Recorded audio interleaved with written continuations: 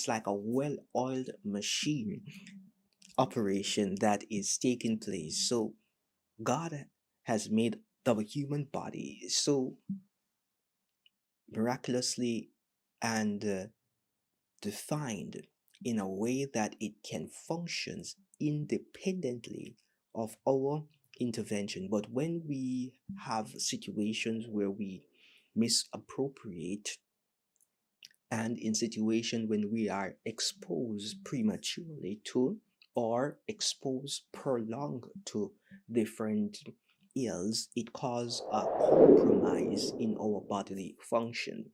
And when this compromise occurred, it creates a strain on the system, and this strain causes us to need assistance from external entities.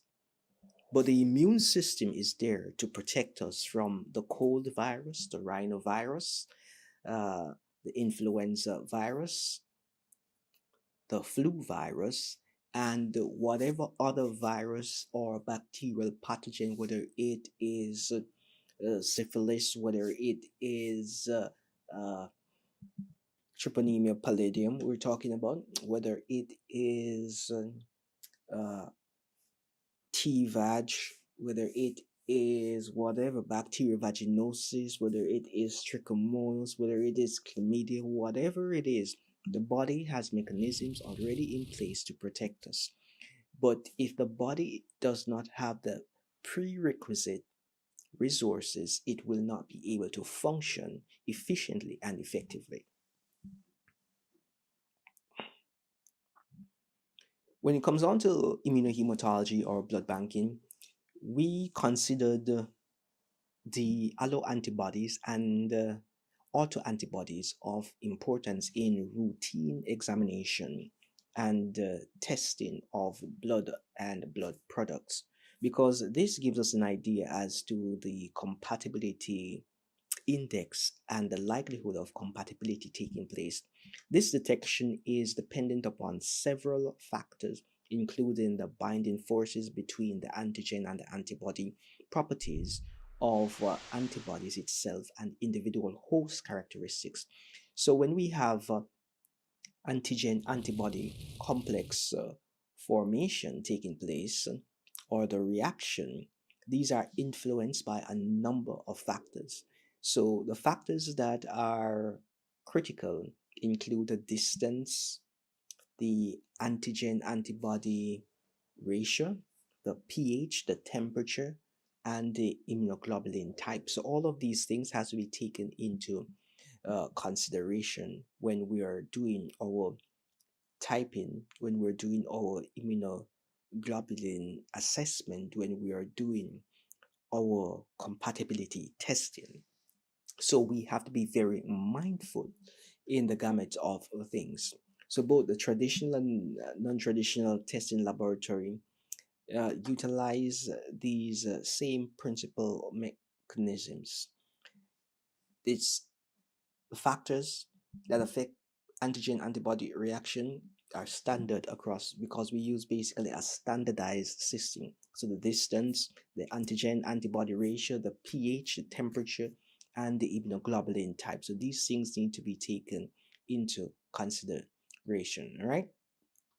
But before we go, let us consider the comparison of the major mechanisms of the immune system. So we have the innate immunity or the natural immunity. And when we talk about the innate immunity or the natural immunity, we're thinking about the primary line of defense.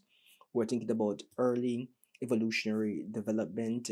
Then we're thinking about non-specific, which is natural, meaning present at birth. Then we have immediate availability taking place right in those situations. And then we have maybe physical or biochemical mechanisms, or a combination of auto defense mechanisms. Then we have mechanism that does not alter or repeated exposure to any specific antigen. All right. So in the natural or the innate situation, this is already present, and it gives us an advantage of or over the intruder that is coming in. So we have a first line of defense to take us as the body develop in the acquired or the adaptive immunity process where it is more specific.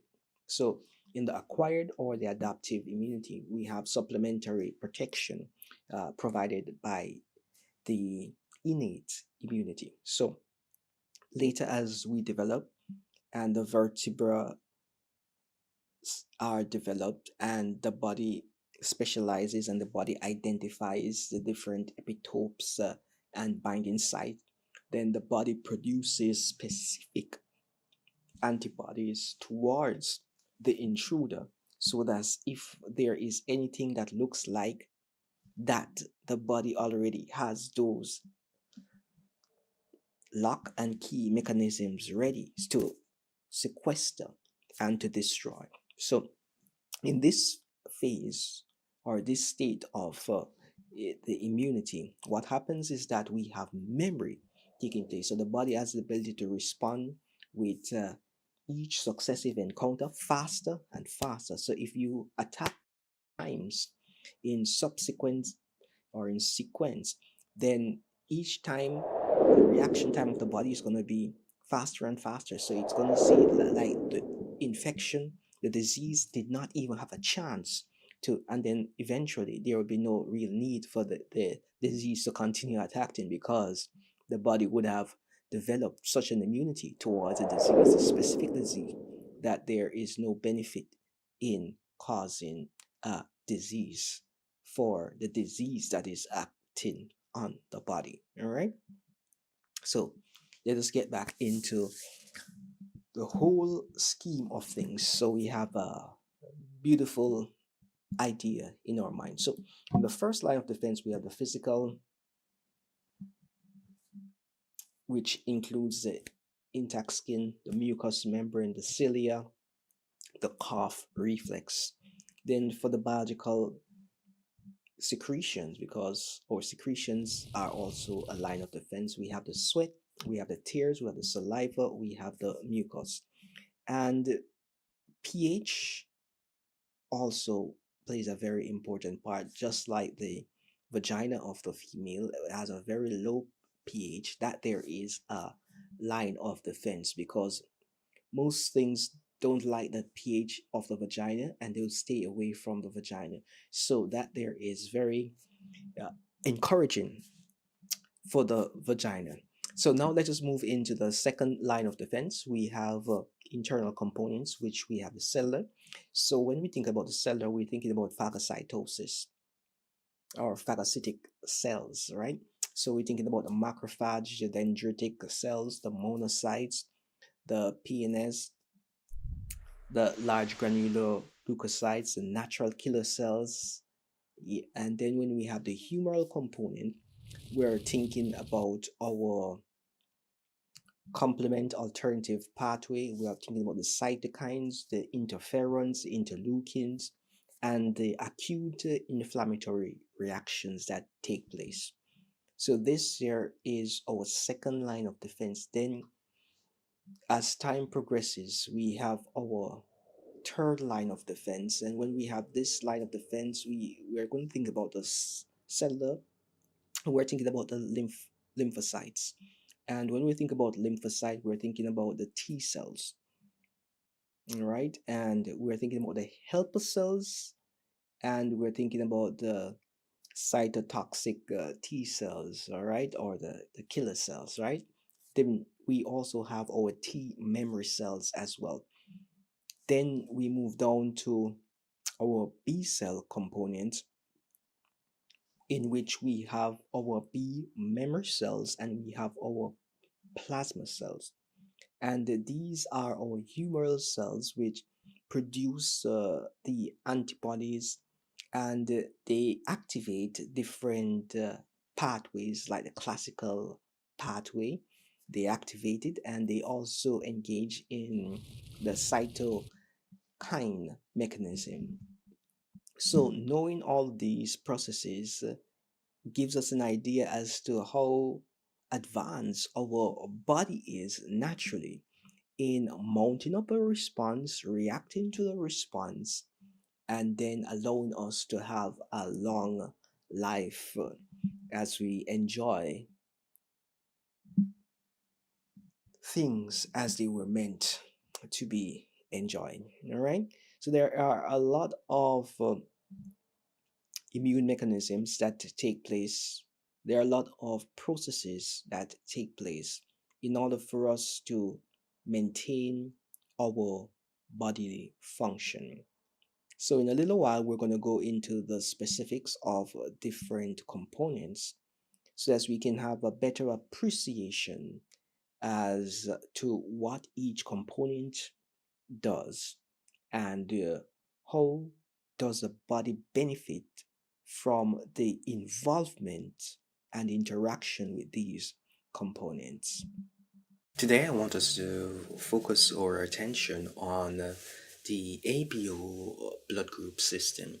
There are a number of blood group system, but the ABO blood group system is the one that we are most concerned about in the general terms. However, there are other blood group systems which are clinically significant, which we'll be getting into in a few moments. But when we're talking about the blood group system, I want you to bear in mind that we are trying to communicate the predominant blood that we see in the body, in circulation, the system of ensuring that oxygen is reaching the vital and critical organs and systems for the optimal functionality. So that is the system that we're talking about. We're not talking about the white blood cell. We're not talking about any other blood cell. We're talking about the red blood cell when we're talking about the blood group system in this segment. So the ABO blood group system is one of the most important of all the blood group system in both transfusion and transplant medicine. It is only blood group system that we use to identify and distinguish between individuals, and we can determine who has what antibody, who has what antigen based on the presence or absence on the red blood cell. Without prior exposure, an individual has an ABO system, in that some antibodies are developed based on exposure to a antigenic uh, uh, uh, influenza. It may be bacterial, it may be a transfusion, it may be someone else's blood or something of that nature can generate different antigenic responses which change and modify your blood group observation. But the blood group system in and of itself remains the same or constant from birth till departure in this realm, right? So we have seen persons who have in pregnancy have some change in how their blood group system works. Different situations can cause undue change in the blood group system operation, which we'll get into in a little while. But the most important thing that I want you to know is that if you don't know any other blood group system, the blood group system that you need to know is the ABO blood group system. And then the question may be asked, what is your blood type? So when people ask what is your blood type, they're usually referring specifically to this blood group system. Are you A? Are you B? Are you O? Or are you even AB? But that system is different from the resource system, which is the D, which is where we said, are you A positive? Are you A negative? So the positive and the negative would be the resource. And the name resource was because it was derived from a rhesus monkey investigation. So that is why we have these different systems. And the systems are there to aid in ensuring that the blood that is transfused to a patient is beneficial. It is there to ensure that the organ that is transplanted to a patient will operate in the way that it was intended to operate, and we won't have graft versus host disease setting in, or we can reduce and eliminate most of those adverse outcomes. So we need to understand the blood group system for the ABO. And when you're thinking about the ABO blood group system, I want you to think about whatever is in the forward cannot be in the reverse. All right. So if the person is A, they that means that they have on the red blood cell, there is the A antigen binding site, which means that they could not have A antibodies, because A antigen and A antibody comes together and form agglutination, and that would be devastating. So that there is a mismatch. So in that situation, you know that the antibody in circulation that we're looking for would be the opposite. That is the only way a person can live normally. All right.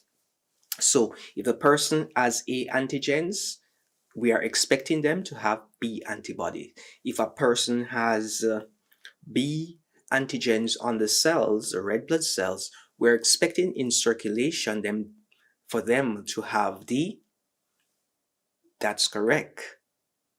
So they're B, so they have A. They have the opposite. All right. So let us get a little bit more complicated. If a person has O, what is taking place? The person has O antigens, which means that they don't have A nor B on the red blood cell. That means they will have both A and B in circulation. All right. Simple as that. Now, if a person has AB, both A and B antigens on the red blood cell, what are we thinking? It means to us then, if it's all in the opposite, it's all in the reverse, we are thinking that they have no A antibodies and no B antibodies. And if you thought that, then you'd be perfectly correct. So this system is so simple that we can understand it, others can understand it, nurses can understand it, the physician can understand it and appreciate it.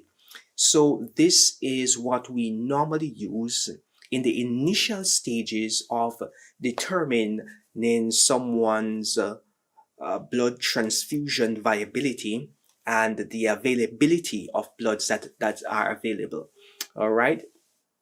And after we have done that, we would move now on to an IAT situation where we're trying to find out are there any active antibodies taking over, which could complicate the reaction. And if the reaction is complicated, then we will not be able to just transfuse based on a room temperature crossmatch. We would have to do an immunoglobulin crossmatch.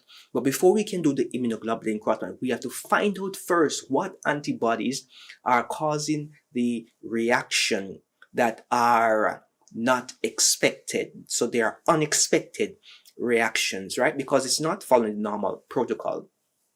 And in those cases, the blood delivery may take a little longer. All right. So based on what we have discussed, you know a person who is O is considered to be the universal donor. All right. Which means that when we're talking about O, we're talking about the cells, which means that we have we have extracted the plasma portion or the liquid portion from the blood itself, which means that those circulating antibodies would be too low to create or evoke a significant reaction. All right. So the person who can receive from anybody based on what they have in circulation is a AB individual. So they are the universal recipient.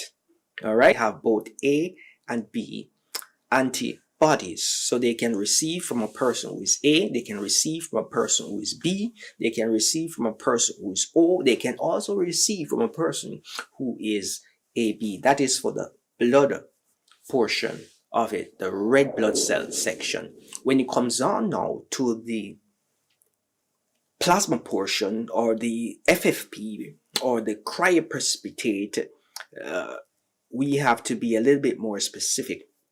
So let's talk about the FFP. When it comes down to the FFP, based on the fact that they have no A's and no B antibodies in circulation, we don't want to put anything in their circulation, because if we do that, then they will have a transfusion reaction. They would have an adverse reaction, which can cause the termination of their existence in this reality, and we don't want that. All right. So when we think about the things from this perspective, we are now positioned to engage with the ABO blood group system. All right. So it's that simple. But there are some caveats that we need to understand in order to better prepare ourselves to dissect the other blood group systems. But for now, this is a brief introduction overview. So I hope that it was enlightening, it was insightful. And the question that you may be asking yourself is, what is my blood group? If you don't know your blood group, I think it would be a good idea to figure out what your blood group is. If you are a O negative person, it means that you are the universal donor. You can give to anybody your red blood cell. We're talking about the packed cells, not the whole blood. All right.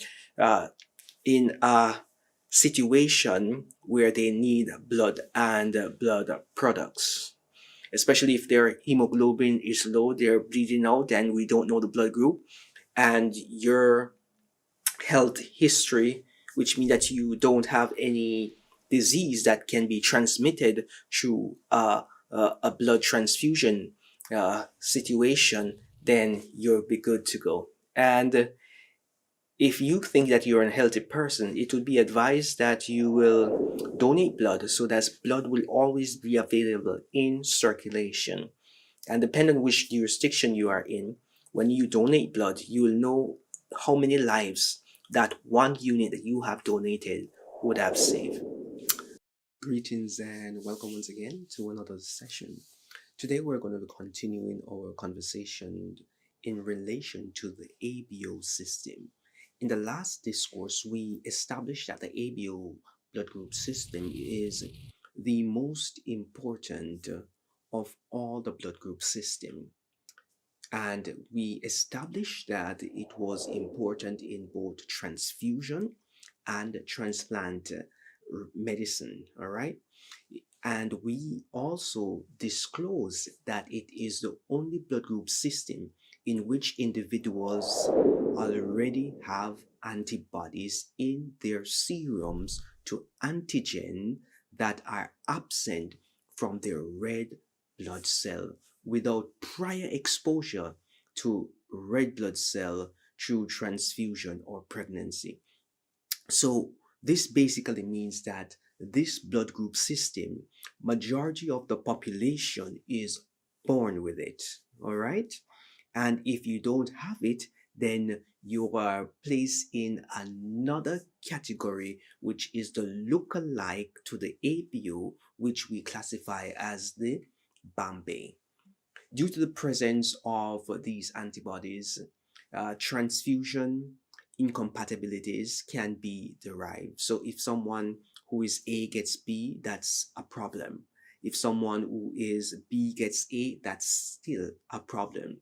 If someone who is O gets A, gets B, gets AB, that there is a problem. If someone who is uh, of a blood group that they are receiving from someone else who is not of the same blood group, that can cause some conflict, and there is going to be antigen antibody complex formation because the body is going to try to protect itself, and in protecting itself we're going to see a situation where the body's defense system goes and attack, and when it goes on attack it creates these clump which we call agglutination, and these things may result in blood clots form. But what happened at the end of it all is that it causes the organism to come to its demise. So we have to be very careful and mindful in ensuring that the blood that is transfused is one that is viable, one that is suitable for the purpose intended.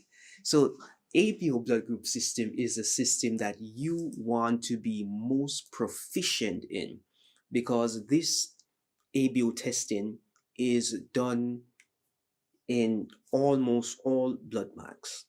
All right, this is the first step in determining a person's viability for transfusion. All right, so even today, transfusion can go wrong if there is an ABO incompatibility. All right, so we have to just bear this in mind. So we have Carl Lanster to thank for the ABO blood group system, at least based on documented evidence. It was in 1901 that Lanster drew blood from himself and 5 associates. He separated the cells and the serum and then mixed each cell sample with each serum. So when we're thinking about him mixing the cells and the serum, we're thinking about the forward and the reverse blood grouping. The forward blood grouping is the front grouping, is defined as using a known source of commercial anti-serum, which is the anti-A and the anti-B, all right, to detect antigens on the individual's red blood cell. Because remember, the red blood cells, let's bring it up. The red blood cell, we're going to put it there. This is the red blood cell that we're looking at.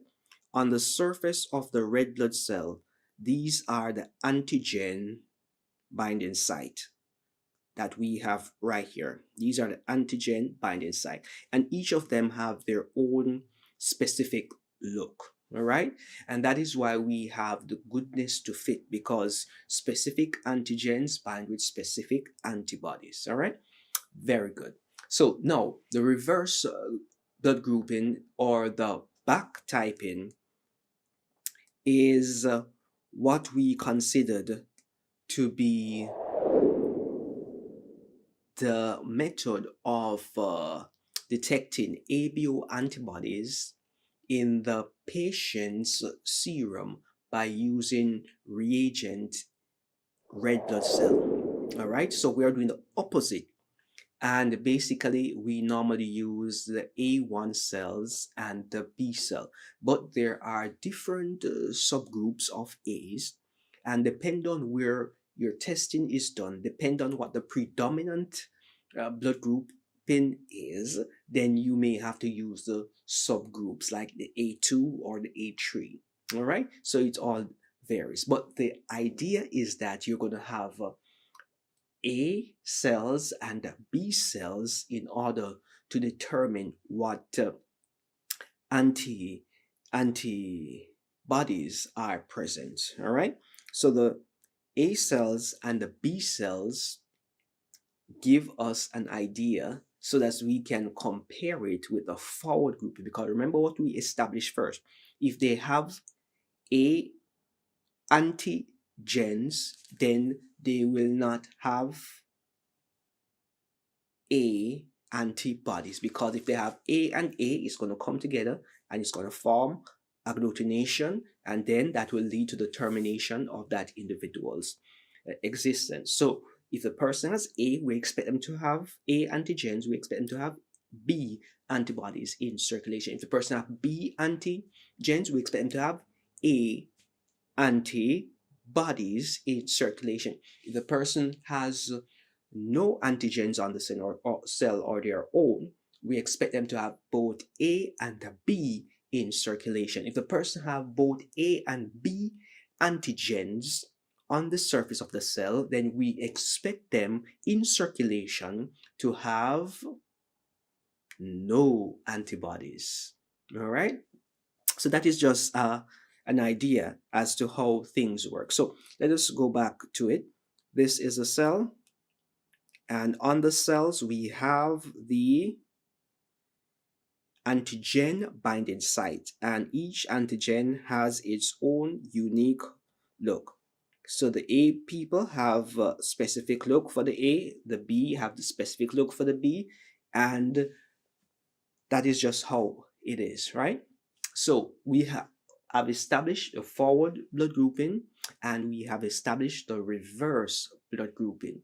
So these two blood grouping are still a part of the ABO blood grouping system, and that is just one blood grouping system. There are other blood grouping systems that are implicated in transfusion reaction, but they are not necessarily at the room temperature in which they are identified. They have to be taken through some other testing methodologies to determine compatibility.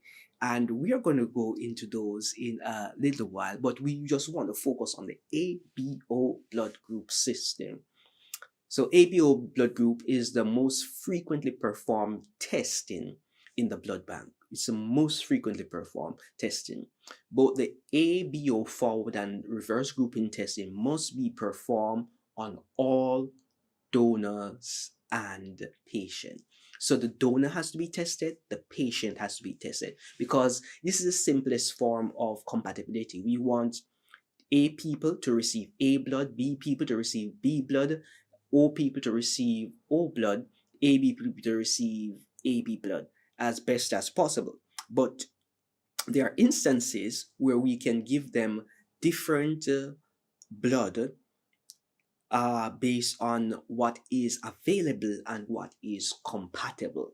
All right, because you know that let us go back on our board. An O person can receive blood from an O individual, right? A B person can receive blood from a B person or an O person. That is the packed cell that we're talking about, because remember, the O person has no A or B antigens on their cells, so they can give the red cells to a person who is B. A person who is A can also receive blood from a person who is A and O. That is correct. So we're doing very good. Now, this is where the caveat comes in. A person who is A and B can receive from a person who is A, can receive from a person who is B, and can receive from a person who is O. And you're saying, wow, this there then puts this individual as the universal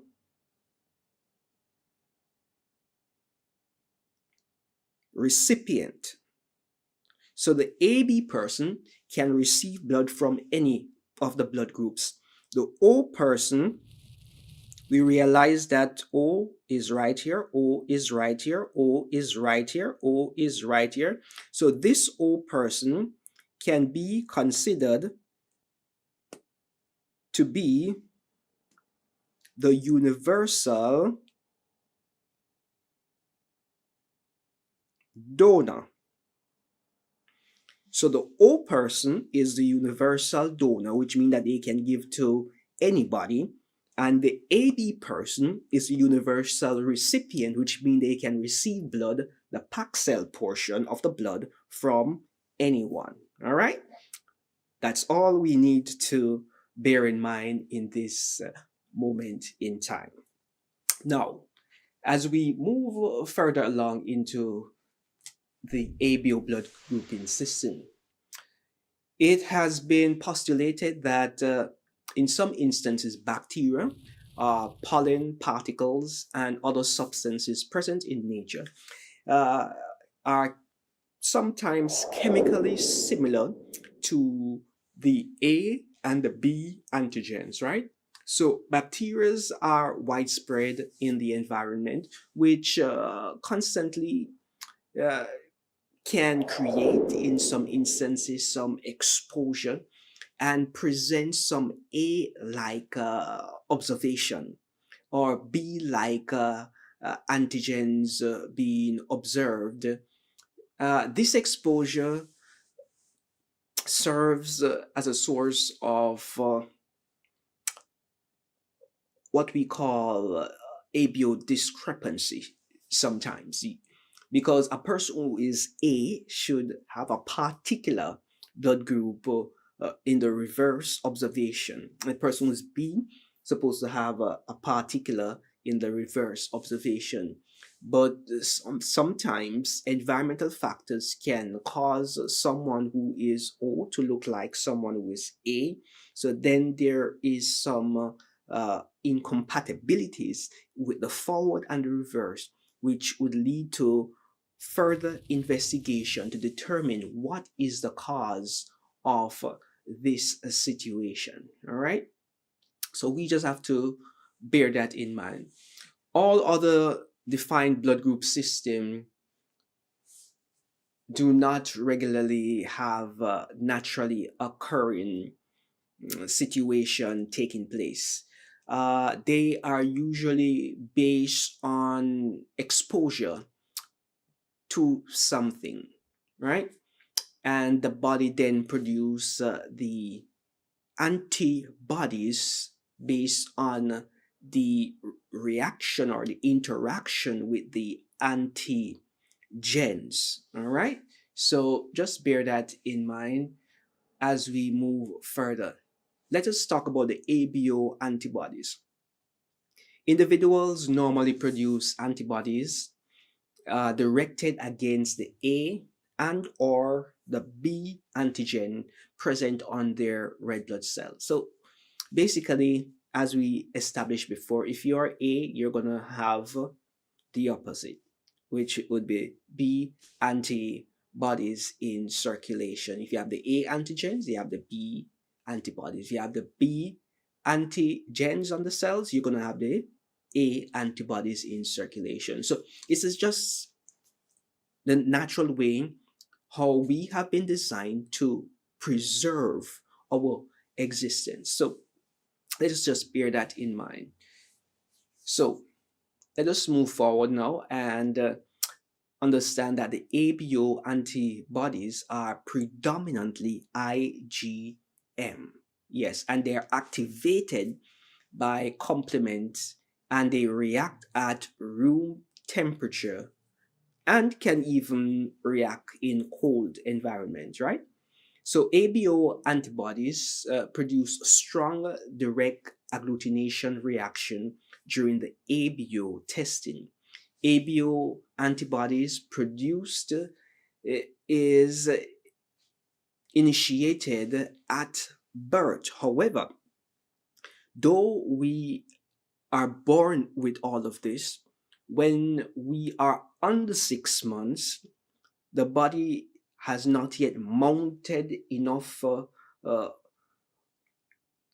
titer or enough concentration to give us a reliable and reproducible result when this testing is performed. So what we do for the babies and for the geriatric is sometimes for the babies we do not perform the reverse blood grouping if the individual is under 6 months. For the adults, geriatrics particularly, when they are over a certain age, like they are getting to 70, 80, 90, 100, when they're in that age, we tend to find that there is a decrease in the reactivity in the reverse blood grouping. And this there is usually due to the fact that as we get older, our antibody production is reduced. And because of that reduction, we may have some challenge in confirming the forward blood grouping with the reverse blood grouping. But understanding the patient history gives us an idea as to what are possible causes of the discrepancy that is being observed. So, to perform the ABO blood grouping system, we need the anti-A reagents, we need the anti-B reagents, we need the A cell, usually the A1 cell, and we need the B cell. All right. So the A reagent is usually monoclonal, it's highly specific, it's usually IgM, and the color that is used to denote the A is a blue coloration. The expected reaction is usually 3 to 4, and we usually do 1 to 2 drop depending on your laboratory directions and the operation procedures which they are going by. All right. So for the anti-B, these are usually monoclonal antibodies. Yes, they are highly specific. They're IgM as well. The color though for the B reagent is usually yellow, and it contains a dye. The dye is called archiflavin dye. So that is a dye that it contains. All right. So the expected reaction still is 3 plus or 4 plus, and usually it's the same 1 to 2 drops that are used. For the reverse blood group in the A1 and the B cells, it is usually derived from human sources. So persons who are A,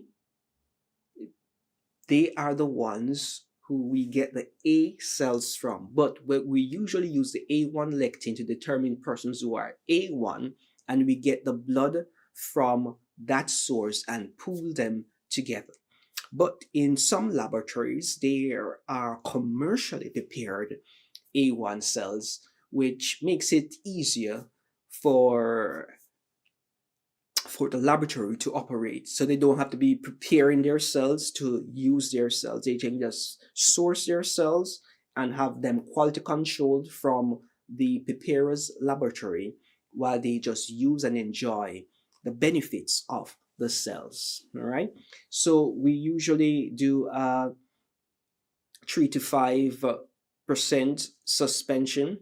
Some may say 4 to 5% suspension, but it varies based on the location, based on the concentration, based on the preparation. So the expected reaction with the A1 cells and the B cells is usually from 2 plus to 4 plus, and it's usually 1 drop that is utilized. All right. So let us just do a quick summary of the forward patient cells with the reagents. So let us go back on our board once more. So let's say the blood group, and we're going to say anti-sera. This is for anti-A. Then we're going to say this is anti-sera B, and we're going to come to the conclusion of the antigens on RBC, red blood cells. All right. So a person who is O, we are expecting no reaction with the A, no reaction with the B, right? Because there are no A or B on the red blood cells. So there is none, all right? A person who is now A, we're expecting a reaction in A, no reaction in B because this person has A antigen. Now, a person who is B, so we get in the picture. We're expecting no reaction with the A, we're expecting a reaction with the B, and it is because there is B antigens. Now, a person who is AB, we're expecting a mixture of reactions. We're expecting a reaction with the A, and we're also we have a reaction with the B as expected because this person has both the A and the B available. All right. So with that observation, with that understanding, we have an appreciation as to what is taking place. Now, this is a forward. Let us write it forward. FORWARD. So this is a forward blood grouping. Now, let's move to the reverse blood grouping. All right. So this is the reverse, REVERSE, blood group. All right. So we're going to be using cells in this instance. So we have the A1 cells and we have the B cells. And this is going to give us which antibody or bodies exists in the serum, right? So the person is O. We're expecting to have a 4+ reaction in the A cells, a 4+ reaction in the B cell, because there are A and B antibodies in circulation. A person who is A, we're expecting no reaction with the A, but we're expecting some form of reaction with the B because there is B in circulation. When a person is B, we're expecting a reaction in the A, but no reaction in the B because they have A. Now, when a person is AB, we're expecting no reaction in the A and no reaction in the B. So we are going to put none. All right. So when we're looking at this now, we're seeing none, none. So this here, for the AB person, this, whatever liquid portion of the cell that exists, it can be given to everybody. All right. So that is just something that we need to understand. When a person is AB, they can give their plasma portion to anyone. And that is just something that we have to understand and appreciate. All right. So that is, in a nutshell, how the ABO blood group system is. But I must bring to your attention that when it comes on to the phenotyping frequency, there is different ethnicity that has predominant in certain blood groups. All right. So let us talk about the phenotype. The phenotype just basically denotes the O, the A, the B, and the AB, right? That's the phenotype, what we observe, right? So a white person or a Caucasian person, then we have a black person, we have the Hispanic, and we have the Asians.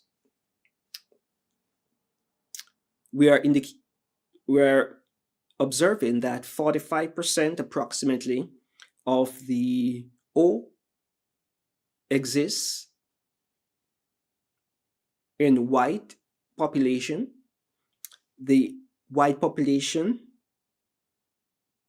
40% A, then 11% B, 4% AB, right? For the blacks, we have 50% O, so majority of the black population is O. Then we have 26%, which being A, then we have 20% being B, and we have 4% being AB, just as in the white population. So the black and whites have the same AB ratio. Now, for the Hispanics, we have more persons, 56% being O, and then we have 31% being A, we have 10% being B, and we have 3% being AB, right? Now for the Asians, we have 40% being O, we have 28% being A, 25% approximately being B, and AB is 7%. So we are realizing that the Asian population have more AB, while the one with the lowest would be, for the AB, would be the Hispanic population. In the same breath, we realize that majority of Hispanic individuals will be O, all right? But when it comes on to O blood group, we are only expecting 40% of the Asian population. So this is just something that we need to know and just have an idea. So when you go to the physician or when you go to the provider and they indicate to you that they need to know your race and ethnicity, it's not always because there is some discrimination taking place. Sometimes when it comes on to a medical procedure, it just gives an initial overview as to what can be expected. And when this information is derived, your treatment can be tailored in such a way that it is beneficial to you and it provides you the best opportunity for a fast and speedy recovery. All right? So just bear those information in mind. We could go into the offspring determination for the ABO, but we're going to leave that for just a little moment and understand that when a person has A blood group, they have a particular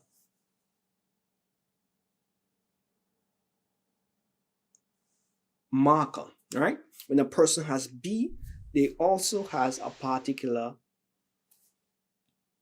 marker. And when we say marker, we're talking about sugar because these are just sugars, right? When a person is O, we classify them as H. They also have a particular marker, all right? So a person who is A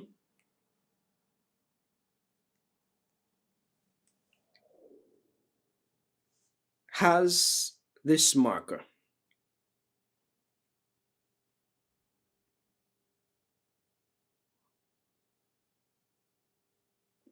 A person who is B has this marker.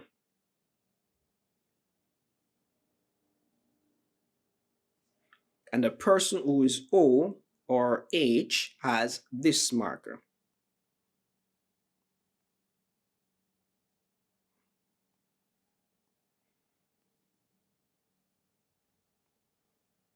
And as it relates to the immunologic sugar or the immunodominant sugar, a person who is H, the sugar is L-fructose. The person who is A, the sugar is N-fructose. acetyl D-galactosamine. All right. And then a person who is B, it's D-galactose. All right. Galactose. So this is just something that we need to understand, and it's because they have the different antigen. So based on which antigen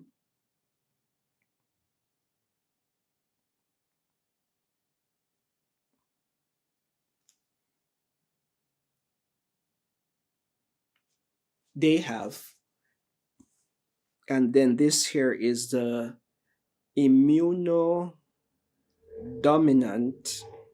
sugar.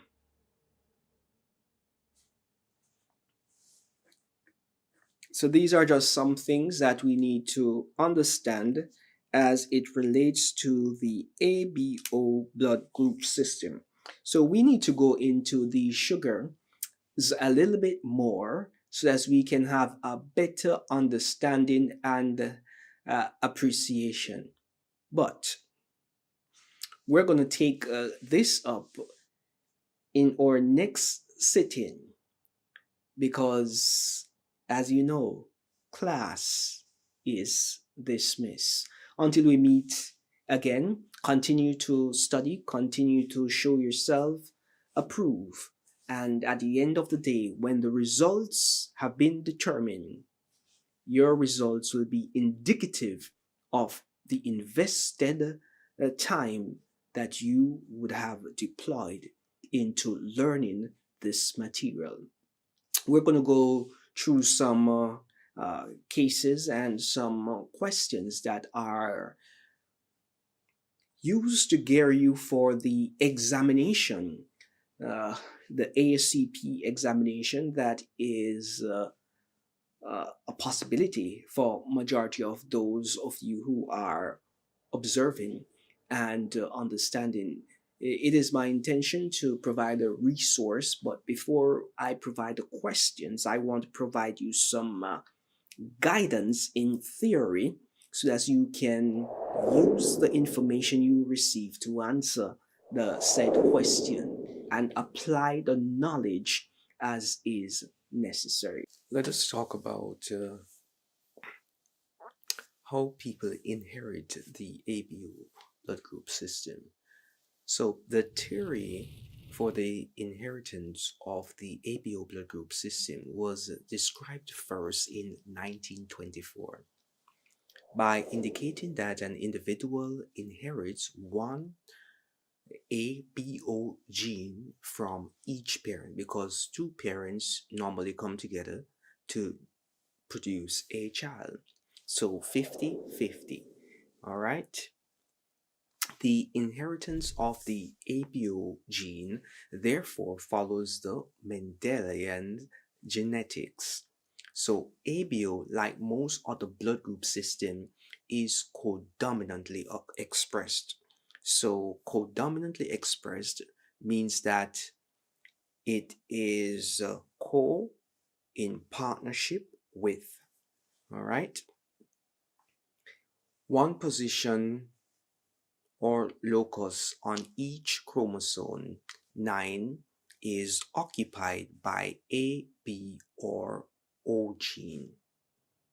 The O gene is considered an amorphous as no detectable antigen is produced in response to the inheritance of this gene. So remember, when a person is O, this person does not have any A or B antigens on their red blood cells. So this is what gives it its amorphous uh, definition or distinction.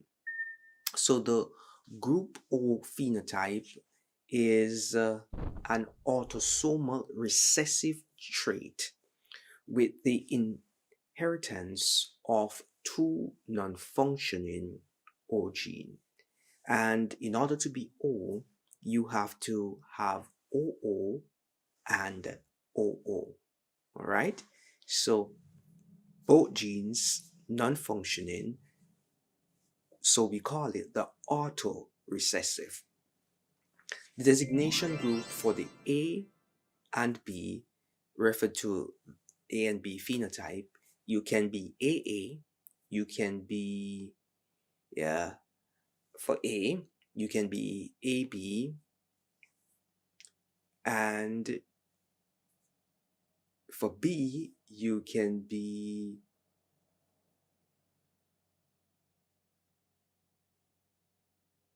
BB, you can be BO, and you can be AB. All right. And for the A, we missed one. You can also be AO. So, the designation group of A and B refers to the phenotype where AA, BO, and OO denotes the genotype. In the case an individual is O, both phenotype and genotype are basically the same because the individual would have inherited a homozygous for the O gene, because in order to express O, the person has to have OO from one parent and OO from the other parent. An individual who has a phenotype of A or B can have a genotype of AA or AO. And for a B person, that's for the A, and for the B person, you can have BB or BO. So we're going to just try to wrap our minds around the genotype and the phenotype so we can have a basic understanding of how the blood group system is derived. So let us get this on our screen. So we're going to start off with having the offspring possible genotype. Offspring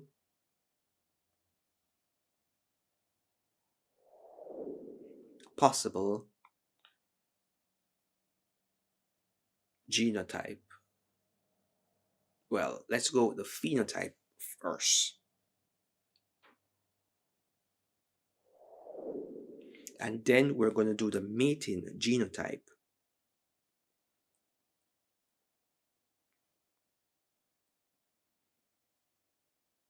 And then after that, we're going to have the mating phenotype and genotype.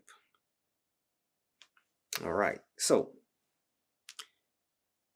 possible outcomes. So the person is A. We can expect one parent to be AA. We could also expect another parent to be AA. All right, a person is,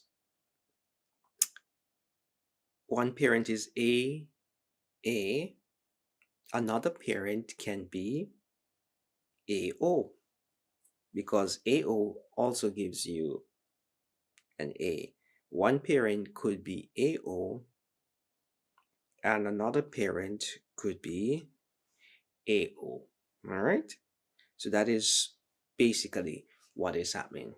So this person is A with AA. This person is A with A for the first set, or AO. This person is also A with AA or AO, or these two O's can come together and then give us the person group to be O, which indicates to us if they are O. O can only be expressed by OO. All right. So that is basically what happens. If a person is B, multiply by B, we're expecting the same BB times BB, and then we have BB times BO, and then we have BO times BO. And then the breakdown is the same. So this person would be B. So you'll have BB. This person is still B. You'll have BB. That's a possibility. Or the person can be BO. And this is basically the combination BB, BO. That's basically it. This person is B. So you have BB. This person can be BO, because we have BO, BO, all right? And this person has O and O. So there is a possibility that this person could be an O, all right? So that there exists for this individual. And if we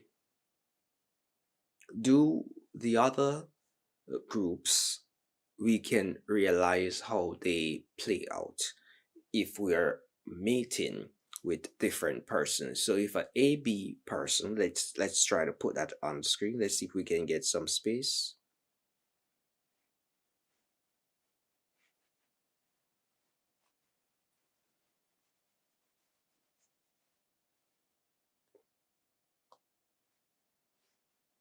All right, so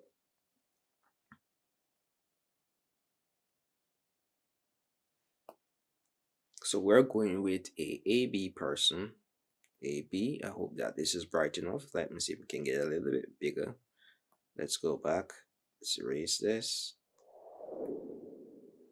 And let's try again. So a AB individual with a AB individual would give us one thing. We can get A, B, and A, B, because A and B, B and A, it's AB. It's the same thing, all right? So this person has a lot of potential. This person can be A, A, A, A.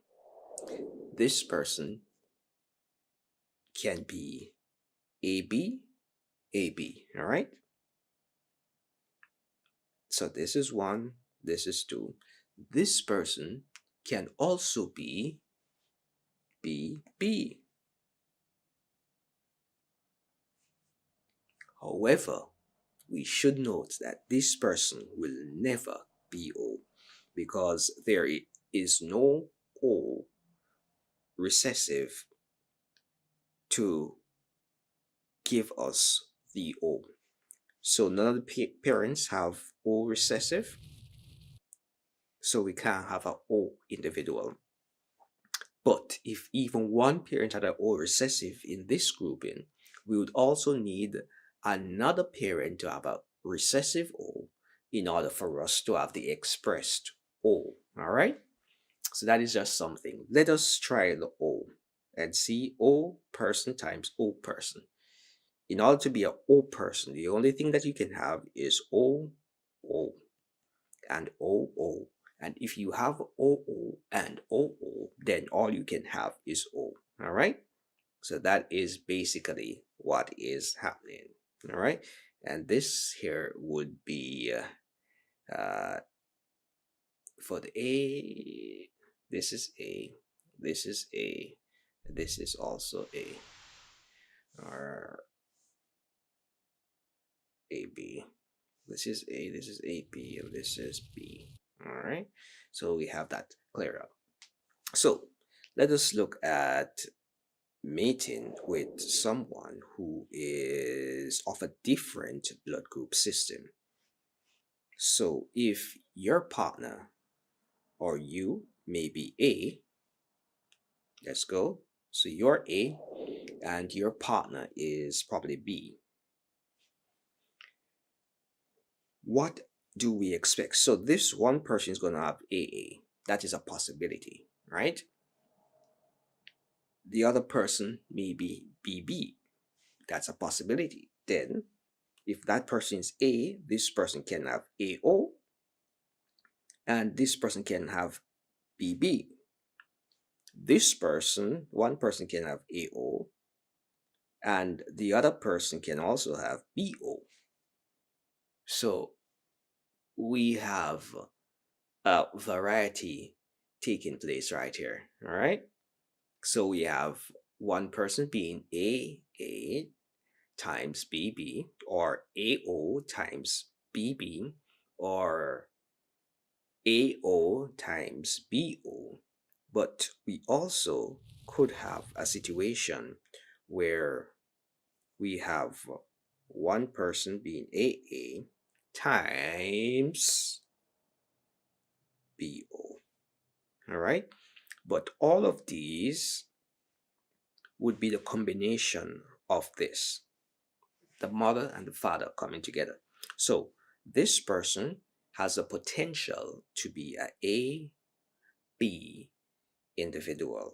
When an A person and a B person come together, the child has a potential to be an AB individual. When an A person and a B person come together, the child still has a potential to be an AB person, but there is also the probability or the possibility that this child can be, based on BO, can be a B person. And when that happens, we have an idea as to what the genotype is. All right. So BO. So we have an idea that one person is AO and the other person is BB. All right. Then, based on this combination, there is a possibility that a child could be AB. Based on the A and the B combination, the child could also be, guess what? This combination gives us something very unique. So AO times BO gives us a very unique combination. We're going to write this down here. AA times BO. We're going to carry this down here. That's what we just did. So we can have some space. I'm going to show you something right here. All right. So it's just expanded it. All right. So with this combination, we have AB, which is AB. We have OO, because if we combine this, we have O, because one is O and the other is O.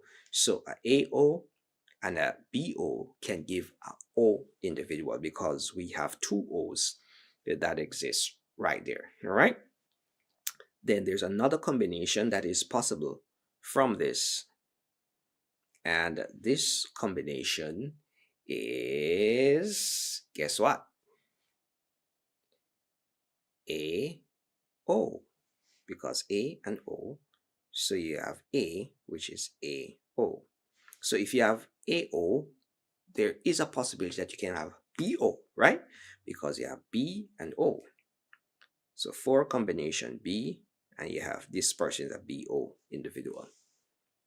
So now we have a better understanding and better appreciation of what does that mean. So this one we can review and go and deduce what is a possibility of the phenotype genotype relationship. So the genotype is AA times BO. So we are expecting to have at least AB, because A times B, all right? Then we are expecting to have A times O, so we can have AO, which is A. So this is AB and this is A. And then we can have Is there any other combination? There's a B that is present here, BA, which is AB. All right. So we have these two that are possible from an AA times a BO. So we have AB and AO. So this is the excitement that comes on when we're doing genetics. It's pretty straightforward if you understand the basic tenets of multiplication. Uh, that's basically what you have to do, and you have to understand that there are basically it's a ABO blood group system. So with that said, we have A, we have B, and we have O. All right, beautiful. So let us see if we can mix it up a little bit. So a person is, this is just for our edification, A and O. If a person is A and O in the phenotype, we're expecting the possible mating match could have been AA times OO.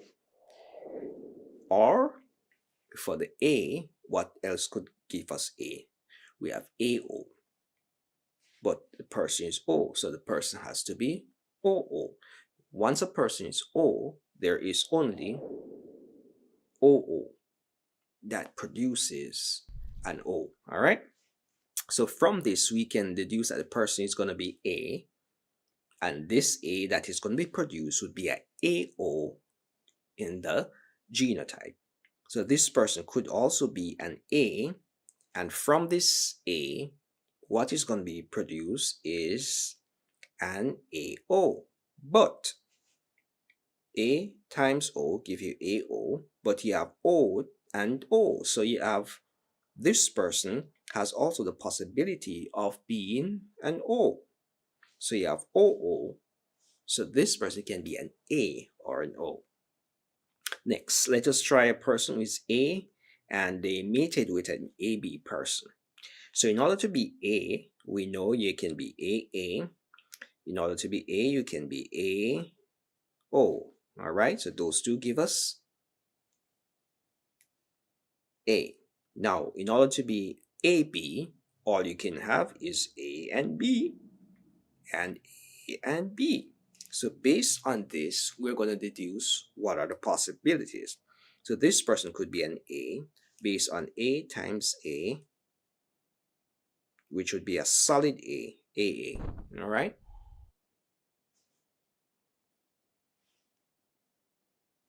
A times A gives us a solid A. All right. But this person also could be A times B, which in this situation would be AB. And if we try to do it another way, these are the combinations we get. Now, this person can also be A, and this can be A times A, that type of A. This person can also be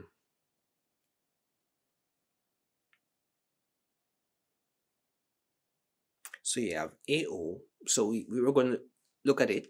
This person is AO times AB.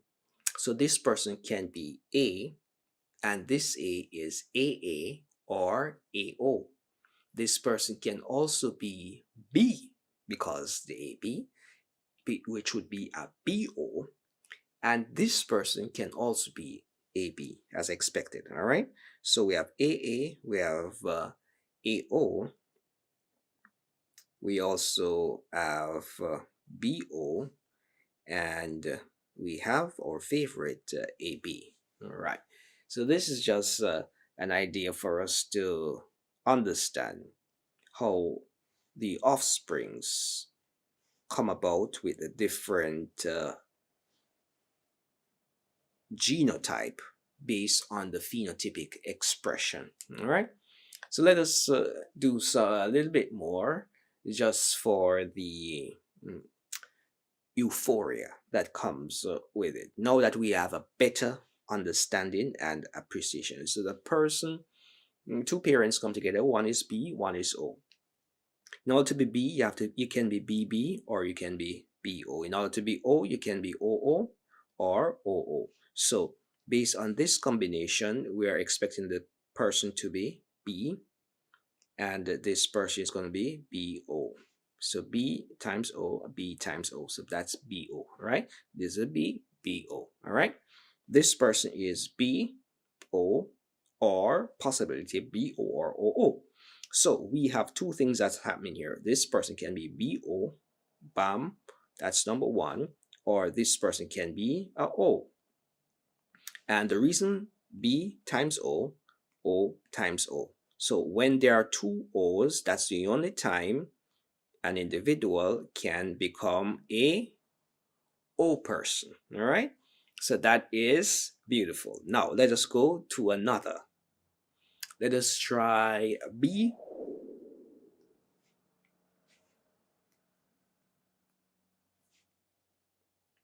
We have a B person and we're going to mesh them with an AB person.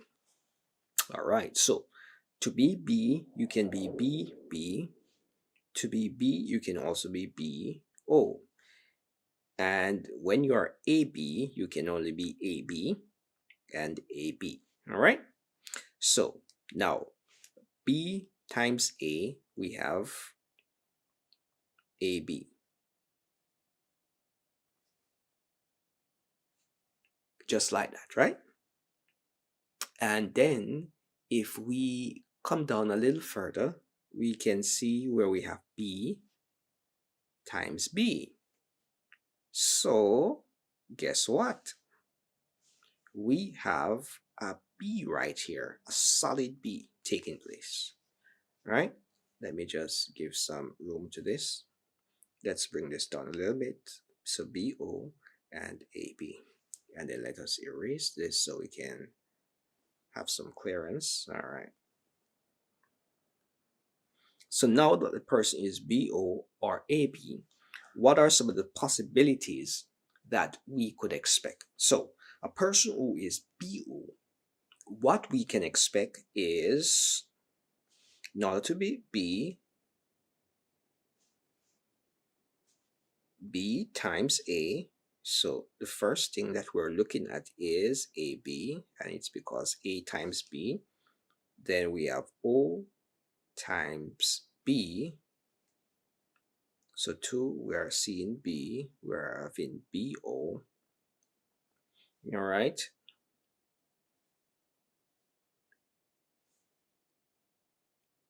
Are we getting that? But is there something else that we miss? We have B times B, which can also give us B, right? So B times B can also give us B. And is there anything else that we're missing? We have two possible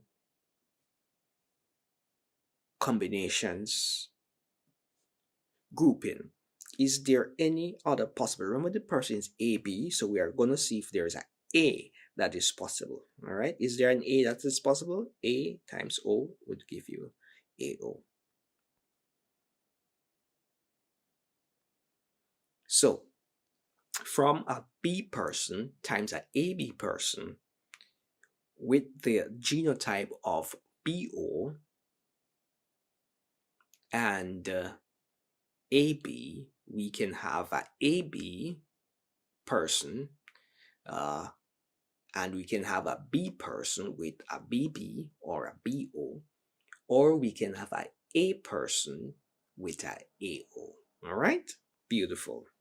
Now let us try a last one so that we can have a clear understanding as to what is really happening. All right, so this one is for you to do, to understand, to appreciate. All right, so a person is A, B, and one parent is O. What are the possible genotypes that we're looking at? With an AB person, in order to be AB, you can only have AB, right? And in order to be O, you can only have O. So now there are only two possible combination. You can have A, and the only way you can have A is if you have A times O, you have AO. You can have B, which is B times O, which would be BO. You cannot have any other combination, because in order to express O, you have to have O recessive from one parent and O recessive from the other parent to come together to give a fully recessive expression. All right. So with a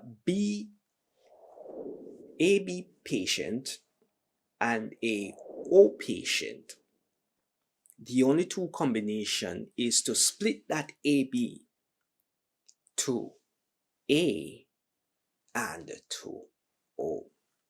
So that is just an idea as to how we can understand and appreciate the blood grouping system and how the combination exists when it comes on to mating. This is the ABO group of offspring for the various possibilities of mating. So we have gone through all of them. So now you have a better understanding as to what your blood group could indicate about your parents. What are the possible combinations? Now, there is something that we should be aware of. We have some genotypes, types, and genotypes give rise to the expressed phenotype. And when we talk about the genotype, we're talking about the gene, and the phenotype is what is basically expressed, what is displayed. So your parents can be, if they're A1 and A1. All right. So the genotype that we're going to expect is A1. So the phenotype is A1, right? A parent can be A1, one can be A2. And what can we expect? We can expect A1. All right. So A1 and let's say we have O, we're going to still expect A1. If the genotype is A2 and A2, we're going to expect A2. If the genotype is A2 and O, we're going to expect A2. Well, so A1 is stronger than A2. A2 is stronger than the O. All right, just bear that in mind. So if we have A1 and a B, we can expect a A1B individual. If we have A2 and a B, we can expect a A2B individual. All right. And if we have a genotype in which there is OO, we're expecting O. It's simple. For the phenotype, if we have BB, we're going to expect B. If we have BO, we're going to expect B. And we went through the rigors already. So you have a basic understanding as to how we move from the genotype into the phenotype. So that is just something that we want to cover in this sitting. In our next discourse, we will go into understanding the complexities associated with the formation of the A, B, and H red blood cell antigens. Let us talk about it. Let us talk about the ABO system. And while speaking about it, we're going to be speaking about the formation of the A, B, and H red blood cell antigen, because on the surface of the cells we have antigens. In circulation, we have antibodies. So we're going to consider it to be the formation of the ABH antigen, which is a result of an interaction between three separate loci: the ABO, the HH, capital H, lowercase h, and SE, capital S, and lowercase e. So these genes don't actually code for the production of the antigen, but what it does is, guess, it produces a special or specific glycosyl transferase that adds sugar to the base precursor substance. All right, so in this interaction, we can have an appreciation that sugars are involved in the formation of the ABH on the red blood cell. So a paraglobulicide or a glycan is the same basic precursor material from which the A, B, and H antigens all originate. So all these antigens originate from these glycans. So specific enzyme transferase elicited by an inherited genes attaches to a paraglobin side or a glycan. And when this happens, we have the different resulting ABH antigen being expressed on the cell. So when terminal galactose on the precursor substance is attached to N-acetyl glucosamine in beta 1, there is a link to there's a 4-link attachment that is taking place, right? The precursor substance on erythrocytes is referred to as the type 2. So beta 1 move into giving us a 4 linkage, and then that leads us to type 2. So let us see if we can put this on our board. So we have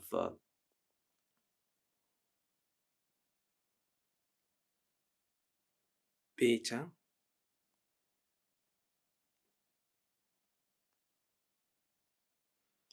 BETA, beta 1 goes to give us a 4 linkage,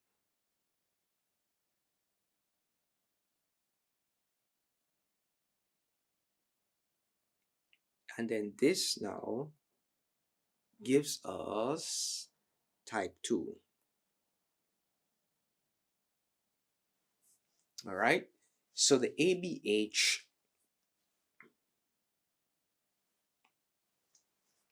antigen on the red blood cell are constructed on oligosaccharide chains of the type 2 precursor substance. So if we have type 2, I hope that you are thinking there must be a type 1. So type 1 would come before type 2. So let us get into type 1. A type 1 precursor is referred to as the beta 1. And this has 3 linkage between the galactose and the N-acetyl glucosamine. All right, and this generally gives us another type of formation. So let us just put what we have stated. So we have type 1 and we have type 2. So type 1 is what we're talking about right at this very moment. So for type 1, we're gonna have beta 1, which is going to link to 3. So we have 3 linkages. So 3, beta 1, and type 1. So for type 2, as we discussed before, we have beta 1, same beta 1, but this has 4 linkages. So I want you to observe. So 2, 1, 4 rather, 1 and 2. All right. So this is basically type 1 and type 2. So the H antigen is a precursor structure on which A and B antigens are made. So in order for A or B to be made, we need the H antigen. And that is why the ABH system of antigen is important for us to have an appreciation of their formation. So, inherited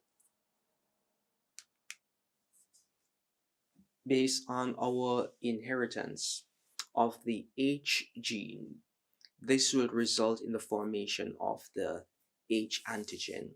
So you could have FUT1H or FUT2SE gene. All right.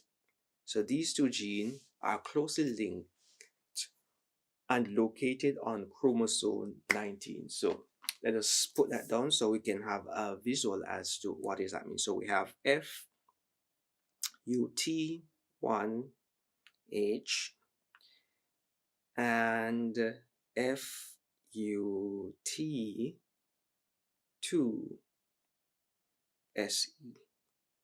All right, and these are on the chromosome 19.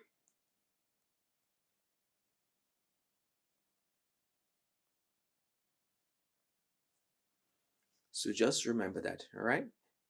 In contrast to the ABO genes. So when we have the ABO genes, we discussed previously that this was located on chromosome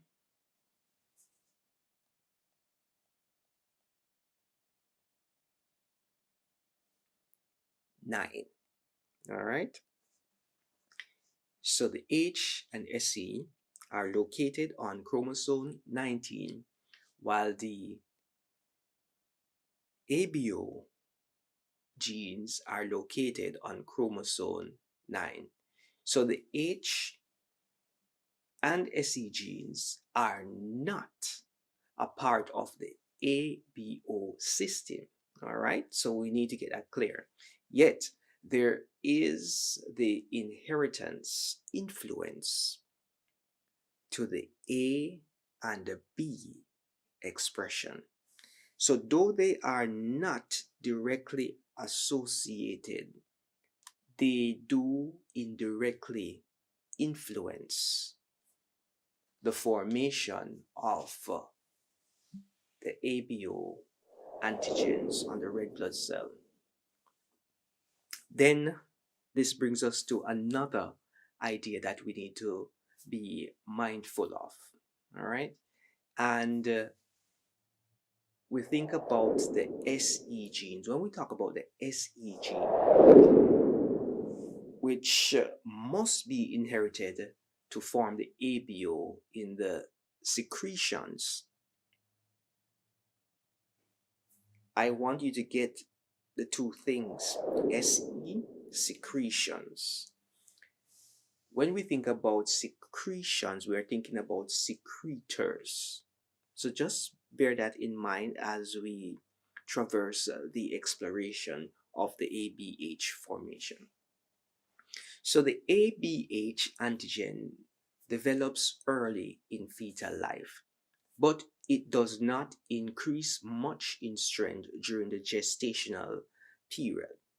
So the RBC of the newborn has an estimated carrying capacity of about 25 to 50% of the number of antigen site found on an adult red blood cell. So this is basically giving us the idea that when we're doing a reaction, there is a possibility that an infant will have a lower reaction when we're grading it, like 1 plus agglutination, 2 plus, 3 plus, 4 plus. In the adults, you may expect a 4 plus or a 3 plus.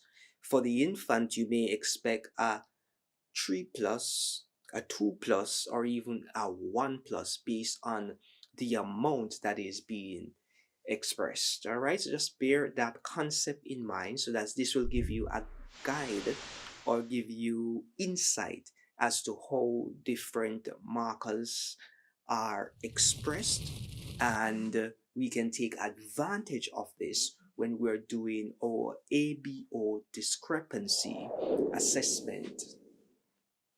So this is important for us to know.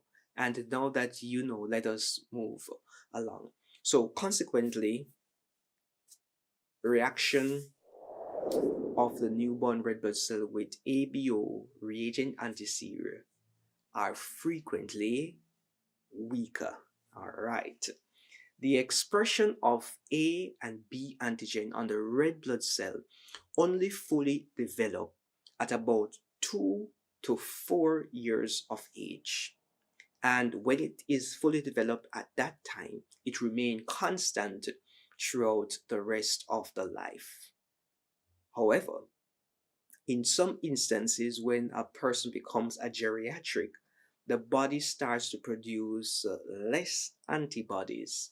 The forward will remain uh, constant, the reverse, which developed later based on the antibody expression, because you know, for the babies, as we discussed before, we don't perform the reverse blood grouping. So too, when we go back into a geriatric state, what happens is that the body's ability to produce antibodies is reduced, and this reduction gives us lower grading or difficulty in identifying the antibodies because the titer is so low. All right. So you were in as a child, you will be when you become a geriatric. So it's the same kind of systematic processes that take place. So in addition to this, we need to understand that the phenotype expression of the ABH may vary with race, genetic interactions, and disease state.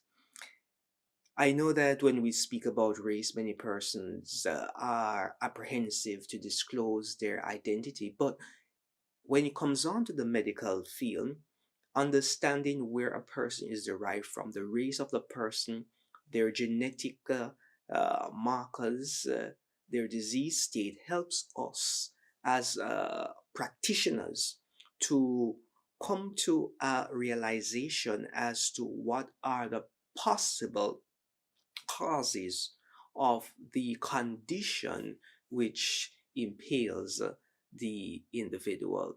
So when you're asked about your race, don't feel apprehensive or hesitant to disclose it appropriately. All right.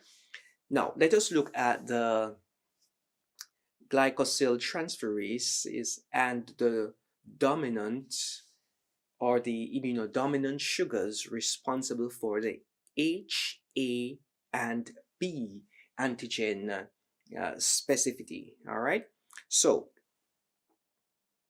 let us put the gene, Gene, Gene. All right. Then we're going to look at the glyco,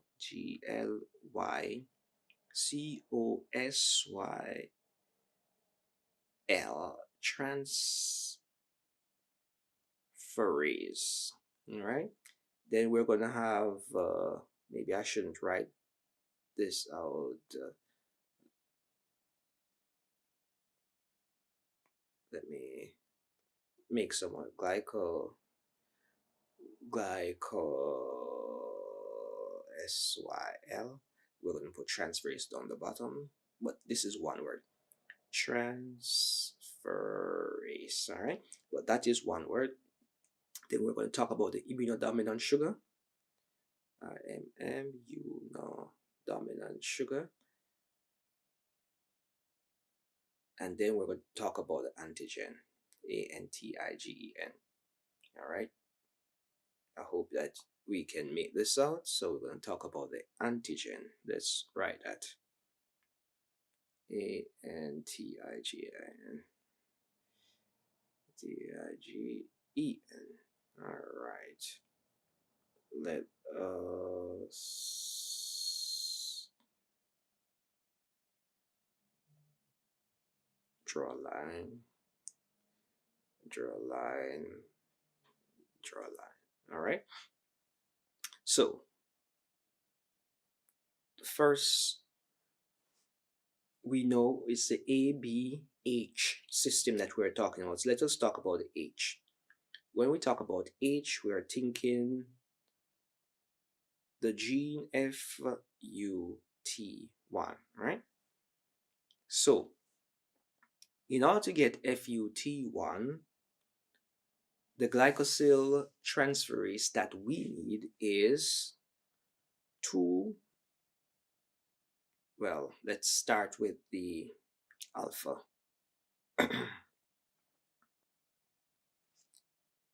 It's alpha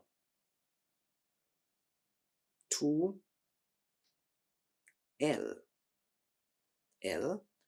and it is fructosyl transferase.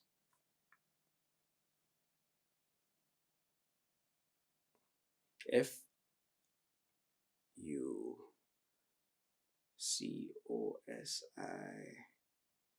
transferase. All right. And then this here, the immunodominant sugar would be the fructose. All right. So don't forget the L that we have. So it should be L fructose. FUCO fructose. All right. And then this here would give us the gene. So the antigen that is going to be expressed is H. Simple. So that is the hardest one. Now for the easier ones, A. If a person is A, they're going to have alpha, and this is going to be 3, and not only 3N. And then now we have acetyl galactosamine transferase, or some may say acetyl galactosaminal transferase. All right. So anyhow you want to pronounce it, as is applicable in your jurisdiction. But what I'm going to do is spell it out so that you can have it documented. So it is alpha 3N ACETYLGALCTOSAMINYL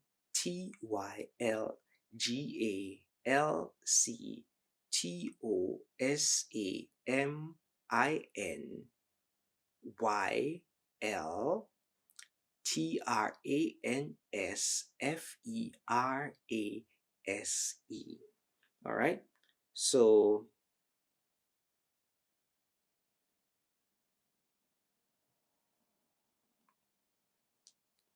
that is it. So when we're moving to the immunodominant sugar, we have an N here. So we're going to put by the N, and the sugar is acetyl D galactosamine mine. All right, so it's N, and we use the same name.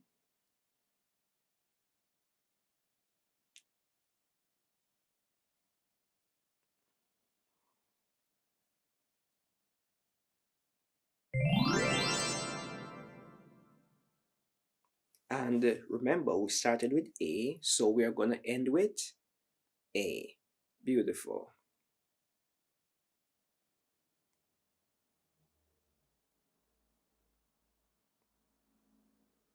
Now, let's go to B. I don't want you to be intimidated by the glycosyl transferase. I just want you to be able to identify them and understand the sequence of operation. All right, so you can know the immunodominant sugar, which are easier to pronounce, enunciate, and you can know the antigen because those are simple. So it's based on the ABC free sequence, but instead of ABO, we have ABH. All right, so now we move into B. So B is going to be alpha, and just like the A, it's going to be 3. However, when it comes on to the letter, it's not going to be L or N, it's going to be D.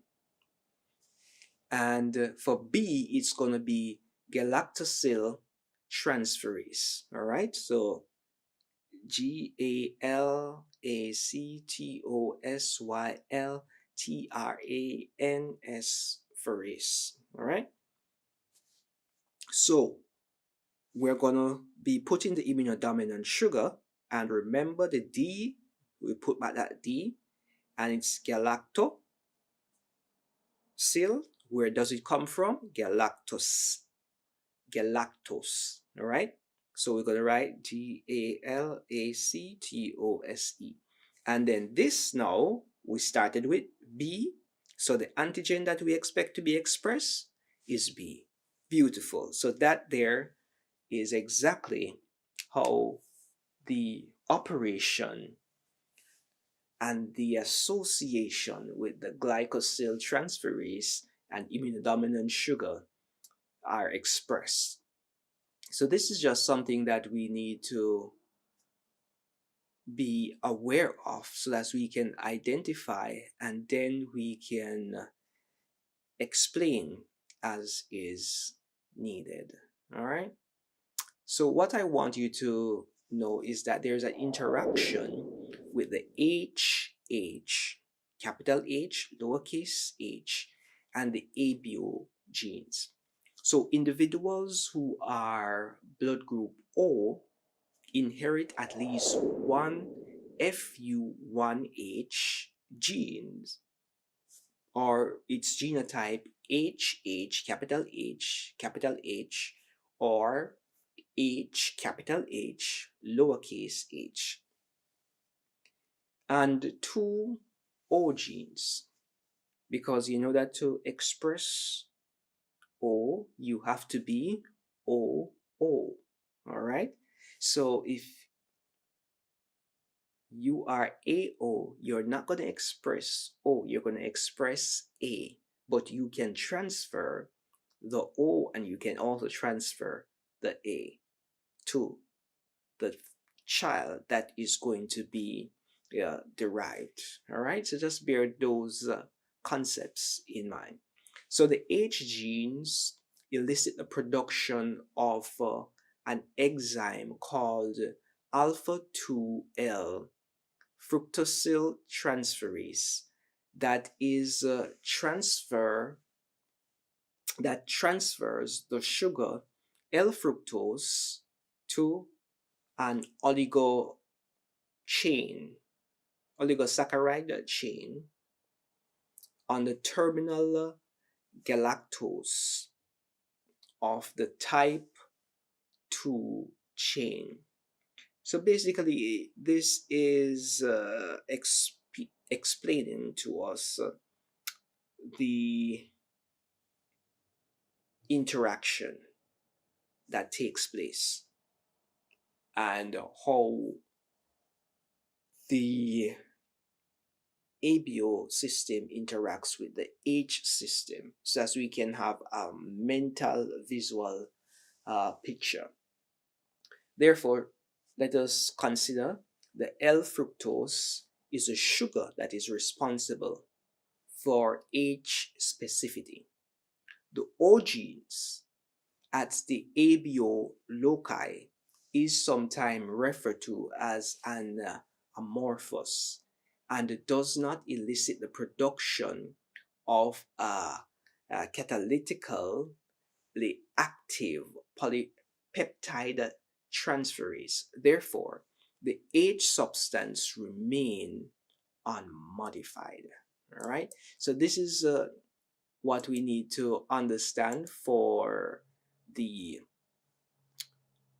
O portion of the blood group system. There is a O lookalike that is referred to as the Bombay. We're going to have to discuss that a little bit further so that you can be able to differentiate genotypically O individual in comparison to a Bombay individual. All right. The H genes is present on 99.99% of random population. Its allele lowercase h is quite rare. And the genotype HH, which is lowercase h, is extremely rare. And this is where we get the Bombay term to be applicable. So the term Bombay has been used to refer to the phenotype that lacks the normal expression of the ABH antigen because of the heredity or the inheritance of the lowercase h genotype. So the lowercase h genotype does not elicit the production of alpha 2L fructosyl transferase. All right. So accordingly, the L fructose is not added to the type 2 chain, and the A substance is not expressed on the red blood cells. So we have no H being expressed. And you know that we need the H to give us the A or the B. So when that is not being expressed, then we have a problem. It is a problem because majority of the population doesn't have the Bombay type. Because majority of the population, 99.99%, has a capital H somewhere. So they have capital H or capital H lowercase h. The lowercase h is the Bombay type, which is the 0.1% of the population. All right. So when we are thinking about this, it's a problem because not that we can't identify, the problem exists because when we are seeking after blood for these individuals, it is arduous, especially if we don't have a population pool of individuals who have this blood group. So even though the Bombay HH individual may inherit the ABO gene, the normal expression as a result in the formation of the ABH antigen does not occur. It does not occur. So this individual, the Bombay, is phenotype OH. So that's O and subscript H. Let me just write it just in case you come across it. So it's O and subscript H. This here is the BAM. No, it's actually Bombay. Bombay. So it's BOMBAY. All right. And the expression is HH. So this is not blood group O. I want you to remember this. If you see this, this is not blood group O. It looks like O. It's observed in the forward as O, but this is not O. All right. Now, in the formation of blood group A, what happens is that the A gene, and you know that we stated that if a person is A, they have the A gene, they can be AA or AO. So this situation codes for the alpha 3 N-acetyl galactosamine transferase, which transfers the N-acetyl D-galactosamine sugar to the H substance. So when this transfer is done, the sugar confers A specificity. Simple as that. So all the information that we had previously is now coming back full circle. So we are seeing how it plays out. So the A gene tends to elicit a higher concentration of transferase than the B genes, leading to conversion of nearly all the H antigen on the red blood cell to A antigen sites, as many as 810,000 compared to 1,170,000 antigen sites exists on an A1 adult red blood cell in response to inherited gene. So we're going through this. I want you to also be thinking in your mind, when a person is A, we realize that they have more expression of A than when a person is B. So let us picture in our mind a person is AB. If we don't have AB available, the first alternative, if we're going to choose between A or B to give to the person, is going to be the one that is mostly expressed, which would be the A. And because A is usually predominant in most population, A would be more available for the transfusion process. So these are things that I want you to put together in your mind so that you can have an appreciation for the whole flow of things. Now, let us get to individuals with the blood group B. So this is inherited. An individual with B can be BB, capital B, or it can be BO. All right. So these genes code for alpha 3 D galactosyl transferase. All right. And this attaches the D galactose sugar to the H. And when this does, there is a situation that is placed or considered the type 2 precursor substance, through which the action of H can generate the B. And that there is how we get, in essence, the B being expressed.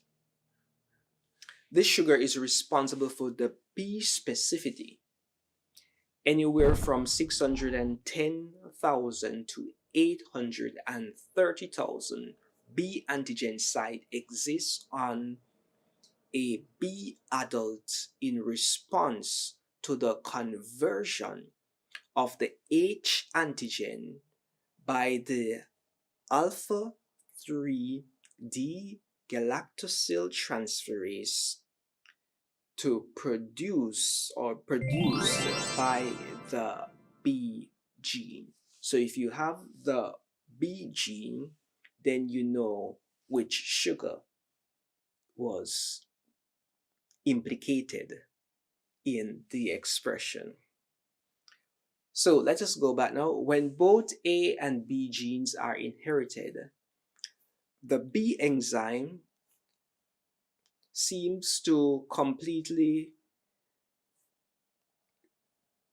try its best to compete more efficiently for the H substances than the A enzyme. As a result of this enzyme competition, the average number of A antigen on the AB cell is approximately 600,000 sites compared to an average of 720,000 B antigen site. So the interaction of HH and ABO gene can be observed. So this is a good place to pause as we allow a moment in time to digest the information that has just been presented to us.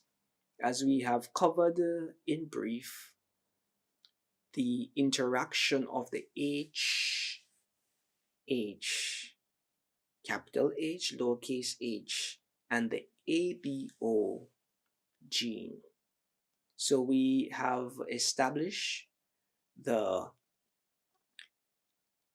gene, we have established what is the glycosyl transferase, we have established the immunodominant sugar, and we have established what is expressed. We have also identified some of the potential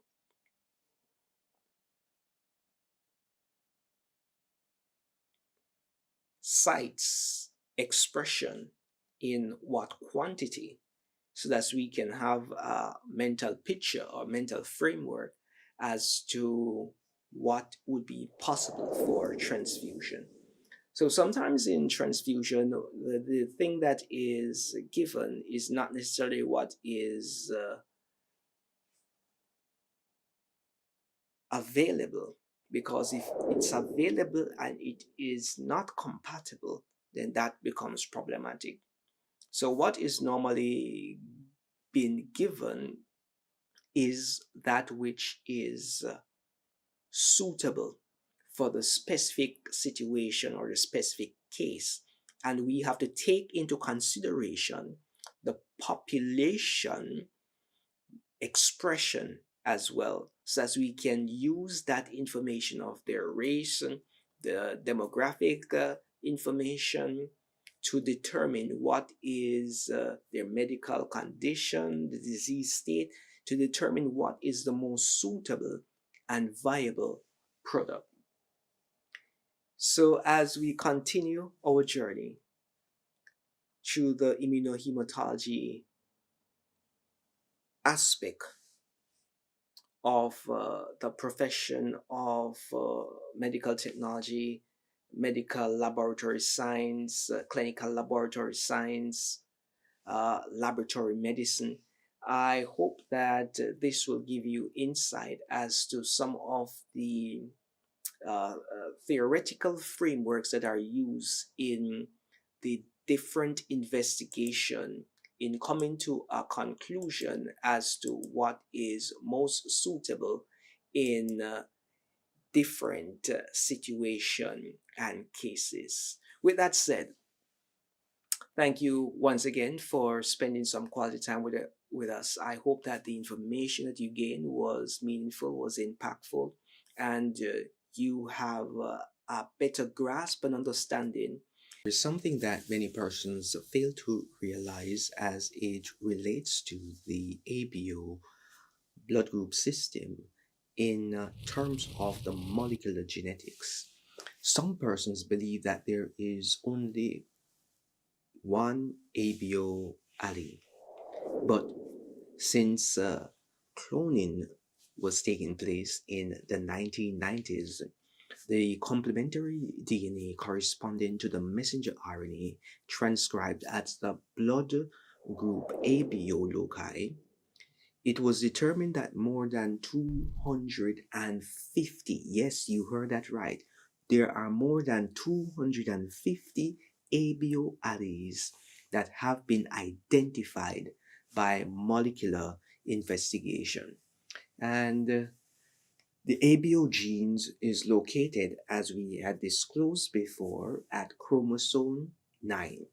And in this area, it consists of 7 exons.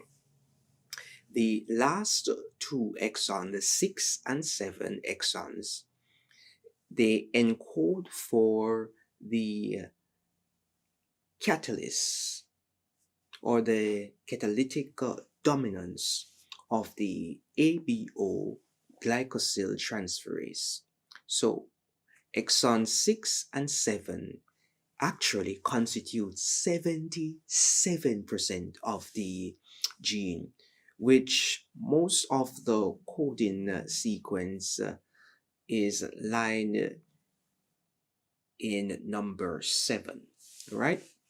So amino acid substitution result primarily from the deletion, the mutation, or gene recombinations within these 2 exons of coding DNA.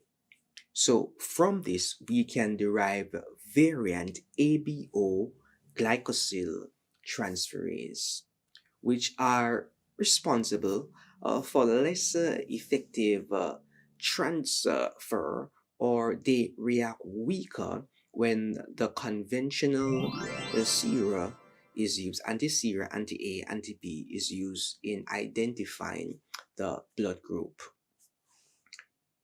The ones that we need to bear in mind, the 7 that we need to bear in mind is of the common ABO alleles includes the A1. Yes, A1. Remember, A1 is the one that we use in the reverse blood grouping. Then we have A1 variant, which is A subscript 1 and V. And with that in mind, let me just put that on the screen so that we can all have a better visual. So the 7, I'm going to put it there, 7, SEVEN, the 7 alleles that we need to be mindful of, all right? And these are the ABO alleles. So ALLELES, all right? So number 1, we're talking about the A1, and that is the A1. Then we have number 2, the A1V, which is the A1 variant. All right, and remember we said we have A1 and we have A2. So in your mind, I want you to think about having an A2. So you have A1, A2. So you're saying to yourself, is there an A3? Actually, there is an A3, but it's not a part of this the 7 allele. The next one, number 4, is going to be the B1. Then we have 5 is the O1. Yes, and 6, guess what? We have a variant again. So it's going to be O1V because it is the O1 variant. All right. So this is O1 variant. Then number 7 is the O2. So yes, we have A2 and we have O2.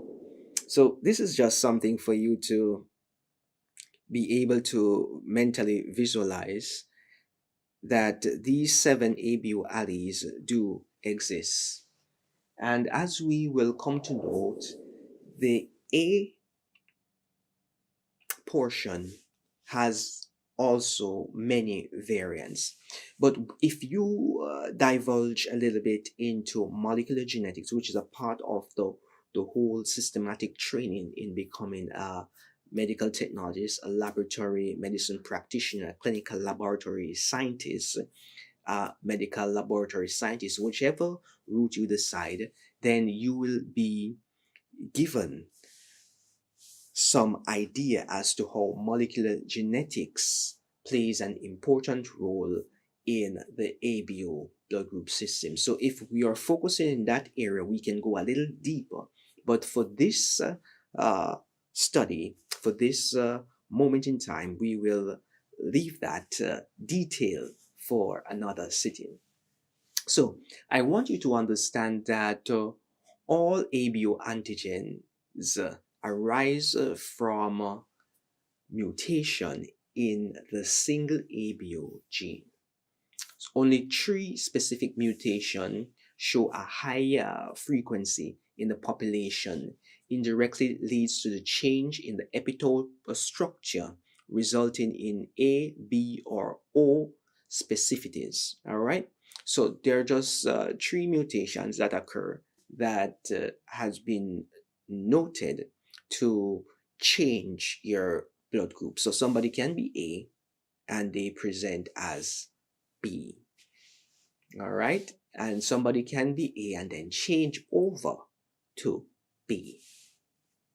So when this happens, this is determined to be an incompatibility issue that is taking place. And then we as a clinical laboratory practitioners have to decide how do we go about resolving these anomalies, these discrepancies in the ABO.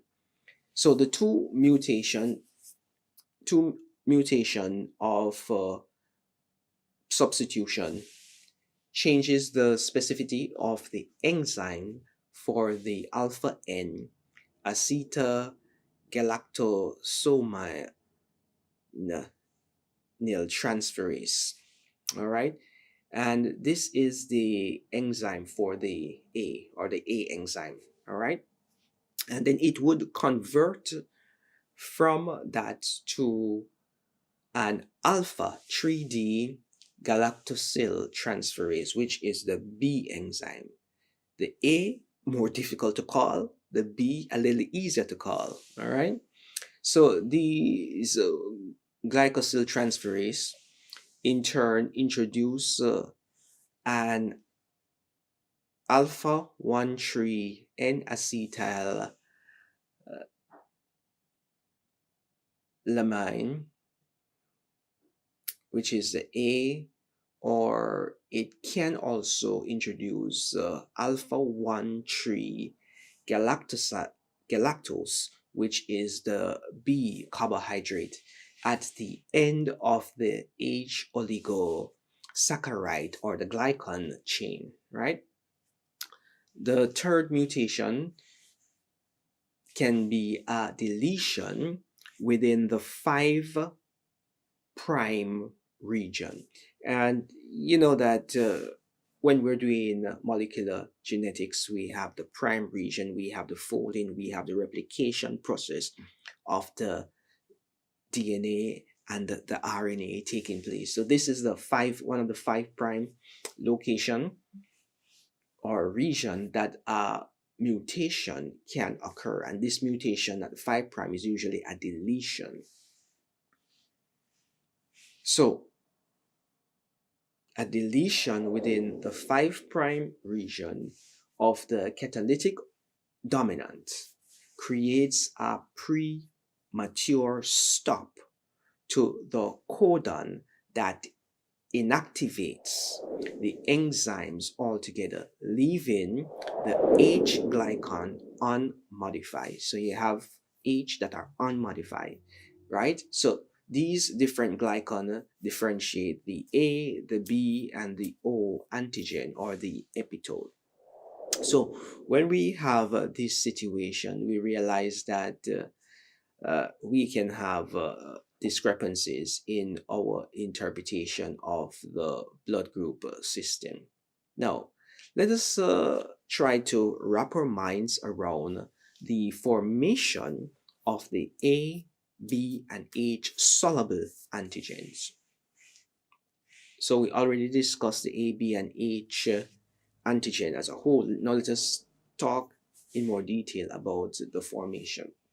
So the ABH antigens, these are integral part of the cell membrane, especially the red blood cell, the endothelial cell, platelets, lymphocytes, and the epithelial cell, just to name a few.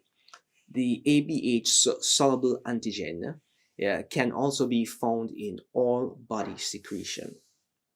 And you may be aware that we spoke about the SE, which means secretor, and then we spoke about when we talk about secretion, we're thinking about things that are displayed in other areas. All right, so there are different areas in which secretion occurs from the body. You have the sweat, you have the saliva, you have the all right, we're gonna get into that in a little while. So I just want you to just wrap your mind around that idea that your ABO blood group system in part can be identified based on secretions.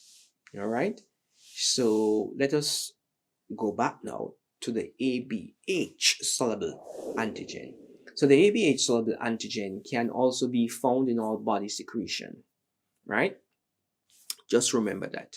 So their presence is dependent though on the ABO genes inherited and on the inheritance of another set of gene called the SE, which is the secretor genes. And these genes regulate their formation. So even though we have the ABO gene, we need to have the secretor gene activated so that we can have the secretion being easily identifiable in our body fluids. All right, which are easily accessible to the majority. All right, beautiful. So we are getting a clear understanding. What we should note that 8% of random US population are known as secretors because they have inherited the capital S, lowercase e, capital S, lowercase e, or capital S, lowercase e, lowercase s, lowercase e. All right, let me just put that secretor genes.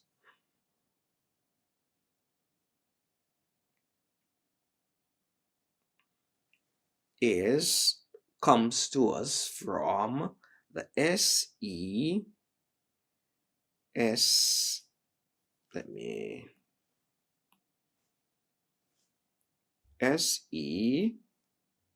SE, all right? So this is the genes that is necessary. In order to be a secretor, you can all either have SE, capital E, common, capital S, common E. Then we have capital S, common E. So with this, you have the secretor. Number 2, you can also have the secretor with capital S, lowercase e, lowercase s, lowercase a. All right. So the inheritance of the SE gene, we spoke about this, the FUT2. This here is the SE gene is coded for. So the inheritance of the FUT2, which is the secretor genes, codes for the production of transferase. And the transferase that we're talking about is the alpha 2L, and it is fructosyl transferase. FUCOSYLTRANSFERASE.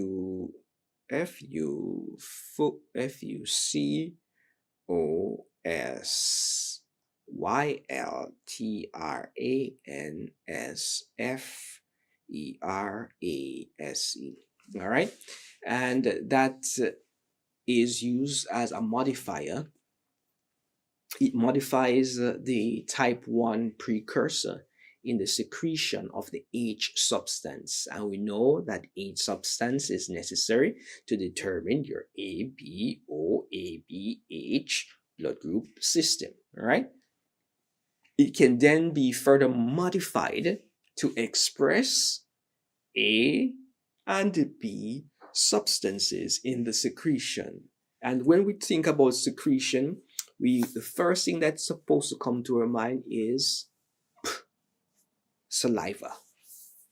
Because in the mouth we have amylase, we have secretors having their blood group easily being determined just by a buccal secretion assessment. All right. So we are thinking along those lines.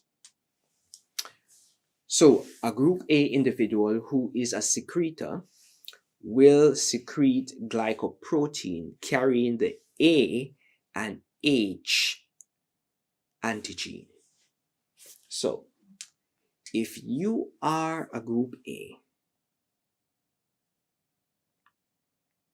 you will carry, based on your secretion protocol, so SESE or SESE, you will secrete the glycoprotein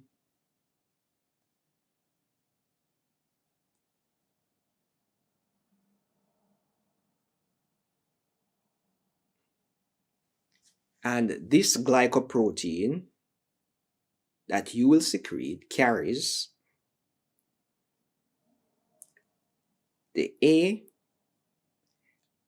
and the H antigen.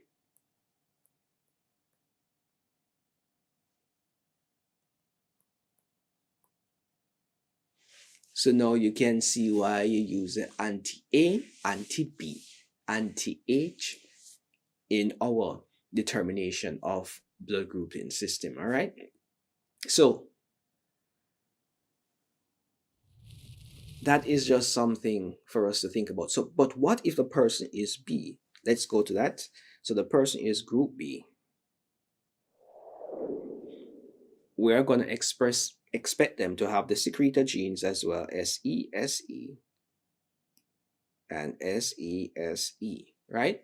And they're going to still have their glycoprotein.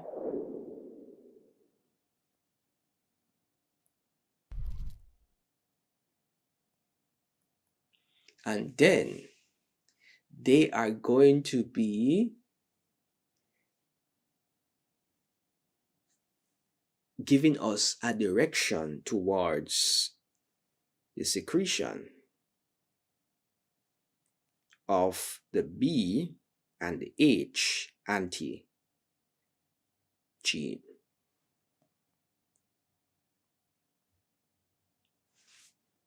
All right.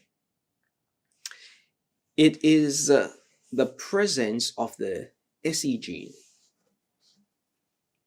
specified. Let's say alpha 2L fructosyltransferase that determines whether an ABH soluble substance will be secreted. So people who inherit the SE, we need to talk about this. People who inherit the SE, these are lowercase.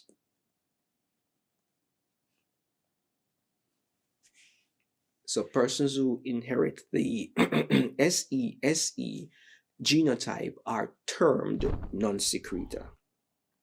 So if you inherit those genes, you are a non-secretor. And that is just how it is. So some persons are secretors, other persons are not secretors. So what I want us to take this time to do is to just go over some of the differences between the ABH antigen on the red blood cell and the ABH soluble solution or soluble substances. All right, so let us gear our minds. Let me try to do a division on this board so that we can all see. So we're going to talk about the ABH antigen on RBC.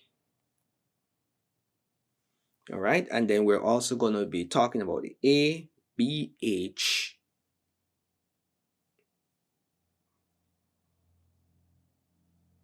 soluble SOLUBLE substances. All right, so the ABH antigen on the red blood cell. First thing we need to remember is that the red blood cell antigen can be a glycolipid, it can be a glycoprotein, it can be a glycophospholipid. All right, so we have three, 1, 2, 3. So it can be a glycoprotein, glycoprotein,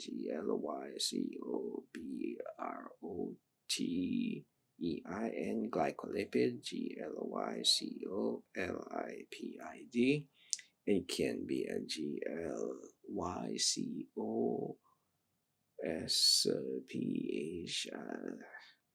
sphingolipid, lipid. All right, but for the secretion, the ABH secreted soluble or ABH soluble substances, secreted substances are only glycoprotein. All right, glycoprotein. So they are only glycoproteins. So that is one distinction that we have already. So the next thing that we want to remember is that for the antigen, the red blood cell antigen are synthesized only on type 2 precursor chain. So synthesize SYNTHESIZ on only type 2 precursor chain.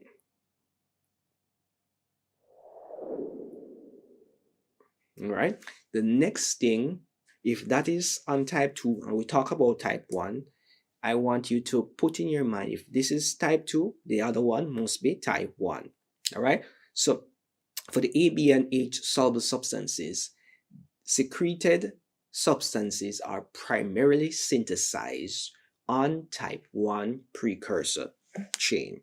All right, so synthesize SYNTHESized on type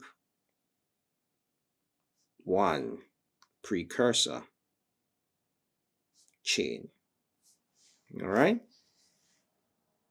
now let us think about it. We had discussed this already, that the type 2 chain refers to the beta 1, which has 4 linkages, in which the number 1 carbon of the galactose is attached to the number 4 carbon of the N-acetyl glucosamine sugar of the precursor substance. All right. Sorry about that. All right, so we have type 2, and it's the same thing that we have been discussing before. So type 2 goes to the beta 1, and this is linked to 4. It has 4 linkage, L-I-N-K-A-G, right? That's what we need to understand. So 1 is linked to 4. Now, for the type 1, which is on the AB and H soluble substances, we have type TYPE1 chain, all right? And then, as we stated, referred to as the beta 1, and that is linked to number 3, or it is 3 linkage, all right? So for the A, B, and H, we have 1 to 3. And the 3 is a linkage in which the number 1 carbon on the galactose is attached to the number 3 carbon on the N-acetyl glucosamine sugar of the precursor substance. All right. Now, let's move right back to the ABH antigen on the red blood cell. What I want you to bear in mind is that the enzyme produced by the H is FUT1.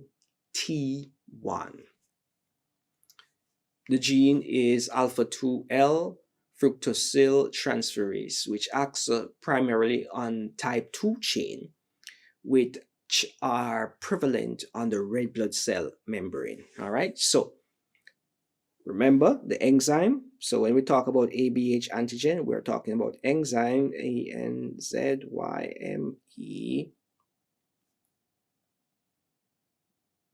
produced by H,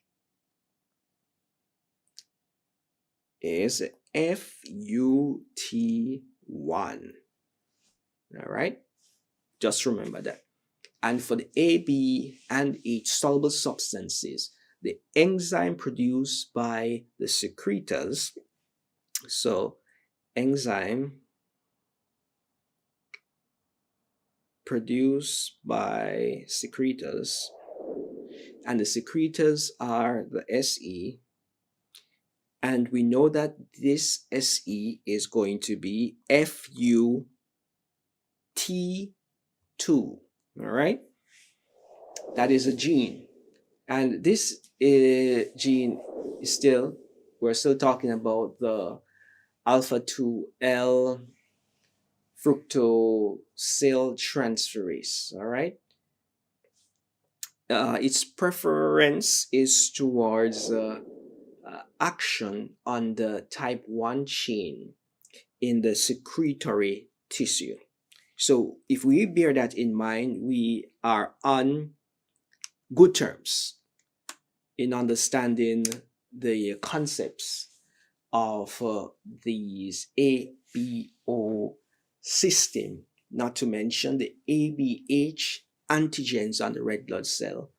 Then we have the ABH soluble substances, which when we talk about soluble substances, we're talking about the substances that are secreted. So this here gives us an idea that the ABO blood group system is not as basic as many persons may consider it to be, but it has some complexity within it. However, it is the basis on which the modern blood transfusion system is based. So let us just talk about in brief the idea that ABO has subgroups. And the original report of most ABO subgroups were made before the availability of the monoclonal typing reagent currently used in routine ABO grouping. So the ABO subgroup represents the phenotypes showing weaker and variable serological reaction within the commonly used human polyclonal anti-A and anti-B, not to mention, and anti-AB reagents. So some labs use A and B only, while other labs use A, B, and AB. All right. So the AB is usually used to confirm the A or the B and to find out if there are any variants in the whole system. All right. So what I want us to do in our next sitting is to go into some details about the A subgroup, because yes, we have A1, we spoke about that. We have A2, we spoke about that. We mentioned A3, but there are other A's that we could investigate. And I want you to be on the journey as we investigate those A subgroups. But before we delve into that, I want you to remember secretion and the secreted genes, SE, and also the A, B, and H substances. All right? So when we're talking about body and body fluid, and we're thinking about the ABH substances, I want you to understand that they can be detected in saliva, they can be detected in tears when you cry, they can be detected in your urine when you urinate, they can be detected in the digestive tract when the food is being digested, they can be detected in the bile coming from the bile duct, they can be detected in the milk because the milk in lactation for mammals is a secretion. They can be detected in the amniotic fluid, which is the area in which house the infant. They can be detected in pathological fluids such as the pleural fluid, the peritoneal fluid, the pericardial fluid. It can be also detected in ovarian cysts. The ABO blood group has what we consider to be subgroups. Basically, they are groups within a group. That is basically the idea of a subgroup. The original report of most ABO subgroups were made before the availability, as we discussed previously, of the monoclonal typing reagents, all right, which are currently used in routine ABO blood grouping, which is one of the most common testing procedures that are done in the blood banking laboratory. So the ABO subgroup represent the phenotype showing weaker and variable serological reactions with the commonly used anti-A and anti-B and anti-AB reagents that are currently being used in our laboratories today. But the subgroup that I want us to begin our Cavanera's investigation concerning is the A subgroup. Yes, remember we spoke about A1, we spoke about A2, and we made an allusion to A3. But guess what? There are more subgroups of A. So it was in 1911 when von Dungerms described two different A antigen based on reaction between A red blood cell and anti-A and anti-A1 lectin. So the A1 is the one that is predominantly observed in our population, and that is why we use the A1 lectin to take from the A people to get those who are A1, and we pool those together, and then we have our antiserum. But this A1 lectin is derived actually from a plant base, which we'll get into in a little while. All right. So group A red blood cell that react with the anti-A and the anti-A1 are classified as A1, right? Because they react with A, anti-A, and usually if you react with A, it means that you have the antigens on your surface of your red blood cell. And if you have the A and then we react to you with the A1 lectin and you give a positive result, which means that there's some agglutination taking place, it really indicates to us that you are positive for A1, which means that you have the A1 version of the A. All right? So that is just a simplified version of the whole process of approach, right? So if a person doesn't have the A1, what do they have? So whereas those who react with anti-A and not with anti-A1, these people are usually classified as A2. Yes, A2. So we know A1, now we have been exposed to A2. So the red blood cell from A1 and A2 individuals reacts basically equally strong. So yes, there is a reaction that is observable, and we can use this to determine the blood type of the individual. So they react with the current reagent monoclonal anti-A in the forward grouping. So in the forward grouping, because they have the A antigens on the cells, it can be identified with the use of the monoclonal anti-A, which is in uh, the vial, and it comes in a blue color. All right.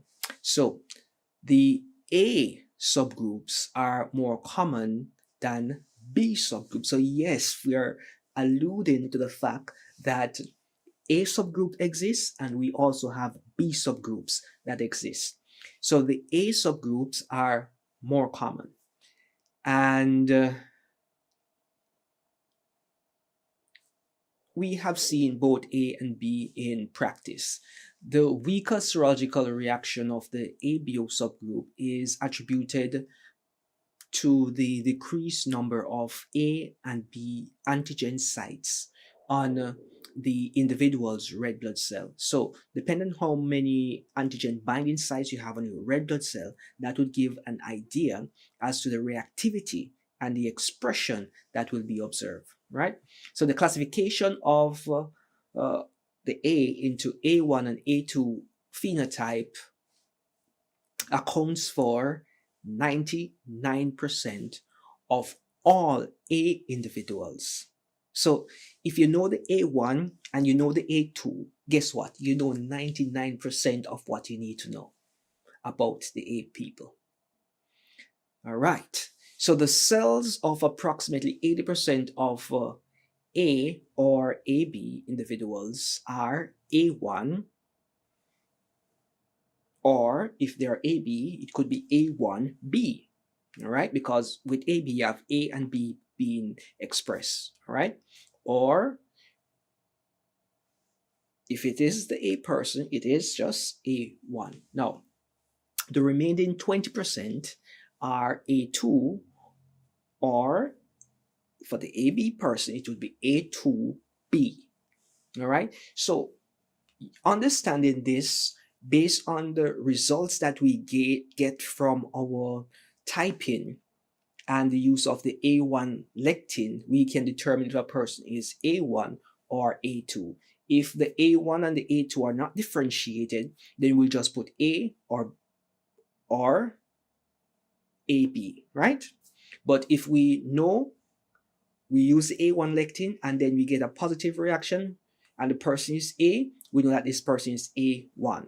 If we use the A1 lectin and we get a positive reaction with the AB person, we know that this person is A1B, all right? And if it is not positive when we use the A1 lectin, then we know that this person is A2. And if it's an AB person, then the person is going to be A2B, all right? And these tend to react a little bit weaker. So the difference between the A1 and the A2 are both quantitative and qualitative. So quantity, when we talk about quantitative, and quality in terms of how they interact, all right? So just bear that in mind. So if we look at the quantitative and qualitative differences of A1 and A2, we can look at the number of antigen sites, the amount of transferase enzymes, the amount of branching that is taking place. For qualitative, we can talk about the difference in the precursor oligosaccharide chain. We can talk about the subtle difference in the transferase enzymes. We can also talk about the formation of the anti-A1 in a percentage of some subgroups. All right, so these are just some things that we should bear in mind as we continue our investigation on the A1 and A2. So we are talking and we are working our way around to a complete understanding. But in order for us to grasp everything, we need to remember that the production of both types of antigen is a result of the inheritance of the genes on the ABO. So A1 individuals or A2 individuals, the gene is inherited on the ABO locus, right? So inheritance of the A1 gene elicit the production of a high concentration of enzyme alpha-3 N-acetyl-galactosamyl transferase. All right, remember we said that the A's are harder to pronounce, so yes, this is the A again, which converts almost all the H precursor to A1 substances. All right, on the red blood cell we're talking about. So they are very potent in terms of their expression. They created about 810,000 and 1,170,000 antigen sites in adults with the A1 red blood cell, whereas the inheritance of the A2 gene result in a lower production, in which we have what we consider to be maybe 240,000 to approximately 290,000 antigen sites on the adult A2 red blood cell. So this is something that is very interesting, and it gives us an idea as to the epitope and to the antigen binding sites that are available. And based on the availability, we can determine what is the expected reaction that we can perceive. All right. So the A2 allele is characterized by a single base substitution at the nucleotide 467 and a single base deletion at the nucleotide 1060, and we normally refer to it as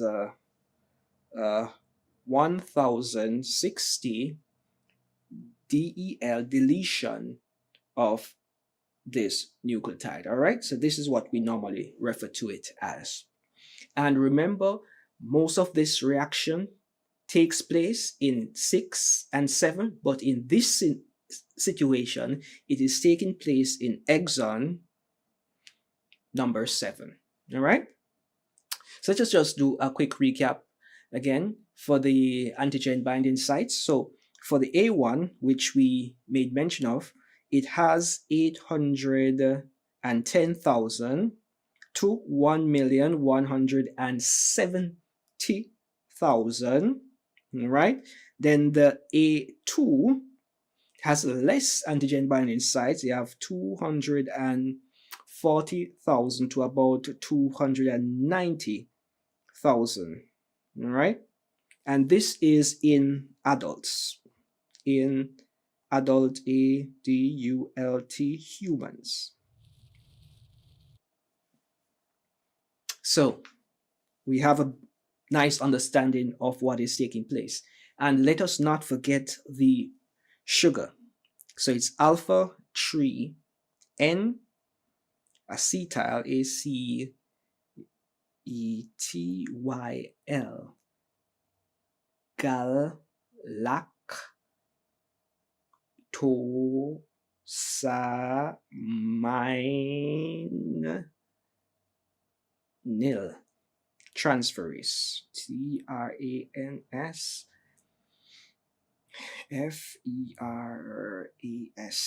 All right, beautiful. So now we have that documented, and we have a visual representation imprinted in our mind. All right, so these substitution alters the activity of the site specificity, and when that happens, there is a challenge in the coding region, and the A glycosyl transferase is diminished in some instance. The immunodominant sugar on both the A1 and the A2 red blood cell is the N-acetyl D-galactosamine. All right. So the dominant sugar, let me just DOMINANT sugar for the A1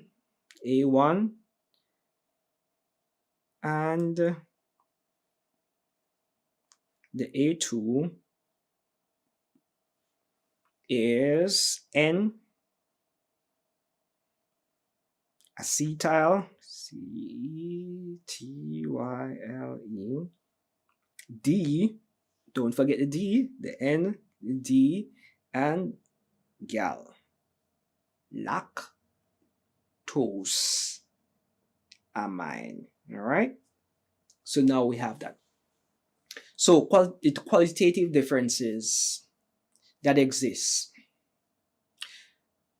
because there are quantitative and there are qualitative difference. So since 1 to 8% of the A2 inherited individual produce anti-A1 in their serum, and 22 to about 35 of the A2B individuals produce anti-A1. So even though these individuals are A2 majority, they still have some level of A1 that exists. So this gives us a little idea as to the technicalities that are about to unfold. So this antibody can cause discrepancies between the forward and the reverse blood grouping. So when we're doing the blood typing, we may get one reaction in the forward and we say, yes, this person looks like an A. And then when we check out the reverse is saying that this person is O, because there's no reaction. or there is a problem in the interpretation. In the forward, we may get A, and in the reverse, we may get that, hey, this person may be B, and then that there is problematic. So there are many different kind of discrepancies that can occur, all right? But we have to be mindful to know what to expect. And when we know what to expect, then we can move into performing the relevant procedures in order to get that which is expected and to determine why we are not getting what is expected. So this system of the A1 and the A2 subgroup is very intense, but it is something that every student should know and understand. So the anti-A1 is usually naturally occurring, which means that, as we stated before, when we are born, we already have our antigen, the binding site. They just mature a little bit more when we come to maturity, 2 to 4 years old, all right? So what we need to remember is that these antis, they are IgM. So the anti-A1 is an IgM, cold reacting antibody, and is unlikely to cause a transfusion reaction because the body is usually at about 37 degrees when blood is being transfused. So if you have a cold reacting and your body is already at 37 degree, then the likelihood of a transfusion reaction from the activation of that antibody is negligible. All right.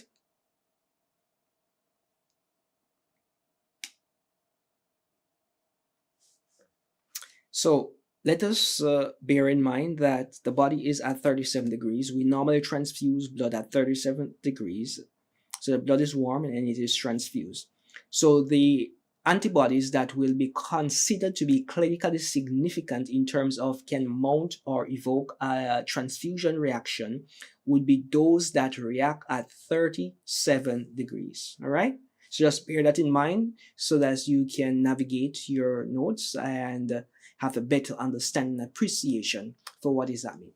So the antigen present on the red blood cell of the A1 and the A2 individual can be depicted in two ways. And this depiction, most often A1s are illustrated as having both A and A1 antigen on the cell surface, in contrast to the A2 cells, which only contains the A1, the A rather. All right. So the A2 cell only contains the A. Alternatively, the A1 red blood cell can also be conceptualized as having only A1 antigen sites and the A2 also only having A antigen sites.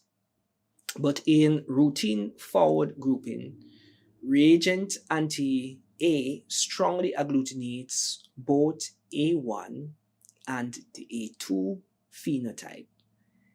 Differentiation of the A1 and the A2 phenotype is determined serologically using the A1 lectin. And this A1 lectin, this is very important for us to know.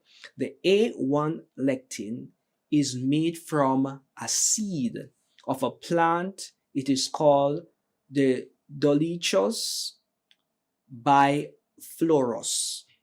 All right. Let me write that down because I have had many students who have seen this question come on the ASCP examination. All right. They ask about the A1 lectin and its derivative, where it is derived. And it is from a seed. All right. So seed, that's a seed. SEED. All right, that's where it comes from. And the name of the plant is DOLICHOS, Dolichos biflorus. So it's BIFLORUS.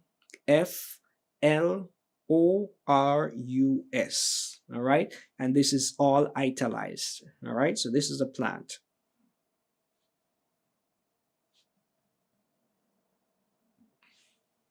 So let us just bear that in mind. So the lectins are seed extracts that agglutinate human cells with some degree of specificity. The A1 lectin agglutinates A1 or A1B cells, but does not agglutinate A2 or A2B. So one is for the A group and one is for those who are AB. All right. So we have that all clear.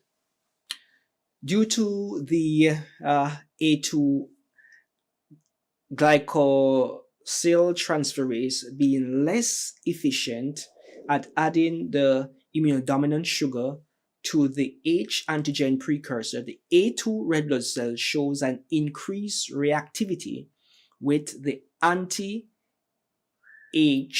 lectin.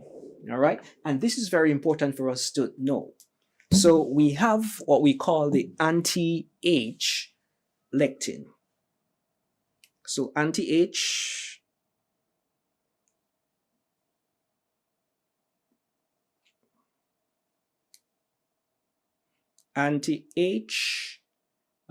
lectin, and this has a very special name as well. I want you to remember this name. It's called ULEX, ULEX, and Euro, PAEUS, ULEX europaeus. All right, that's how we normally pronounce it, but if you have a different pronunciation, please use it. But the idea is that you know how to identify this this name and its association. All right, so ULEX europaeus. All right, and this here is the anti-H lectin. So H antigen is found in a greater concentration on the RBC of group O individuals, right? Because they did not differentiate to produce A or B, so they have just the H. And in the ABO blood grouping, we use anti-A, anti-B, anti-AB for the forward grouping. We don't use anti-H unless we're doing some investigation. So if we have an O individual, we are expecting that there will be a predominance of H antigen that is found on that individual. So the H antigen may not be detectable in the A1 individual because of the presence of the A1 gene, which almost all of the H antigen is converted to A1 antigen. And this conversion takes place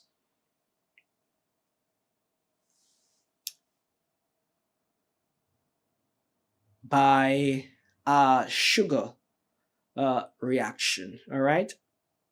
So the H antigen is converted to A1 antigen by placing the large N-acetyl D-galactosamine sugar on the H substance. All right. So due to the presence of so many A1 antigen, the H antigen on the A1 and the A1B red blood cell may be hidden and therefore may not be available to react with anti-H antisera. All right, because if there's none present, or if all of them have been used up, or if the titer is too low based on the volume that is available, then you can expect a reaction to be almost non-existent. All right, so just bear that in mind, and bear the concepts of how we come to the understanding uh, in mind as well. So in the presence of the A2 gene, only some of the H antigen is converted to A antigen, and the remaining H antigen is detectable on the cell. So if you use the anti-H with the A2, you will be able to find or get a stronger reaction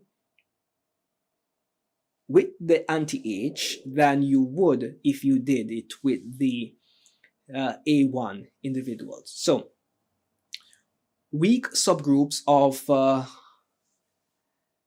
A antigens will often have an inverse relationship between the amount of H antigen on the red blood cell and the amount of A antigen formed. The H antigen on the A1 and the A1B individuals is so well hidden by the N-acetyl D-galactosamine that the anti-H is occasionally found in the serum. This anti-H, guess what, is naturally occurring. So we are thinking about IgM cold agglutinin that reacts best at room temperature. As can be expected, this antibody is formed in response to a natural substance and reacts most strongly with cells of group O individual. So just bear that in mind as you navigate the concepts of the A and A subgroups. All right. So let us create a mental picture, a mental representation of the information that we have just received. All right. So we have established that we have two variants in terms of the phenotype of A. So A subgroup, let me just write it, subgroup, group. All right. We have the blood group,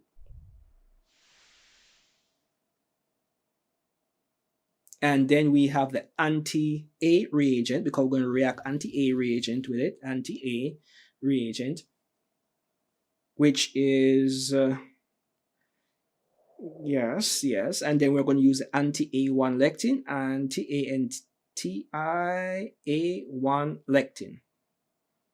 All right, so a A1 person is going to have a reaction with the A. Let me all right. So the A1 person is going to have a reaction with the A and also a reaction with the A1 lectin.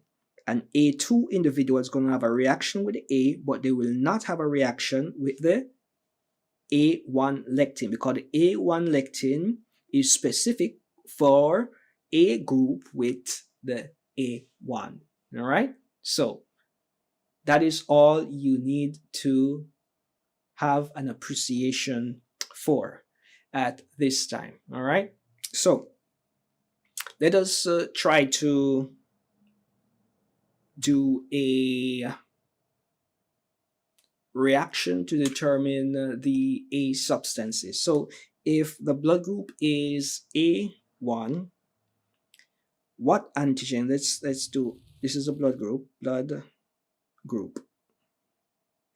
and then we're going to do the antigens present, and then its reaction with the antisera, which is the anti-A and anti-E1 lectin. A1. So this is the A1 lectin. Bam, bam, bam. All right, so this person is A1. So if they're A1, we expect them to have A1 and we expect them to have A, right? They're supposed to have a reaction with the A as is, and they're supposed to have a reaction with the A1 lectin. If they're A2, we're expecting them to have A, but they won't have the A1. And we're expecting them to react with anti-A, and we are not expecting any reaction with the A1 lectin. All right. So that is the simple essence of the reaction profile that is expected for an individual with A1 or A2. All right. Beautiful. So now let us move in a little further to finish our investigation. Let us try to do a forward and a reverse blood grouping, or yes, I think we have time. We could do a little forward and reverse blood grouping. So the person is A1. This is a phenotype. Let's do the phenotype. The anti-A. So that's anti-A. And this is anti-B. And this is anti-AB. Right? And anti-A1. So we're just going to do this section first, and then we're going to move down and add. Let's do the A cells and the B cells. All right. So if a person is A1, we're going to expect a reaction in the A, no reaction in the B. We're going to expect a reaction in the B, AB rather, and we're going to expect a reaction in the A1, right? So if you have A antigen, you're not going to have A antibodies, you're going to have B antibodies. So no reaction and 4+ reaction, all right? So that is just basically what we're expecting. So the person is A2.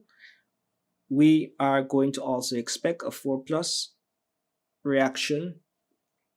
We're going to expect a reaction in the A. We're not going to expect anything in the B. In the AB, we're going to expect something. Anti-A1 lectin, there's not going to be any. A cells, there's not going to be a reaction. Then we're expecting there to be a reaction in the B, maybe 3+, 4+. It all depends on the individual, all right? So that there is for us to have a appreciation of. So we recall that there are different antigen binding sites. So the A1 would have about 810,000. This is antigen binding site, and 1,170,000 approximately, all right? And the A2 would have about 240,000 to 290,000, right? So this is just for us to wrap our minds around the information. So A1 and A2, there is substance that is present in the saliva, and let me just put it right here, substance present in saliva.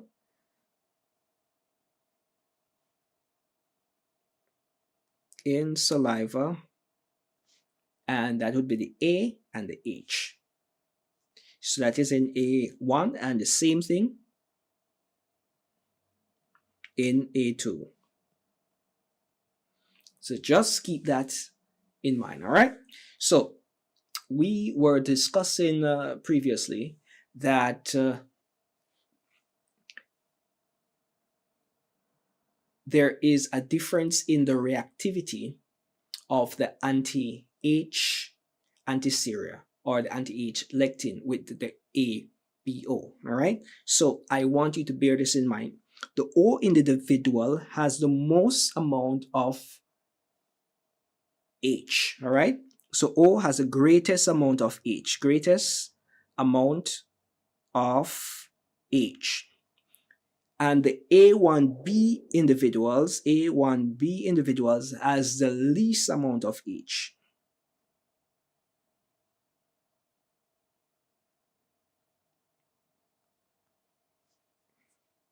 So this H, right? So this is the most and this is the least. So A2 individuals have less than the O, right? But the B individuals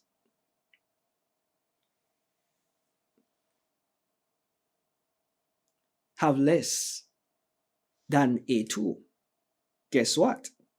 The A2B individuals have less than the B. And the A1 individual have less than the A2B. And the A1B has less than the A1 in terms of the presence of H. All right? So just bear this in mind so as you can know what to expect with your different investigations that you may undergo in terms of studies to determine what is present and what is absent, right? So now let us try to work our minds around a few more subgroups. So there are different subgroups. We call them weak A subgroups. And we did mention some like the A3, that's a weak one. We have AX, we have AN, we have the AM, we have AY, and we have AL. All right. So we're going to get into them maybe in another sitting right before we touch the weak B subgroups. In the last sitting, we discussed the A subgroups. In specifics, we spoke about the A1 subgroup and the A2 subgroup. We discussed how we could identify and distinguish the A1 versus the A2. We had come to the conclusion that if we add anti-A1 lectin to known A cells, then if the result is positive or there's an agglutination, that individual would be A1. If the result is negative, then that individual would be A2. And if the person is AB and the same principle is applied to the A portion and the A portion indicates to be positive, then that person is A1B. And if the A portion is negative in the AB person, that individual is A2B. Right? So we have that all cleared in our mind, and we also established that there are more antigen binding sites on the A1, 810,000 to about 1,170,000 approximately. While on the A2, we have a lower number of antigen binding sites, about 240,000 to 290,000 on the red blood cell site. All right. So if we have that in mind, we can understand how the degree of reactivity will be when we add the various anti-seria. And the A1 and the A2 exist, but there are other subgroups that exist. We're going to try to touch a few of them so that we can have a better appreciation. But before we delve any further, I want to bring our attention to some structural characteristics of the A1 and the A2 RBC. So let us put that on the board. Structural characteristics. All right, so the A2, let's start with the A2. The A2 red blood cell predominantly has A, and AB. All right, so let's put that. Possesses A superscript A and A superscript B. All right, and this cause a situation where there is the unconversion of the H3 and the H4 antigen site. So unconverted, like when you have unconverted Christians, persons professing to be Christians, but they are not truly Christians in the way that their religion indicates that they should be. So these are unconverted. They should be expressing the H so that they can be A1, but they are not expressing it, so they are A2. All right, now let's move now to the A1. So in the A1 red blood cell, we can identify, this is what is very important, we can identify the A superscript A, plus we can identify the A superscript B, plus we can identify the A superscript C, plus we can identify the A superscript D. So if you do the A, B, C, and D, right? And in this situation, we know that there are no unconverted H3 and H4 antigen site. And because there are no unconverted site, all of the sites are representing the A1. All right? So that is just something that we need to understand.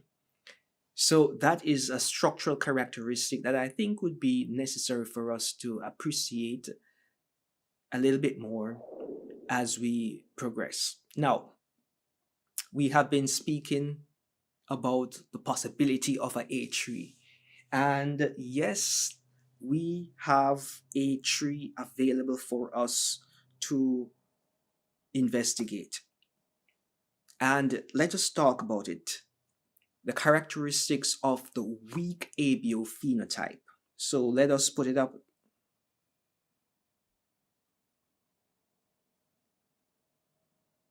Of weak ABO phenotype. And we're talking about the A type, right?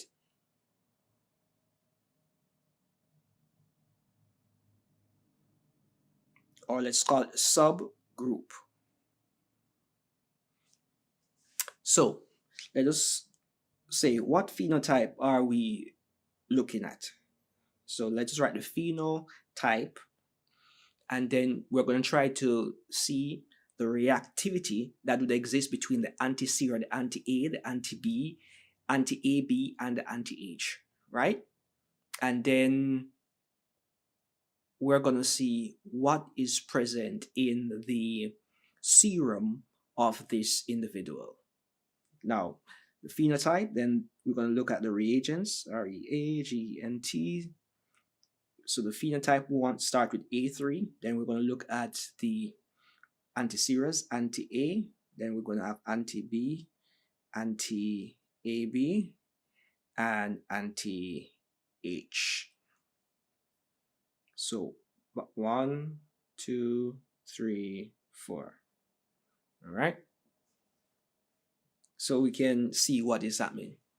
And then in the serum, so let us put a big double line right here and a big double line right here as we move over into the antibodies in the serum.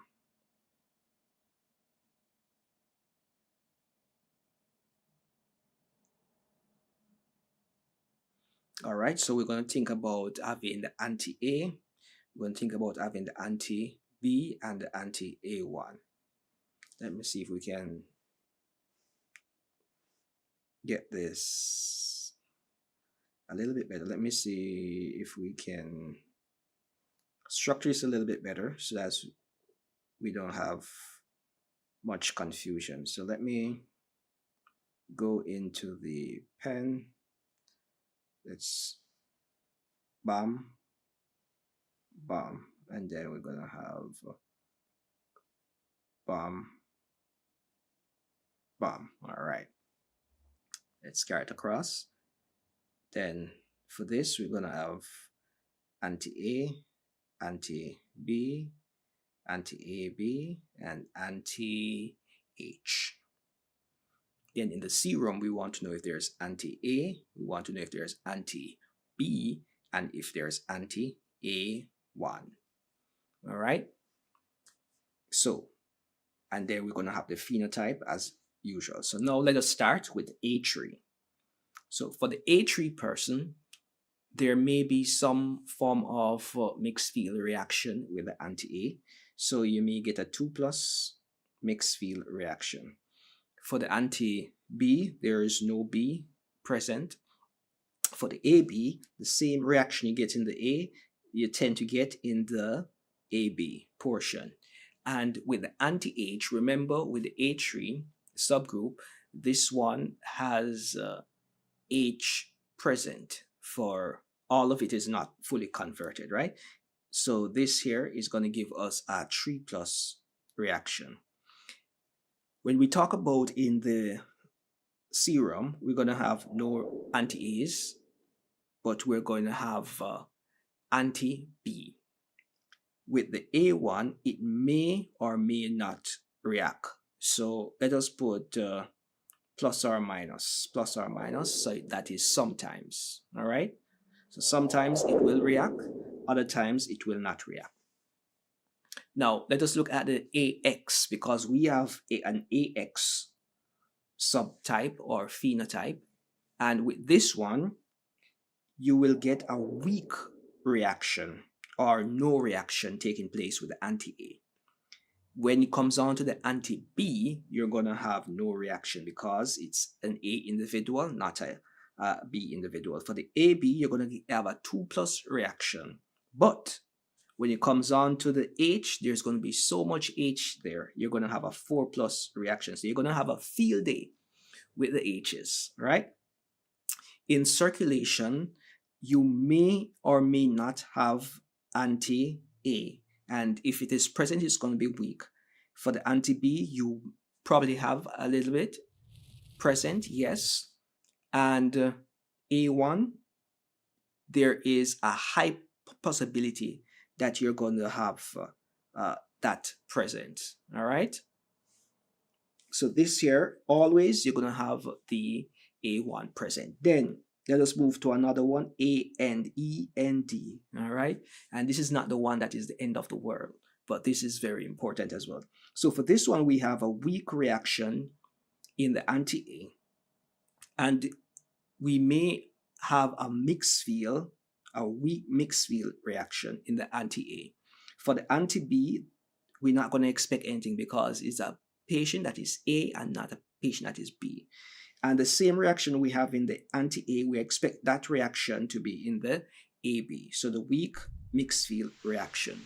And this one, everything is not converted. So we're going to have a 4+ reaction. When it comes on to the serum, what is present in the serum, we're not going to have any anti-A in the serum, but we will have the anti-B in circulation. And when it comes on to reacting with the A1 lectin, we will sometimes have a reaction. So we're going to say plus or minus, right? Now, let us try another one. There is a special kind called AM.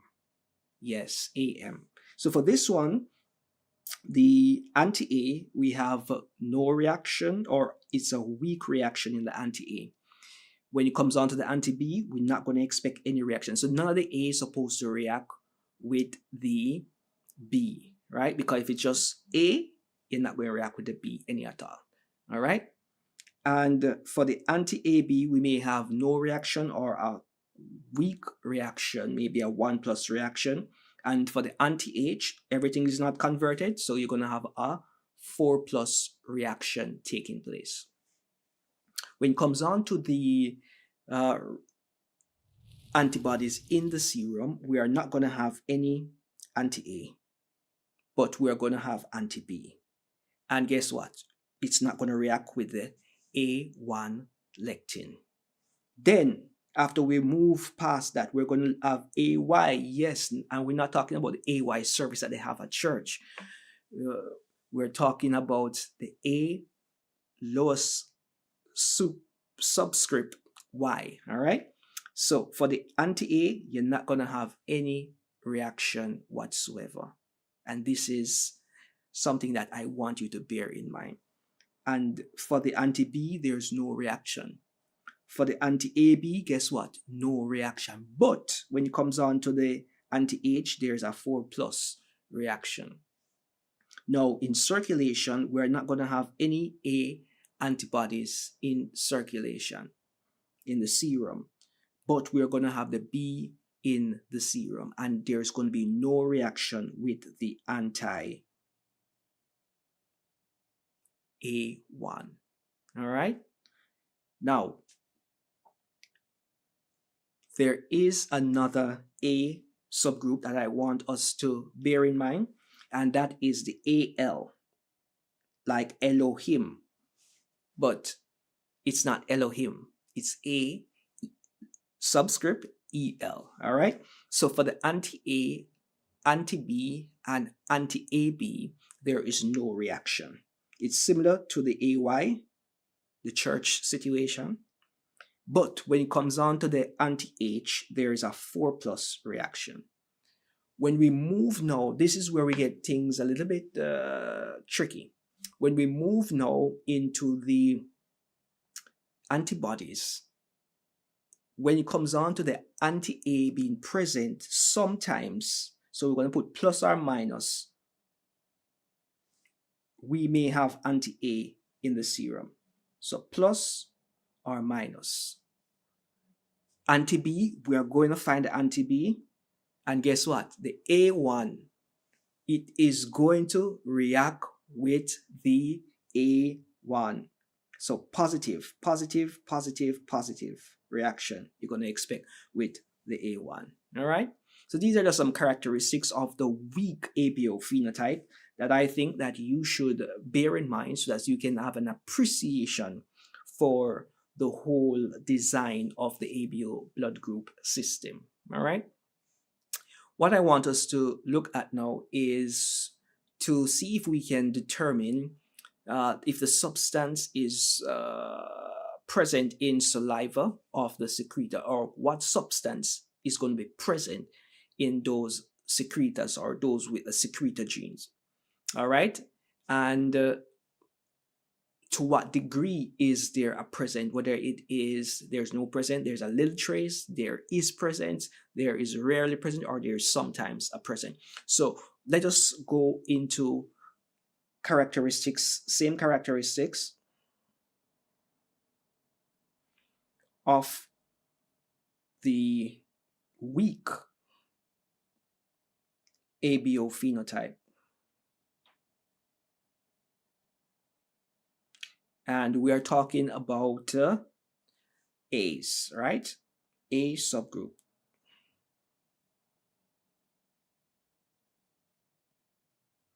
Right, so let us make our table, phenotype. We're starting from scratch again. And then, if the person has a secretor gene, we want to know the substance that is present in the saliva. So substance present in the saliva. And we want to know the presence of the transferase in the serum, all right? So let us put presence of transferase in serum.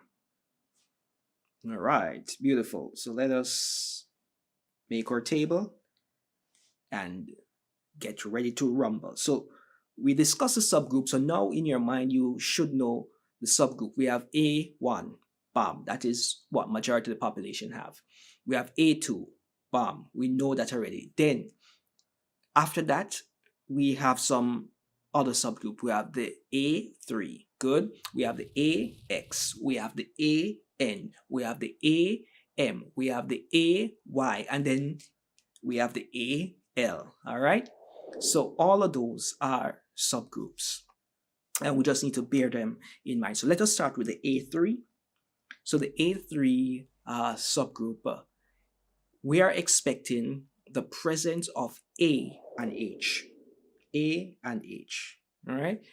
And we know that there's going to be H present because the anti-H reacted at 3 plus, right? And we know that there's going to be A present because there was a mixed field reaction with the A. And not only that, it was a positive mixed field reaction. And transferase in the serum, we may have this sometimes. So this is not all the time, but sometimes we may have it. Now let us move into AX. And we're not talking about your X, we're talking about AX, the blood group, the subtype, all right? So substance that is present in the saliva, we are looking at the H. And the reason we are looking at the H is because anti-H was 4 plus, but for the anti-A, we realize that there is a weak or no reaction taking place. So majority of the time, you're going to have the H. So the presence of the transferase is going to be rarely. All right. Now for A end, E and D,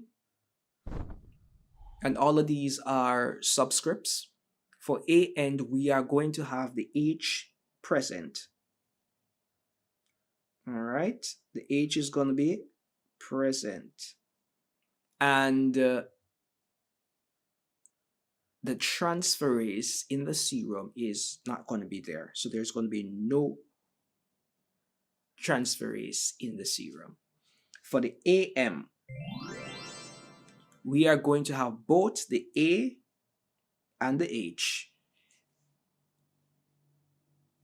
The anti-B had a slight positivity. The H, anti-H, had a 4 plus positivity. And yes, there is going to be transferase present. Now, for the AY, we are going to have the AH, and there's going to be trace amounts of transferase. And now the AL, Elohim, AL, we are going to just have the H present, and there's going to be no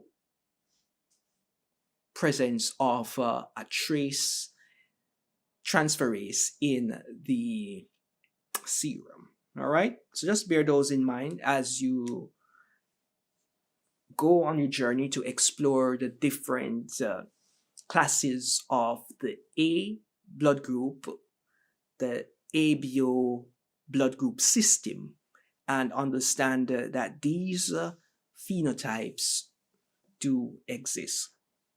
So when we observe these phenotypes in our practice, there is a possibility that these will be implicated in a discrepancy, and these discrepancies have to be solved. Most times in solving these discrepancies, what has to be done is an enzymatic technique or an elution technique in order to determine the weaker subgroup and to distinguish them, all right? So serological techniques are usually used in order to distinguish and classify these subgroups. it is very important for us to just have an appreciation that even though we're accustomed to someone being a person can be a something else. It can be A1, A2, A3, AN, AX, AM, AY, AL. It all depends. All right. So I want us to have a mental picture as to a flow chart. So the cell reaction. So the red cell reaction with the anti-A and the anti-AB. So if there's a weakly agglutination taking place, the possibilities that we're looking at are A3, AX, AN, right? If there's no agglutination taking place, we're looking at absorption and elution of anti-A. So we're thinking about the possibility of AM, AY, and AL. All right, so let us try to put that on the board. So red blood cell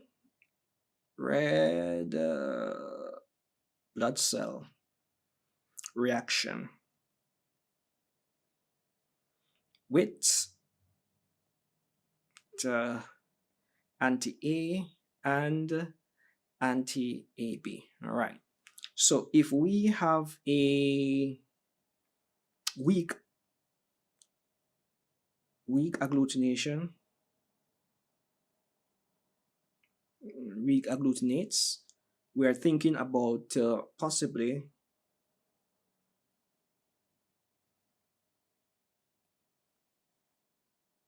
A3, we're thinking about AX, and we're thinking about AN. All right, good. And just peradventure, there is no agglutination.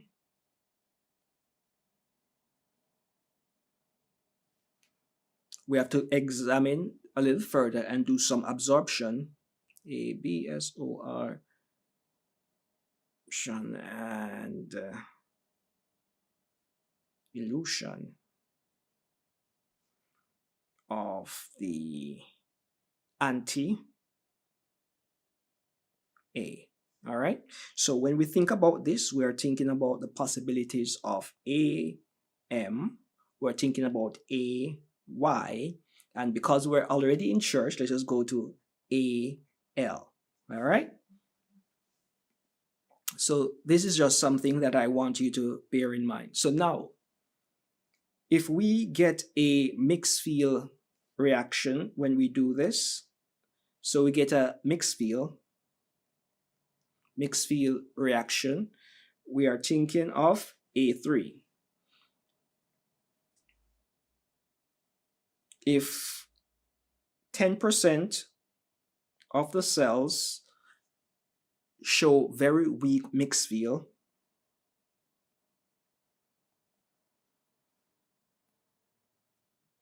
we're thinking AX. All right. If we have weak agglutination with anti-AB only,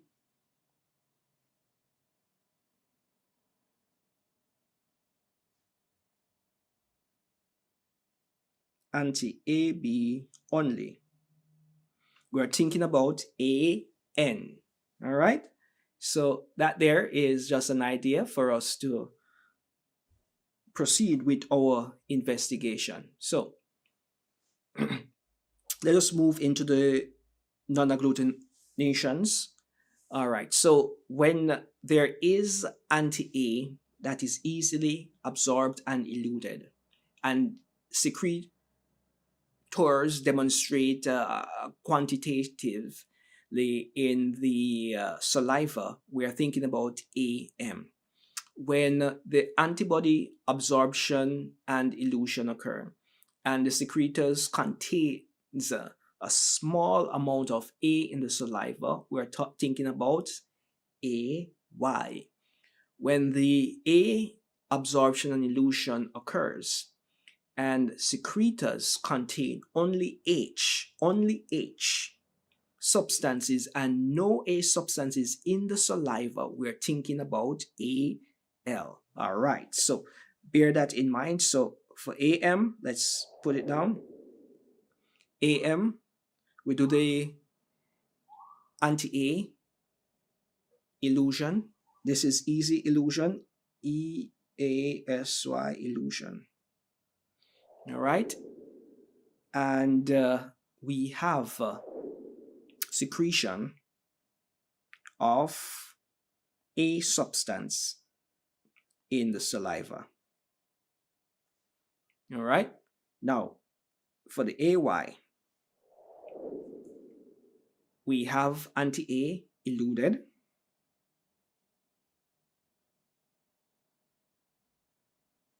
All right, and then we have small amount, just small amount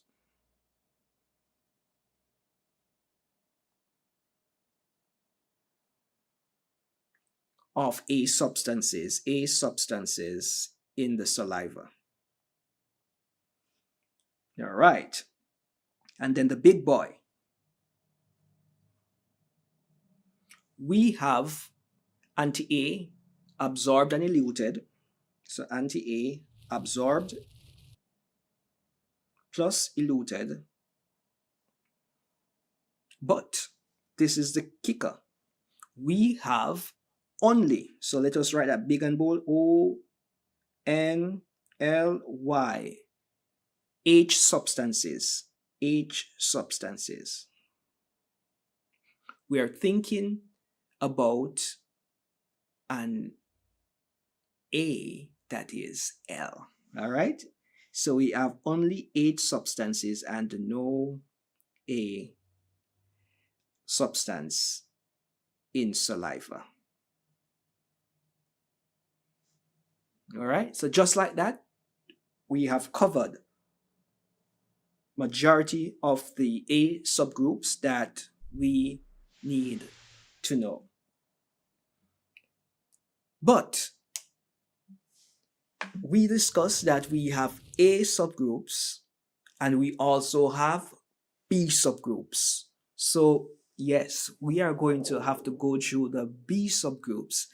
And when we talk about the B subgroups, I want you to think about having B3, just like how we have A3, we have BX, we have BM, we have BL, and we have the regular B, as the phenotype, the regular phenotype. So I just want you to digest this information. And in the next sitting, we're going to try to examine and explore the B subgroups. And then after we have done that, we're going to try to move our attention to just understanding in detail a little bit more about the Bombay phenotype. In the same way we have the A subgroup, we have the weak B subgroup. So a subgroup of B are very rare. So we have more likelihood of finding an A subgroup than a B subgroup. All right. So as we were saying, the subgroup of B are very rare and are much less frequent than the A subgroup. You see that subgroup B are usually recognized by a variation in reaction strength using the anti-B and the anti-AB. Inheritance of B subgroup, similar to that of a majority of the A subgroup, is consequently or is considered the result of the alteration of a allele at the B loci. So for the A, it's at the A loci. For the B, it's at the B loci. Criteria used for the differentiation of the weak B phenomena include the following technique. So we're gonna have to look at the strength and type of the agglutination with the anti-serous that are used. Usually the ones that we are giving our eye focus on are anti-A and anti-AB. And in that mix, we also use the anti-age. Now we also look at the presence or the absence of the ABO isoagglutinins in the serum. So we need to know if we have isoagglutinins that are present in the patient's serum. So that's give us an idea to where to look. We need to investigate by absorption and elution studies with the B. So the presence of B substances in saliva gives us an indicator, and you must be thinking about this by now. We can use molecular testing to determine the B subgroup. Now, red blood cell demonstrates serological activity for the B subgroup people that are weaker than normal designated B phenotype. All right. So we have the B3, we have the BX, we have the BM, we have the BL phenotype. There are no B subgroup reported that are equivalent to the A end, the AY in the A subgroup category. So a classification system similar to the A subgroup has been used because of the common serological characteristic. So you may remember what we stated for the A subgroups. We're going to use a similar classification for the B subgroups. All right. So serological techniques can be used to characterize a B subgroup into the following category.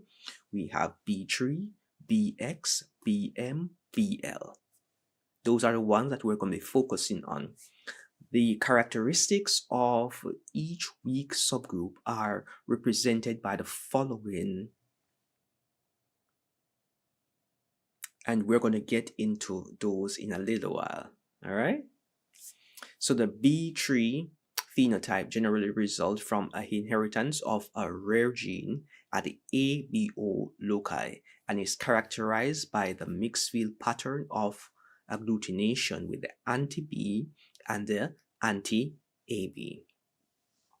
Then the BX, we have the BX red blood cell is typically demonstrated and is observed with the weak agglutination of anti-A, not anti-A because this is a B, so it's anti-B and anti-AB.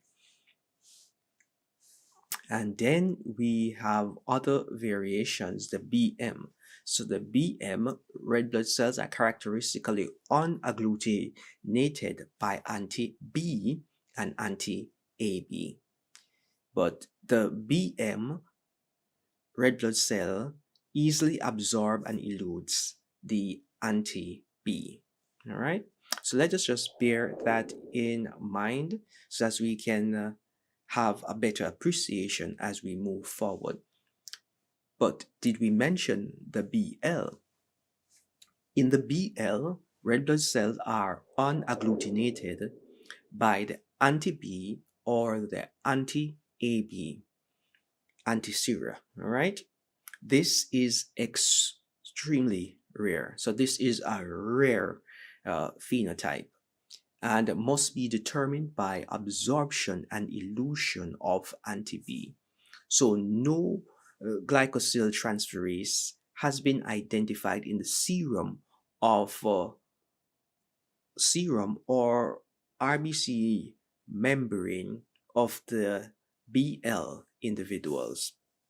So BL is inherited as a unique mutation in the exon 7 of the B gene at the ABO locus. Simple. Now, let us get into creating our flowchart so that we can have a better appreciation for the B phenotype. So, characteristics. Let's put it.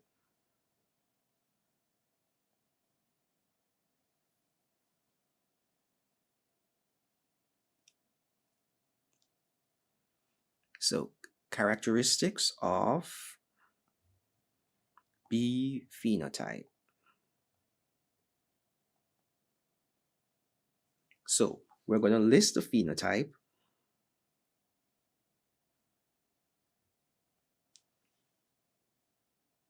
So we have the phenotype. The next thing we want to do is to determine which reagents will react with this phenotype.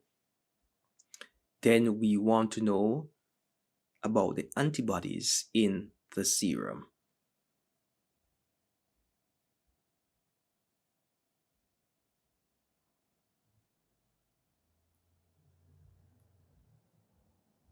All right, so let's bring it down. For the reaction of the reagents, we want to think about the anti-A, anti-B, anti-AB, and anti-H. All right, then we want to determine if this reaction is common and unexpected. All right, now let's start with the B. A regular B individual. We're expecting no reaction in the A. We're expecting a 4+ reaction or a strong reaction in the B, a strong reaction in the AB. And for the anti-H, we're expecting about a 2+ reaction in the anti-H. And when it comes on to antibodies in the serum, we are going to be expecting there to be anti-A, all right?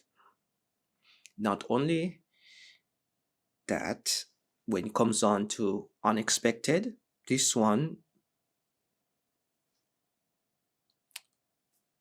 we're going to select none. All right, now that is the regular B. So this can be our framework as to what is a normal reaction to expect. Now let us move to the B tree. So with the B tree, we're going to have no reaction with the A, anti-A, but when it comes on to the B, we're going to have a plus positive reaction, but it's going to be mixed field usually. And then for the AB, we're going to have a positive reaction and it's going to be mixed field, the same kind of reaction that we got in the B. And for the anti-H, we're going to have a 3+. In circulation, we're going to have anti-A, and we're not going to consider any to be unexpected. So that there concludes that section. So the only difference is the mixed field reaction, the positive mixed field reaction in anti-A and anti-B, and a higher grade reaction in anti-H. As we will realize with the subgroups, they have a high grade dead reaction with the anti-H. Now, let's go to BX. So when we talk about BX, XXX, we're talking about something that is weak. So there's no reaction taking place in the anti-A, but there's a weak reaction that happens with the anti-B, and an equally weak reaction that happens with the anti-AB. And we expect to get a 3+ reaction approximately with the anti-H. In the circulation, we are going to expect to find anti-A. And unexpected, guess what? We are going to have weak anti-B.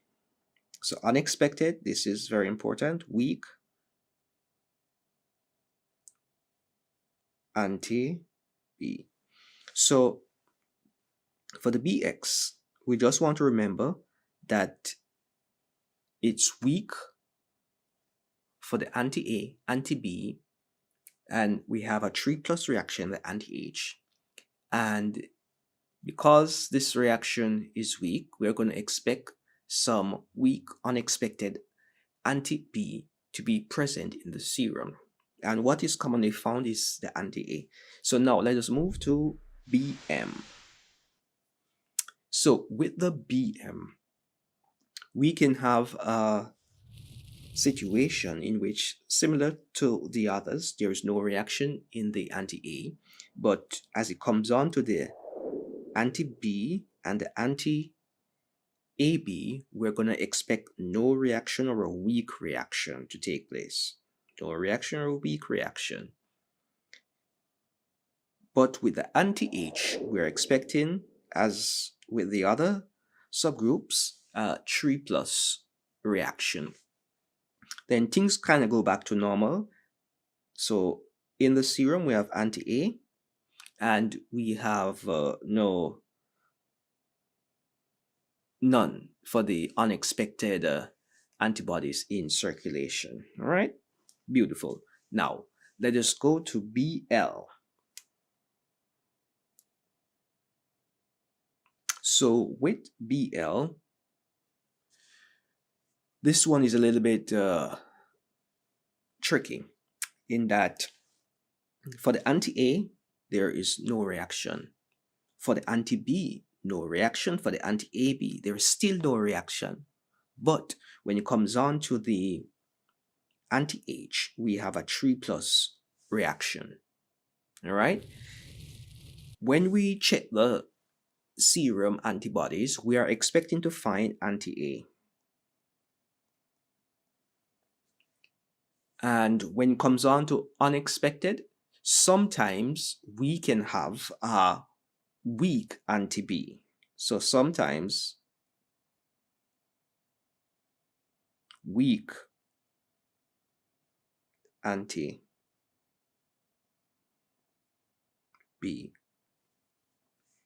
All right.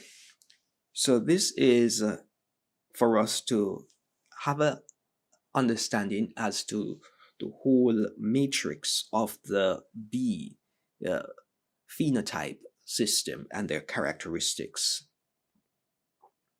So I want you to just remember the operation. And from this operation, then we're going to deduce what are the possible outcomes based on the reactions that we get. So when you are in the real world, you will have a ledger or you'll have a key to guide you as to the interpretations of the various reactions. With that key, you're going to follow the guide, and that will get you to the answers that you so seek to determine about the patient different phenotypes. All right. So now let us do the presence of substance in the saliva, because you know that if we have a secreted gene, there is a possibility that there is antibodies present in saliva. And then we're going to look at the presence of the B transferase in the serum. All right. So those are two things that we're going to look at. We're going to look at the phenotype.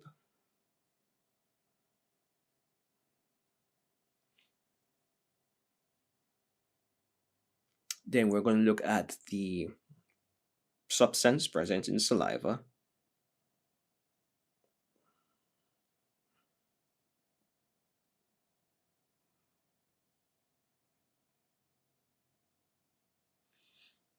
And then the presence of B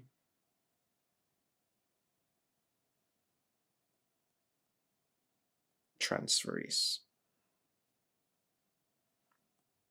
in serum.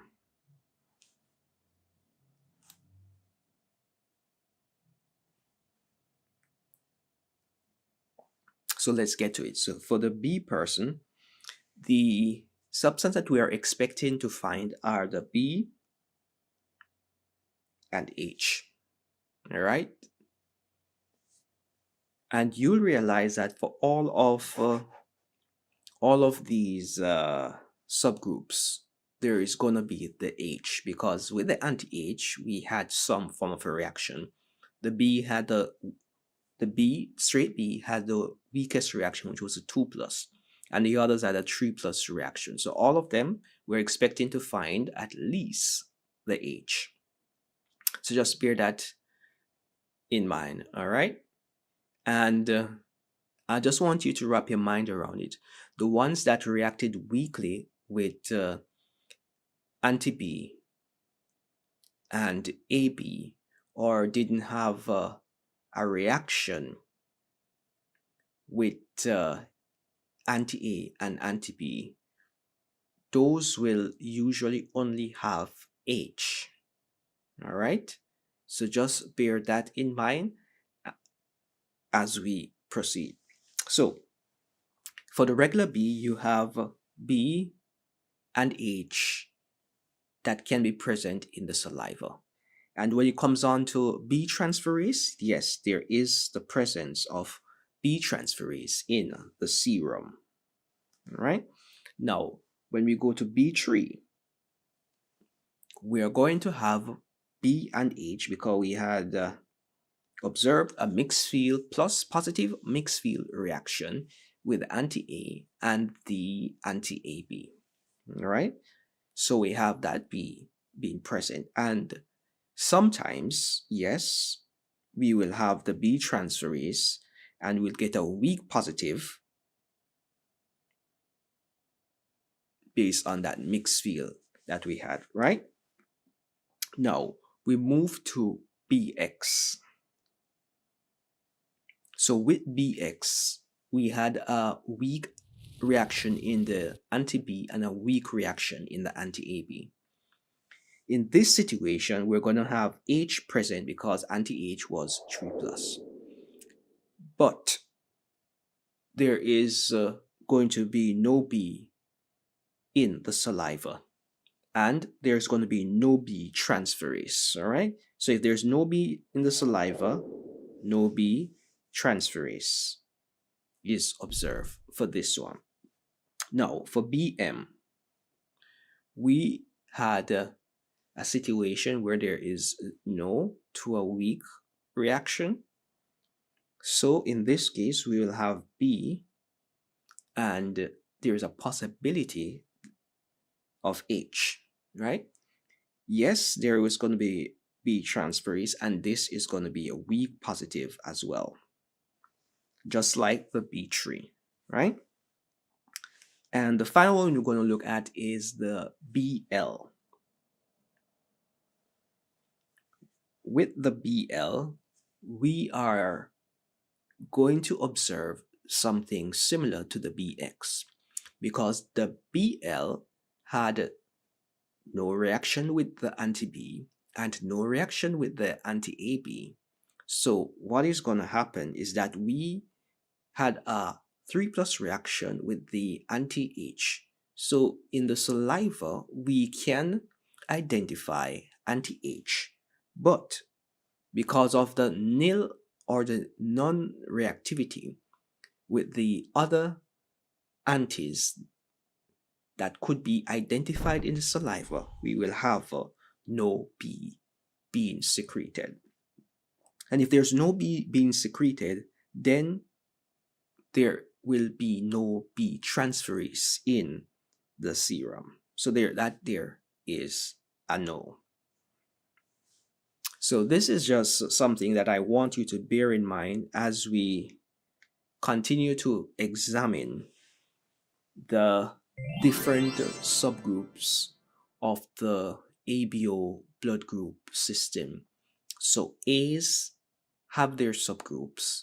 B also has their subgroup. And when we understand these subgroups, it will give us guide as to what to expect when a discrepancy is observed. So understanding the existence of these subgroups and how we can navigate to determine what subgroup it is, when we get the conflicting reaction of the forward and the reverse, then we are in a better position to deduce and determine what is causing the anomaly. And when we know what is causing the anomaly, then we can move into operation to determine how do we resolve this anomaly. Because we have to remember that before we can dispense any blood or blood products, we have to determine what the patient's blood group is and give group specific. If there is a situation where the blood cannot be the blood group cannot be determined without the implicated markers, we have to hold off on a transfusion. That is not an emergency. But if it's an emergency, then you know that the routine blood banking procedure would indicate that we give the patient the O negative blood. But depend on the age of the patient, we will give them the group specific blood. So these are just some things that I want you to bear in mind as you continue to peruse the concepts as we seek to understand in whole the ABO blood group system. As we have been discussing, we have a phenotype called the Bombay phenotype. And the Bombay phenotype was first reported by Bende in 1952. That name is pronounced or spelled rather Bhende.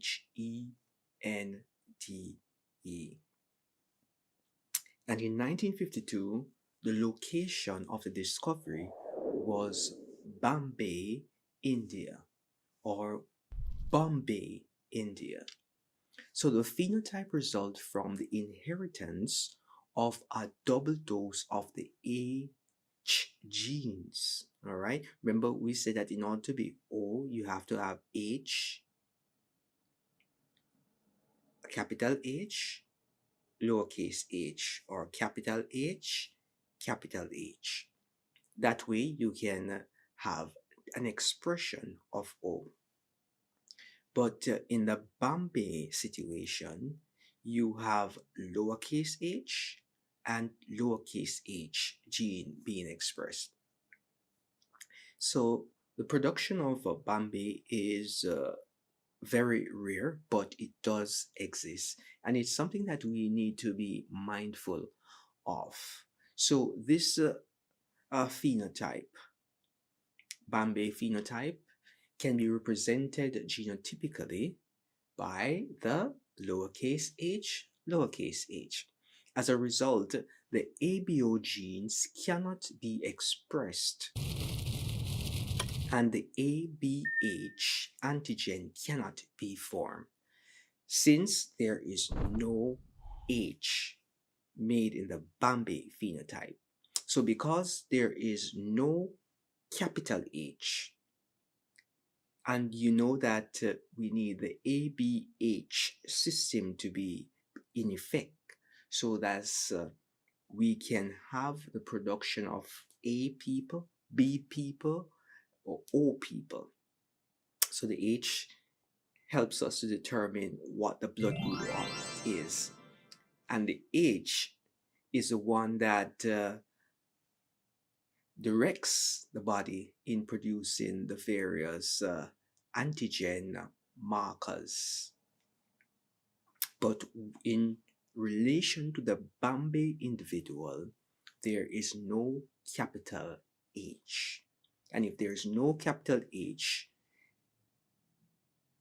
there can be no A, there can be no B, and the person cannot be expressing an O phenotype. It may look like O, but it is not O. And we will come to understand exactly what is happening with this phenotype. So in the Indian state of Andhra, we would realize that there is a prevalence of this phenotype. And when we say prevalence, we are talking about in comparison to the average population. So the Bombay phenotype is about 0.048%, and that there is considered a prevalence. All right. In comparison to in Europe, the Bombay phenotype is 0.0003%. So we are seeing how rare this phenotype is. I want us to wrap our minds around this whole phenomena of the Bombay phenotype. We had discussed previously that if you see something looking like, let's bring it up on the screen, O, and we have the lowercase h, this is not an O person. This is the representation of the Bombay, Bombay. This is the Bombay phenotype, Phenotype.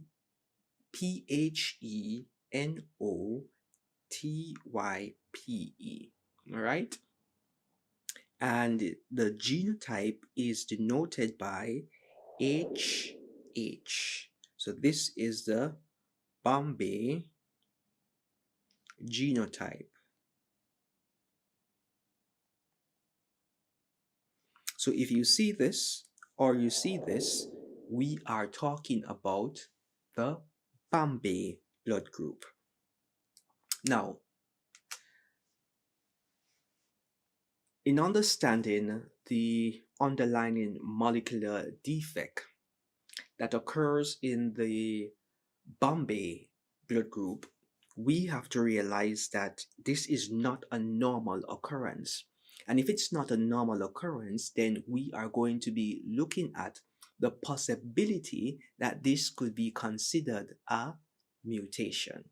And indeed, it is a mutation. And a mutation in the FUT1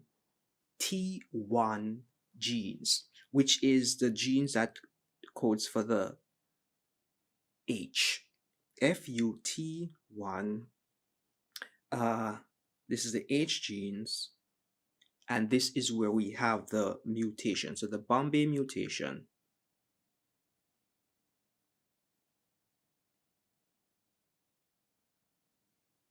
occurs in the FUT1 genes. And when this mutation occurs, what happens is that there is the production of the genes being silenced, which means that this gene is now incapable of coding for the enzyme alpha 2L fructosyl transferase, which is the H transferase. All right, so we have a mutation. So we have the Bombay blood group. This is the phenotype, which equals the genotype.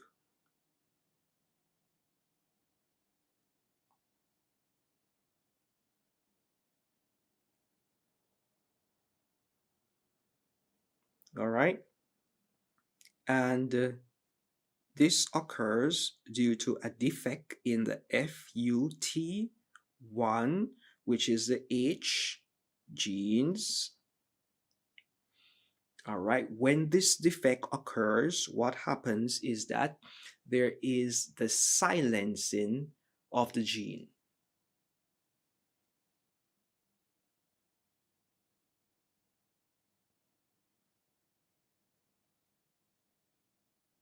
Of the gene expression.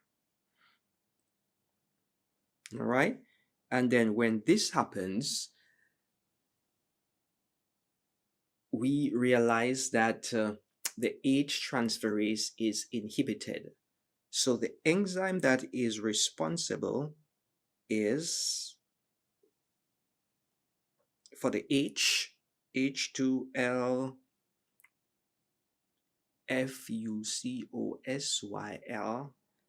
TRANSFERASE. All right, and this is the H transferase.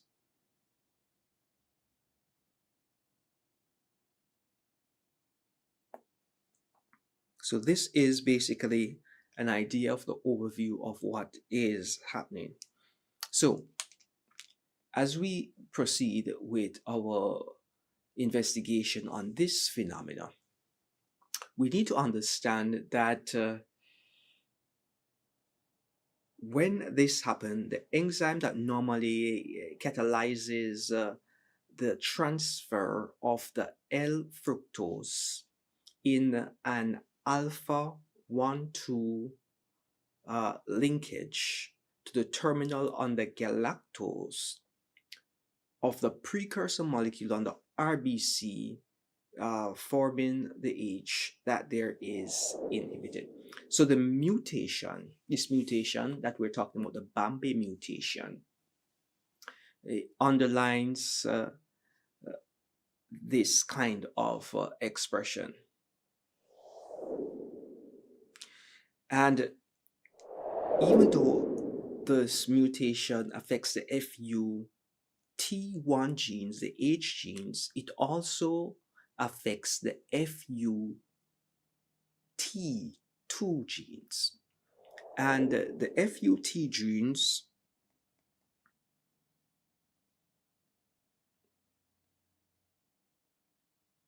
is the SE genes, which is the secretor genes, all right?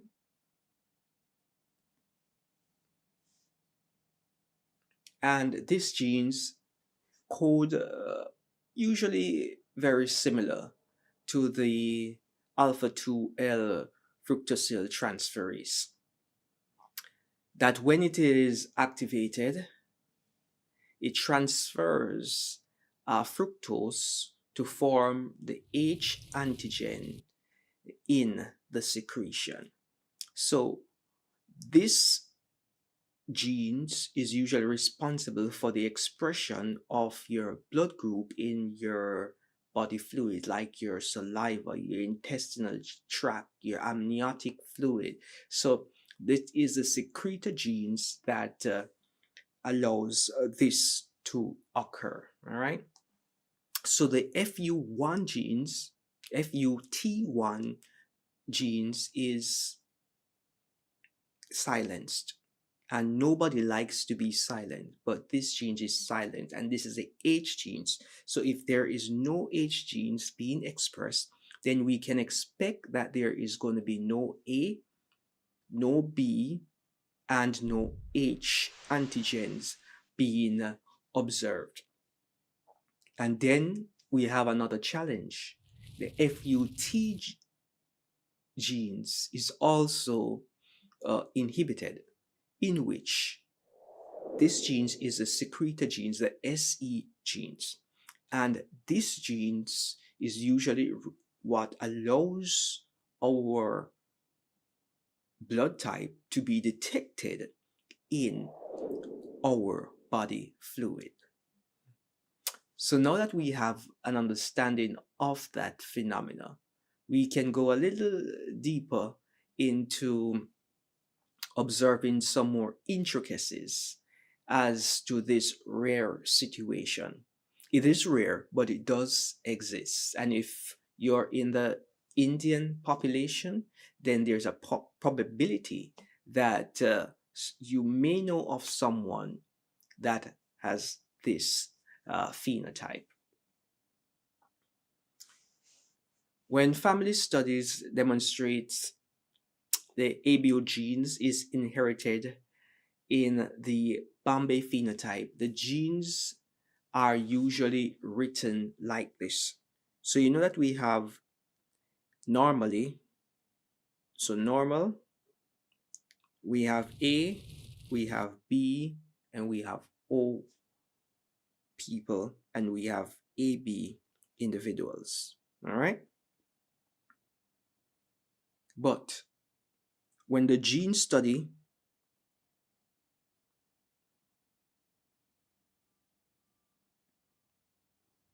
for the Bombay, we normally write it like OHA. So that's Bombay A. All right? OHB. That's Bombay B. Or OAB. H, and these are lowercase h's. So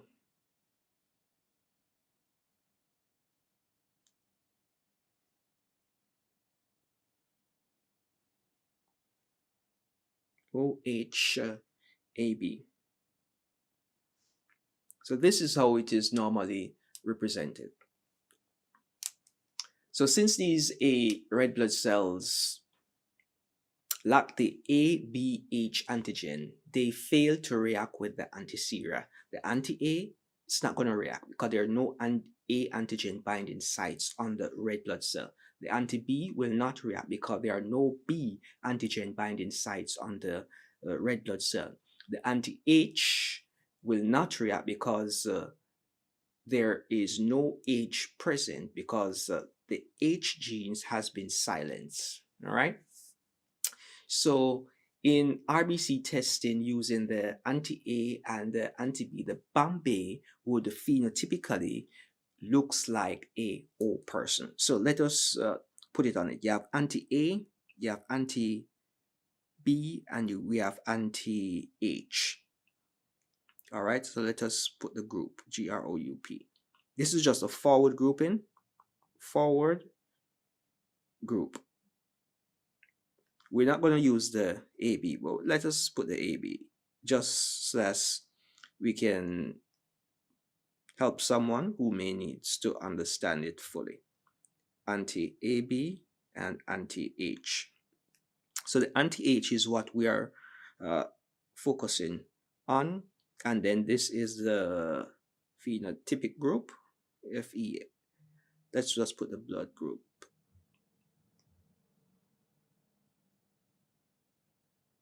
All right, so this person is O. If a person is O, you're going to expect no reaction with the A, no reaction with the B, because there's no A or B antigens. There's no A or B antigens, so there is no AB reaction either. But you're going to expect a reaction with the H, right?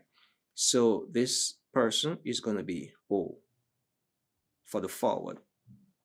For the Bombay, so this here is the Bombay. Let me circle that.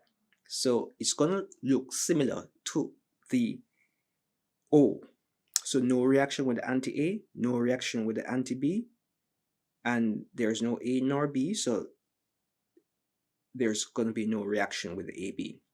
And for the anti-H, this genes has been silenced, so all of this silence.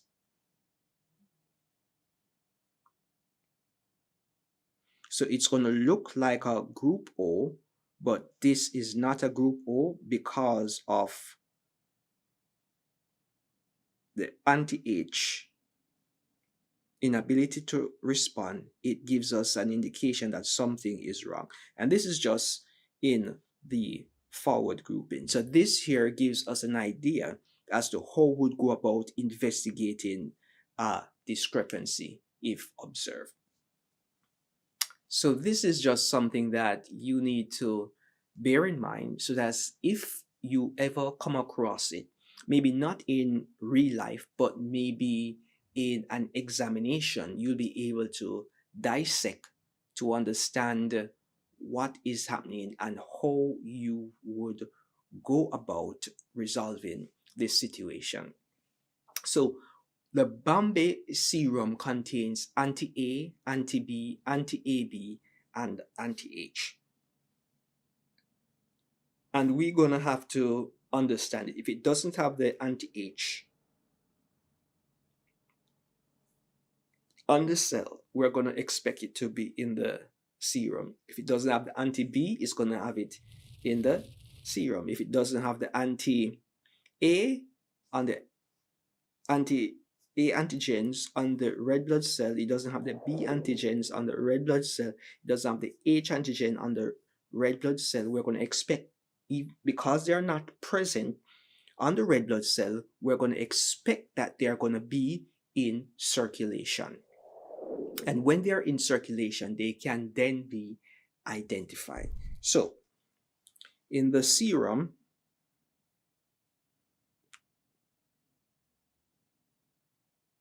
of the Bombay individual, we can find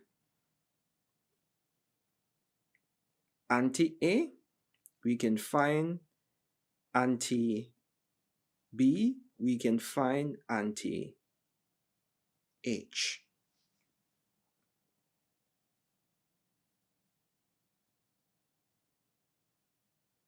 So we need to bear this in mind, right? Unlike the anti-H found occasionally in the serum of the A1 and the A1B individuals, the Bombay anti-H can often be potent. And guess what? This is what is very important. This anti-H reacts strongly. So this anti-H is potent. It reacts strongly at 37 degrees Celsius. It is an IgM antibody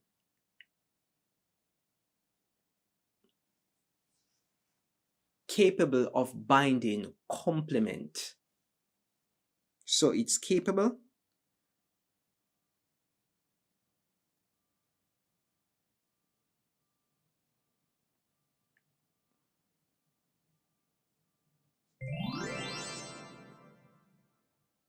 of binding complements. It's like complement binding potential. And if this occurs, it's going to lead to red blood cell RBC lysis. So you understand how dangerous this is. Transfusing normal group O blood with the highest level of anti-H concentration, the H antigen concentration, to a Bombay recipient with the H in the serum would cause immediate cell lysis. For the Bombay individual, the only blood group that can be transfused to this person is from another Bombay representative. All right, or let's call it recipient. So the ABH substances is also absent in the saliva because it messed up the FUT2 genes. So you cannot use the saliva or the body fluids to determine the exactness of the blood group. So let us go over some general characteristics again of the Bombay phenotype. So the Bombay phenotype, this is going to be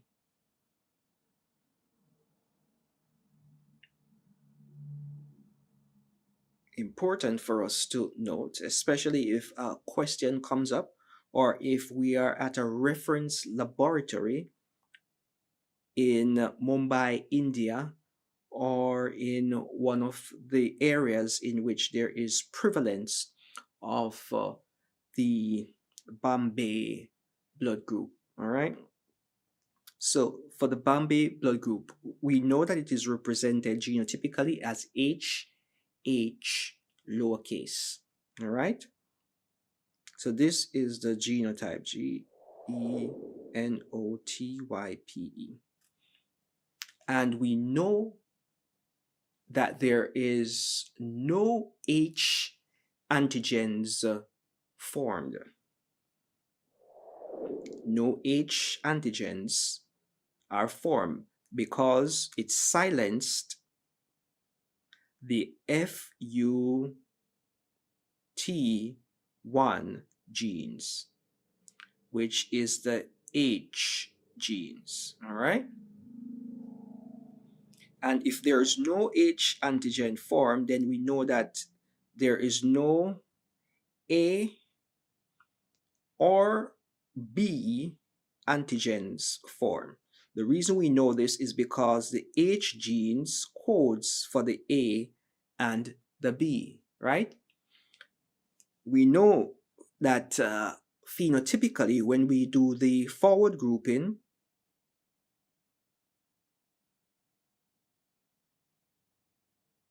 it looks like O, but it's not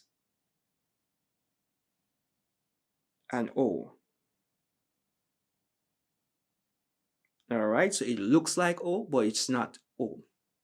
In the serum, we will find whatever is not present on the antigen or the surface of the cell as antigens. We're going to find those in the serum. So we know that there's going to be anti-A.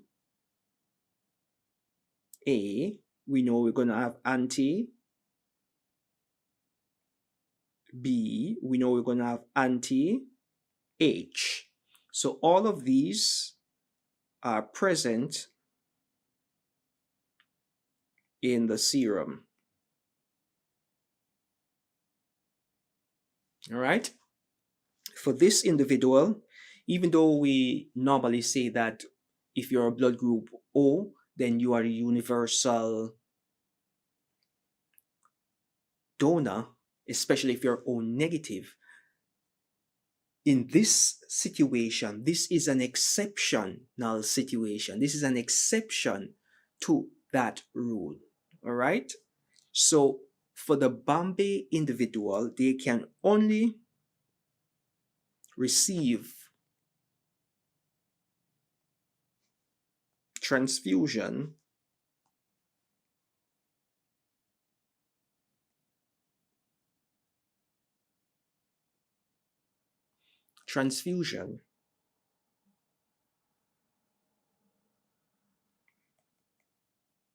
from an individual with the same blood group, or let us put from a Bombay individual,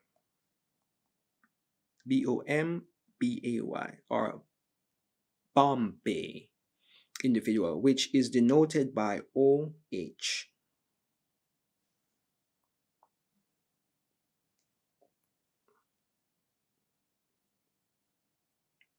All right, so we have that in the back of our mind. So as we move forward, we are in a state where we can better appreciate the arrangement of this blood group.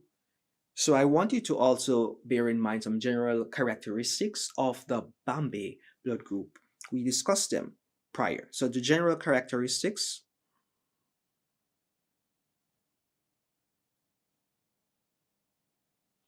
we have the Bombay, Bombay, Bombay, and it is represented by O, capital O, and subscript, and then it is represented by the H, null, because there are no H phenotype.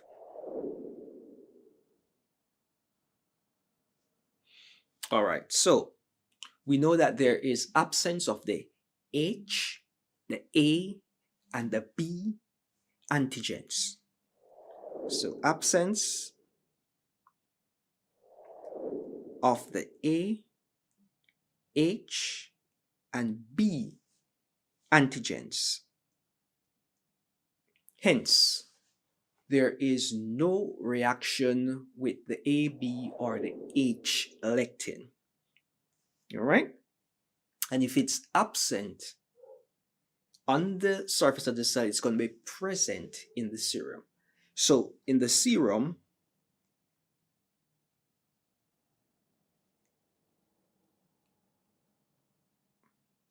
we're going to have anti-A, anti-H, and anti-B.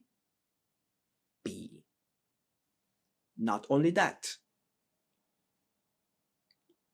the H here is going to be very, very potent. All right. Now, the ABH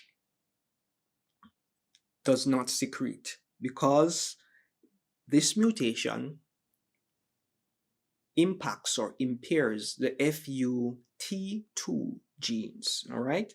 So no secretion.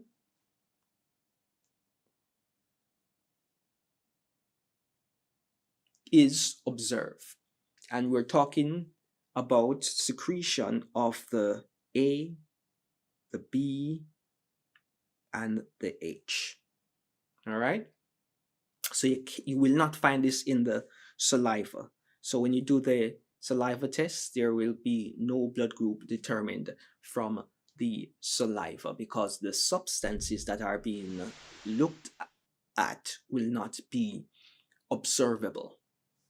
Very good. So we're having a field day. Now let us continue. We indicated that there is an absence of the alpha 2 L fructosyl transferase, which is the H enzyme. So there's absence of the H enzymes. And if the H enzymes is absent, then we know that we won't be having any coding for the A, the B, or the H.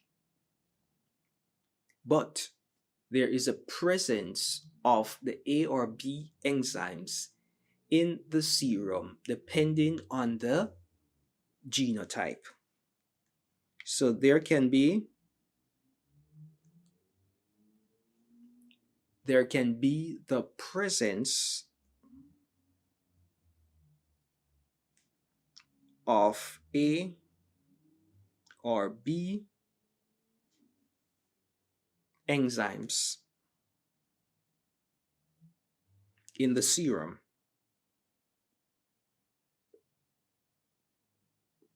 based on the genotype.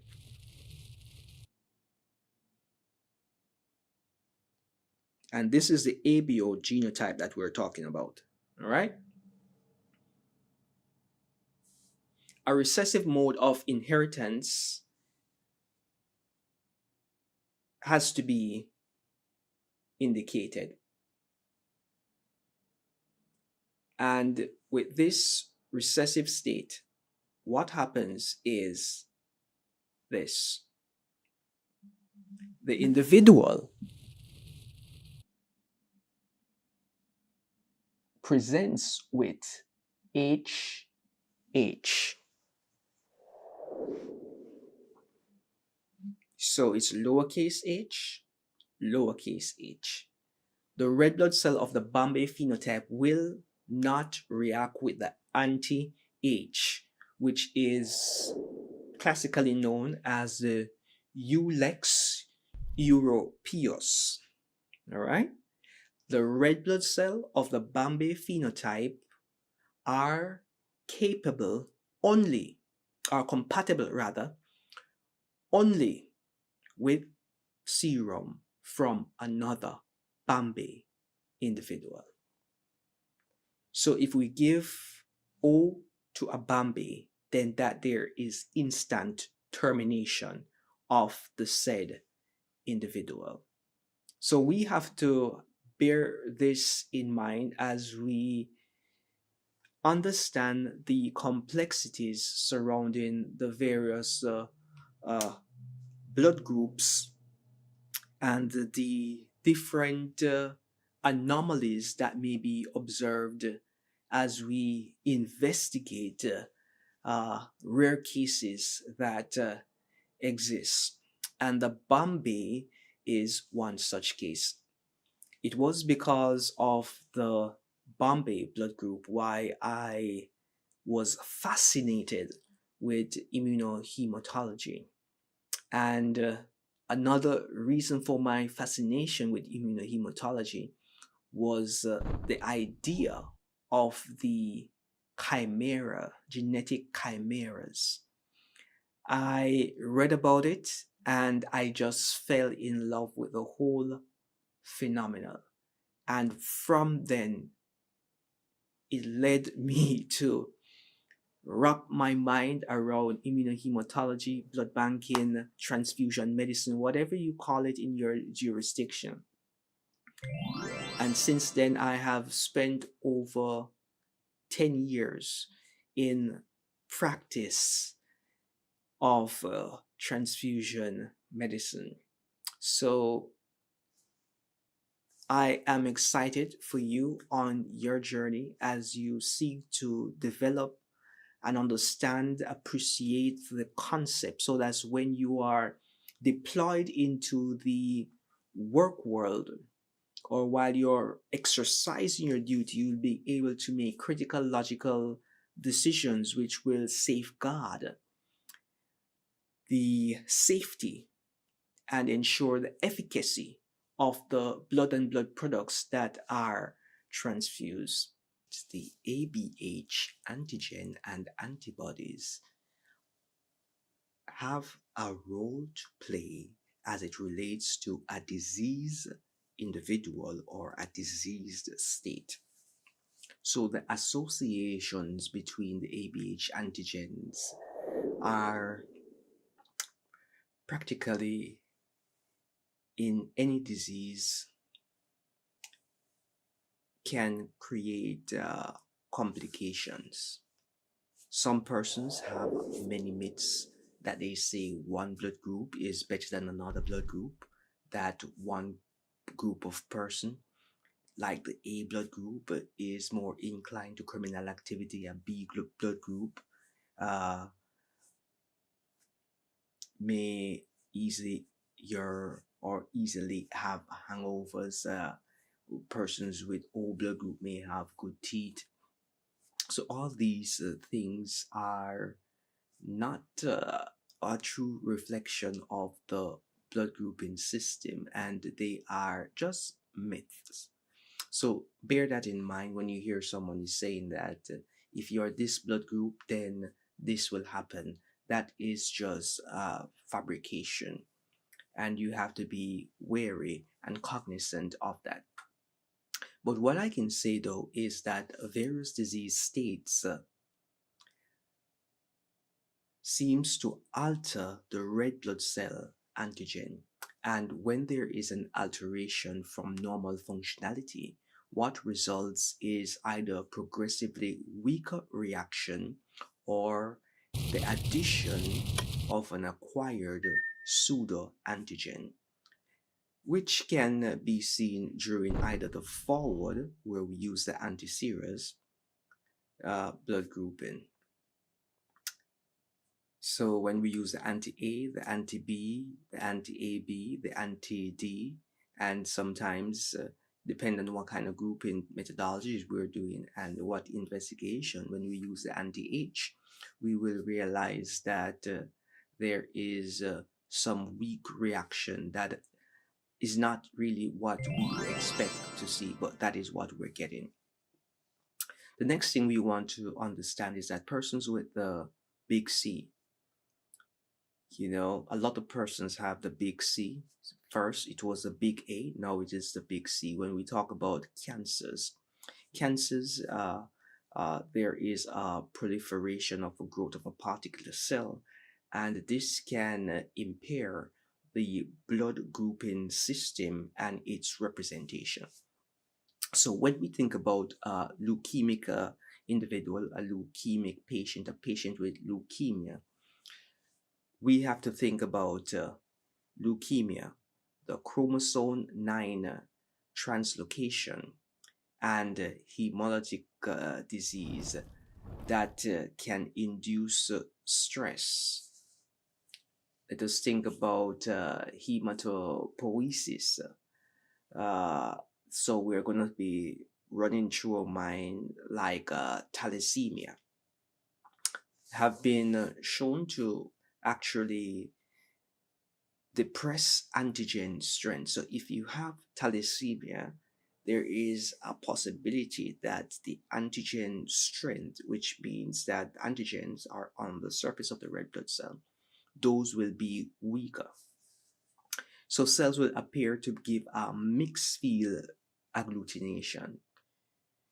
When people have a disease we call the Hodgkin's disease, there has also been reports of a weakened or a depressed ABH red blood cell antigen, resulting in a variable reaction during the forward grouping, similar to those found in leukemias. So, the reactivity when you have uh, Hodgkin's disease, you have leukemia, and you have certain kind of cancers, can reduce the reactivity. So the antigen strength increases again, though, when the person goes into remission. So, yes, a disease means that the body is in a state of dis-ease, which means that the normal functionality, the normal operation, the normal protocols are not being executed in the way that the body would desire for it to be executed. And as such, there are challenges in the body's ability to mount up an adequate response to pathogens, to uh, disease causing agents, to protect itself, and even to show who it really is. And when this happens, we have a situation where the body is weakened and compromised.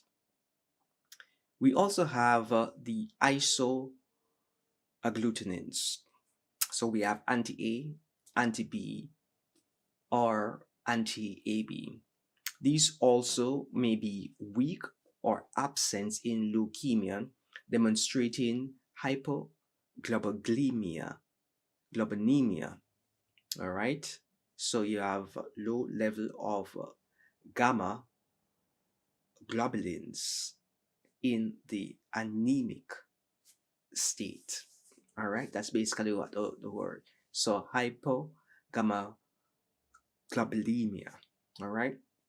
So when we think about this, we're thinking about chronic lymphocytic leukemia, so CLL. So you may come across this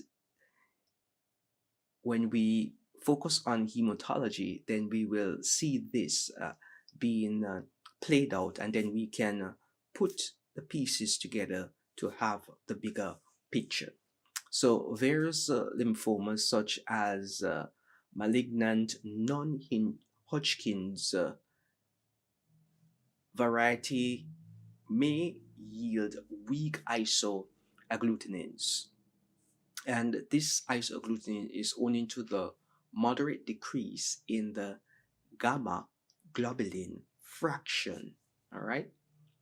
If someone is immunocompromised, they have a immunodeficient state, or they have immunodeficiency disease, such as congenital gamma globulinemia, globulinemia, they will yield weakened or absent isoglobulin,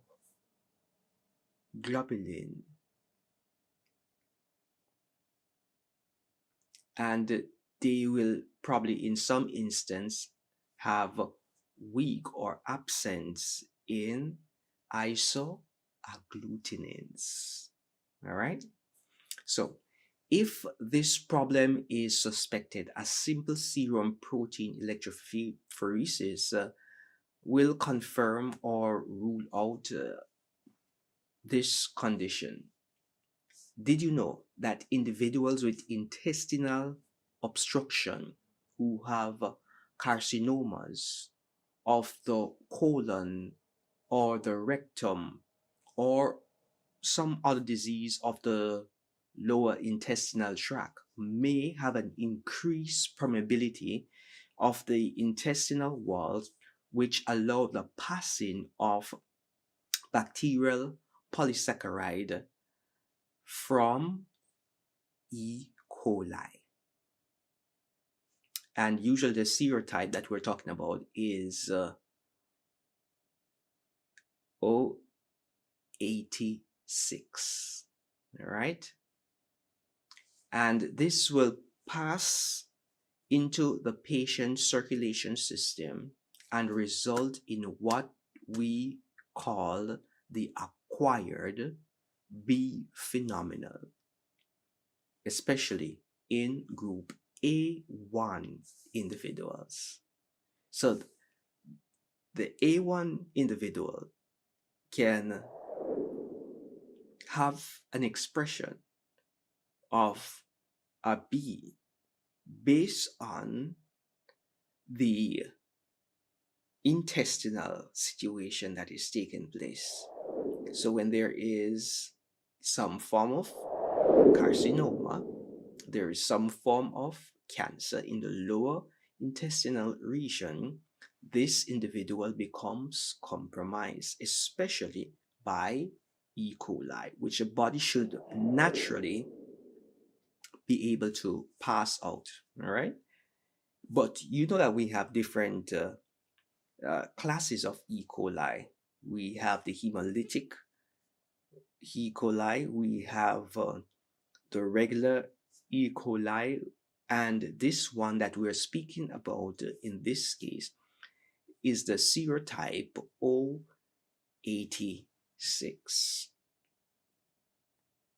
All right.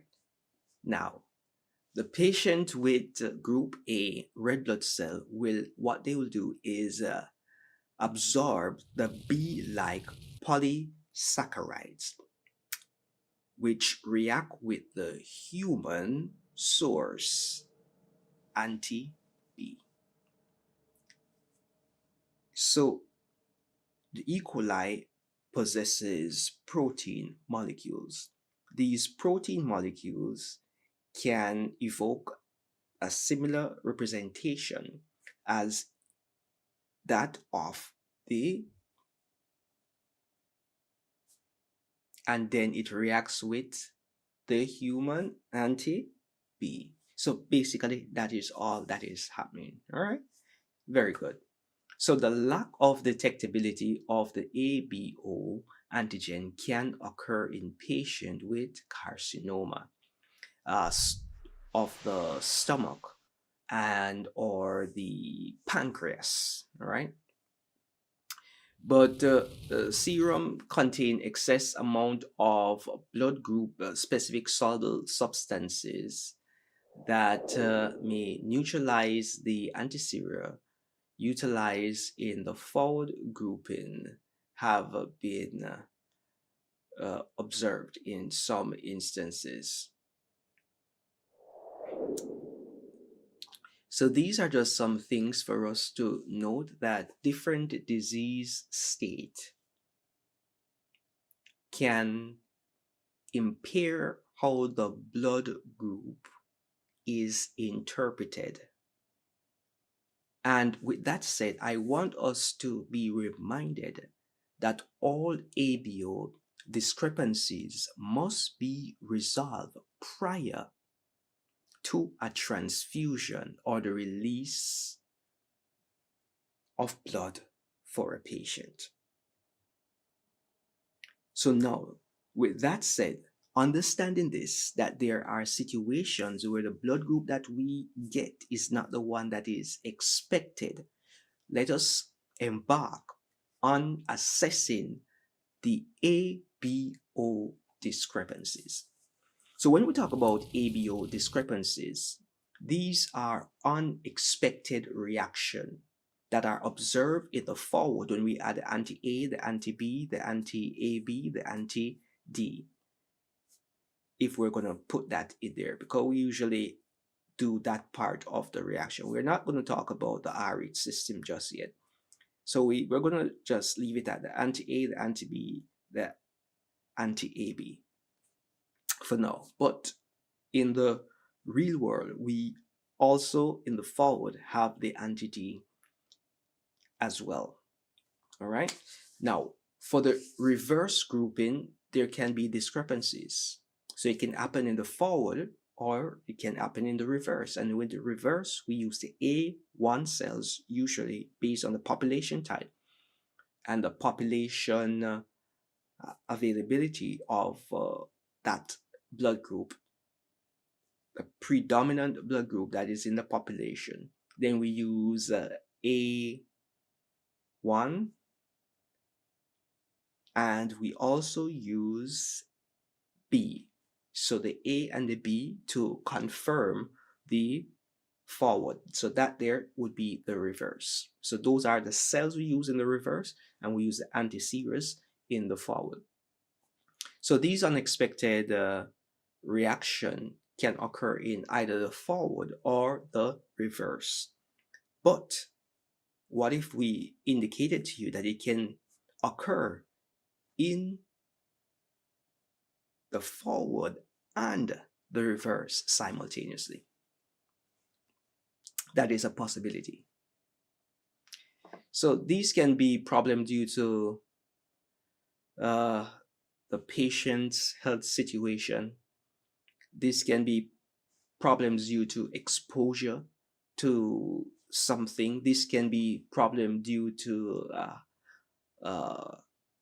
inaccurate sample. It can be a lot of problems that cause these discrepancies. So as clinicians, we have to be mindful in resolving these discrepancies so that the right patient receive the right blood that is compatible, that will be viable, as efficacious as it can be. All right. So technical errors are one of the errors that we need to speak about. So technical errors can also cause the ABO discrepancy. Example, if blood samples and tubes are labeled in error, failure to add the reagents as needed, we have cell suspensions are too heavy or too light, so we have prozone or post-zone reaction. Then we have clerical errors in which incorrect results have been documented. We have a mix-up of the sample, so the wrong patient sample with the wrong label. Then we have mixed observation of hemolysis. So we missed that observation of the hemolysis. So we saw hemolysis taking place, but we never picked it up at the time when it was happening. So we failed to realize that something was wrong. So failure to add reagents, failure to add the sample. So we're doing the testing and we forget to add the sample. So that there's a problem. Failure to follow up with the manufacturer's instruction, because from time to time the manufacturer instructions will be altered, will be changed based on the batch of reagent that they are sending and what in-house testing they are doing to validate their study. So they may use a different reagent that need to react slightly differently than what you know, but you are going in with your mind to say, hey, this is how it has been done for the last 5 years, so this is how it should be done. But changes do happen over time. Then we have a situation where the uncalibrated centrifuge can either centrifuge too fast or centrifuge too slow, which means that you can miss the reaction, or when it's spun too fast, the reaction forms, but then it is broken up. So over centrifugation or under centrifugation, that there can be a problem. And if the centrifuge is not calibrated to the appropriate speed, then we are going to have a challenge. So we want to get rid of all of these technical errors that exist. If the reagents are contaminated, bacteria is in them, then they will fail to react as how they were intended to react. And sometimes we warm our specimen. So when we warm them, we can induce or introduce hemolysis, depend on how we warm them. When we warm some reagent, we inhibit some of the reactivity. So we have to be mindful to avoid warming unnecessarily. So all of these situations can create a challenge in the blood grouping determination. But when the discrepancy is encountered, all results must be recorded, but interpretation of the ABO blood type has to be delayed until a resolution can be determined. And the information is recorded so that you can go back to see if what you got in the morning is what you got in the afternoon. And when we talk about morning and afternoon, we're not talking about in the morning when you did it or in the afternoon. We are talking about what you did first and what you did after to see if there is consistency. Just like when we have a transfusion reaction, we have to perform all the procedures that we did prior to dispensing the blood and blood products, and then checking again compatibility just to be sure. And then we're going to also perform a DAT on the first sample, the second sample, to see if there is any form of hemolysis, to determine if there is any form of sensitization taking place. So all of these things have to be taken into account. So transfusion medicine is very tedious, and you have to be on your A game if you're going to work in transfusion medicine. Working in transfusion medicine, working in blood banking, immunohematology is like working in the emergency room. So you have to just always be as sharp as you can be, spot any deviations as quickly as possible, and take the remedial corrective actions that are needed to resolve such discrepancies. So we have discrepancies, we have encountered them, we need to have a resolution.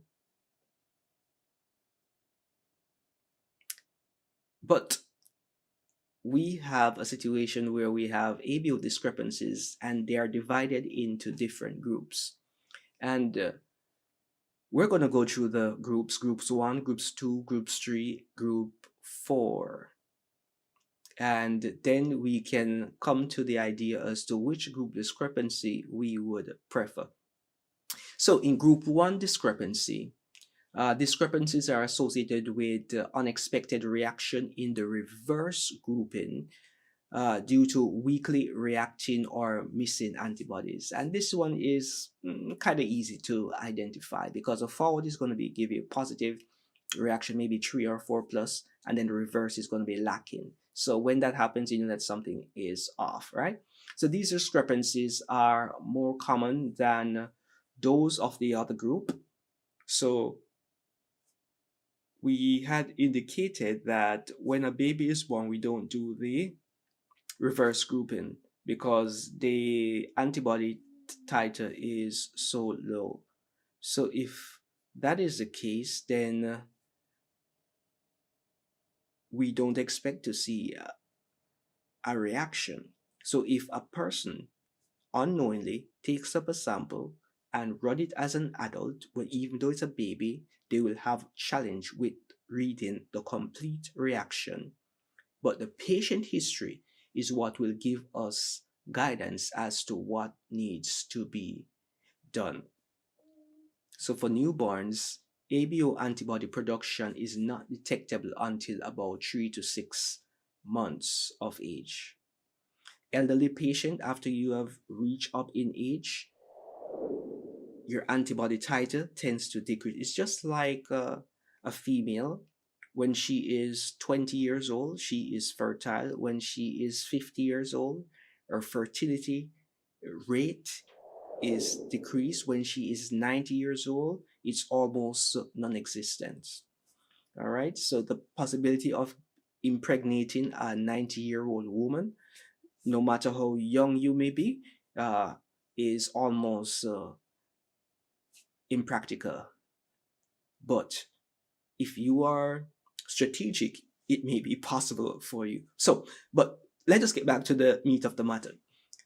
The idea is that elderly patient, the production of the antibodies is depressed. All right. So patients with leukemia, example, the chronic lymphocytic leukemia or lymphoma, or patients with malignancy, such as malignant lymphoma, demonstrate hypo, which means low, gamma, globulinemia or globulinemia. All right. So it's hypo, gamma, globulinemia. All right. So it's low level of basically globulin, gamma globulin, which is protein, and leads to some level of anemia. Right. So it's blood situations, and we will get a little bit more into that in a future sitting. So patient using immunosuppressive drugs. So the drugs that we use play a critical role in how our body reacts. So if you're on immunosuppressants, guess what? Immunosuppressants doesn't only try to help your body to recover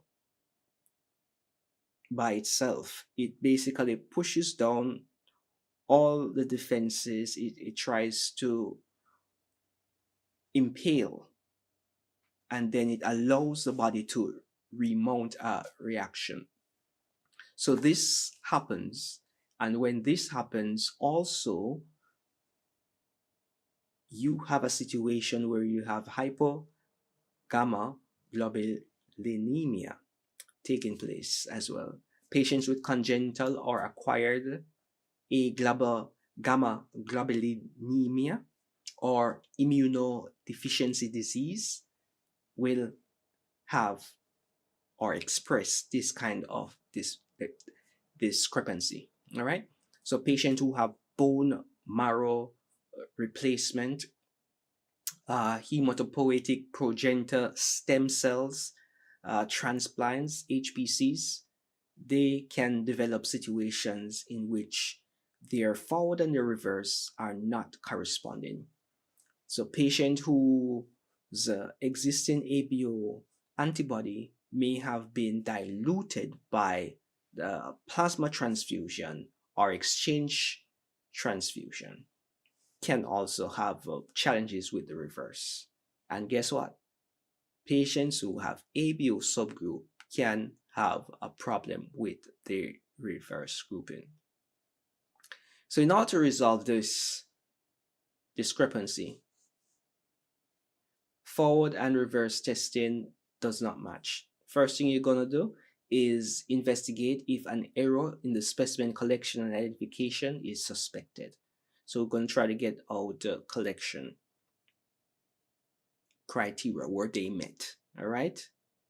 So we're going to note the initial testing time, date it was performed on the patient. We're going to request a new sample if we're suspecting that there was a collection error. Then we're going to repeat the testing. If no discrepancy, then we're going to report the ABO group that we have identified. All right. Then, if the initial testing was performed using patient red blood cells suspended in serum or plasma, we're going to have to wash those. We're going to have to wash the patient red blood cell with saline and repeat the testing. If no discrepancies, then we'll report out the ABO blood group. But if there is some unexpected reaction between the forward and the reverse testing, we have to look up the patient's information, the age, the diagnosis, the medication, because medication plays a very important part, the transfusion, pregnancy history. Then we're going to determine whether the discrepancy is in the red blood cell or the serum, resulting in the observed weakened reactivity. All right. For example, a patient with serum problem will have weak reactions in the reverse grouping. Patient with red blood cell problems will have a weak reaction in the forward grouping. Persons, let's say both serum and red blood cell problem exists when there's a weak reaction in both the forward and the reverse. So if it is a situation where the patient has a serum problem, we are going to try to run antibody screen, run auto control, and run a saline replacement to rule out rollout. And if that works, then results can be dispatched. If a patient has red blood cell problem, then we have to do a DAT and we're going to run auto control. If it has both, the patient has both, we're going to have to wash patient's cells with warm saline, not just regular saline, but warm saline, and we're going to retest. We're going to run a DAT, we're going to run an auto control, we're going to run antibody screen, because we have to try to figure out what is causing the discrepancy. So these discrepancies can be resolved with the appropriate procedure. Now let us move into type 2 discrepancies. So type 2 discrepancies are associated with unexpected reaction in the forward grouping due to weakly reacting or missing antigen. So type 1 was the reverse blood grouping. Type 2 is the forward blood grouping. All right, so when we think about the type 2, we're thinking about subgroups of A or B may be present. You know that we have different classes of A, we have different classes of B. So this now would give us a problem in determining the patient's blood group when we're using a commercial antiserial. If the person has leukemia, this may yield a weakened A or B antigen. And Hodgkin's disease have been reported in some cases to mimic the depression of antigens found in the leukemia. We spoke about the acquired B phenomena, which shows a weak reaction with the anti-B antiserial and is most often associated with disease of the digestive tract. So if the person has cancer of the colon, then their blood group may be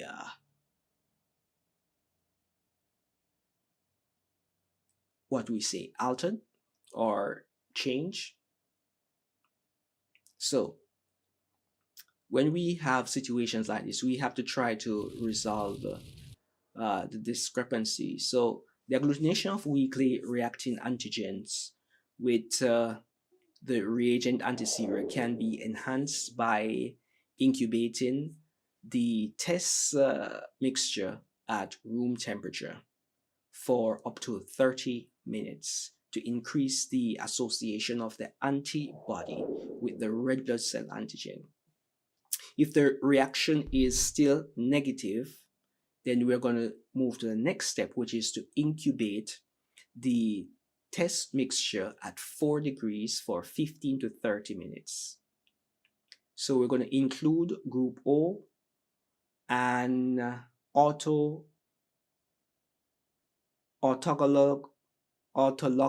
cells and controls. All right. So red blood cell can also be pre-treated with enzyme and retested with reagent antiserial.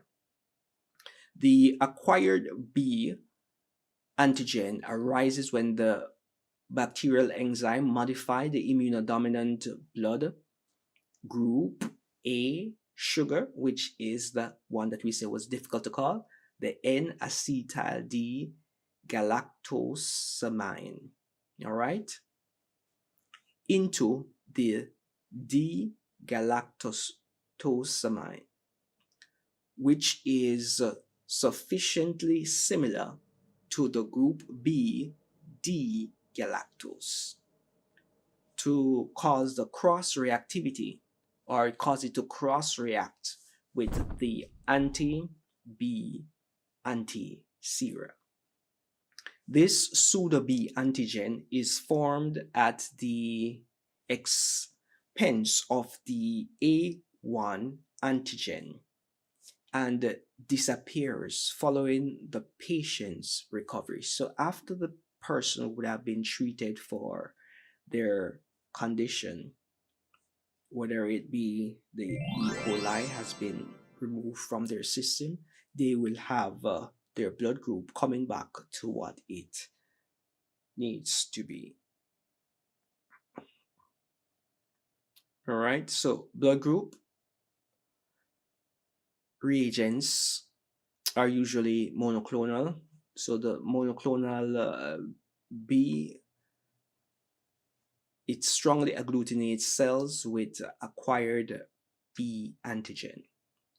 The pH of the reagent contains ES4 has been lowered, and consequently only those cells with the strongest example of acquired B antigen react with the antiserum.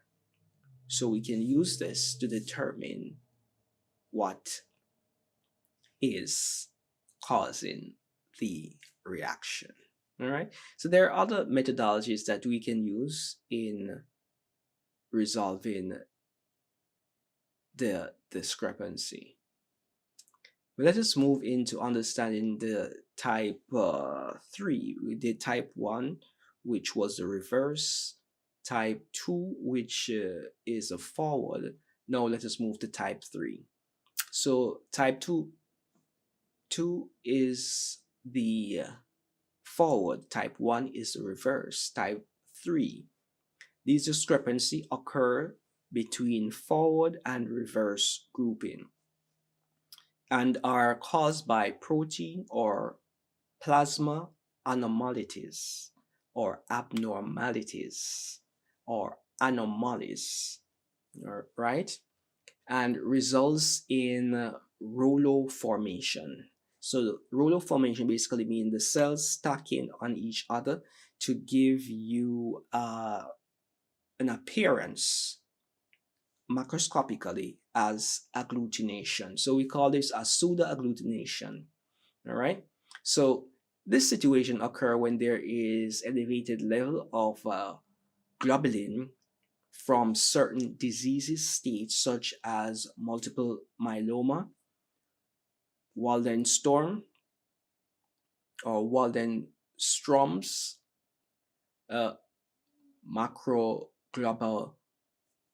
macroglobulinemia, other plasma cell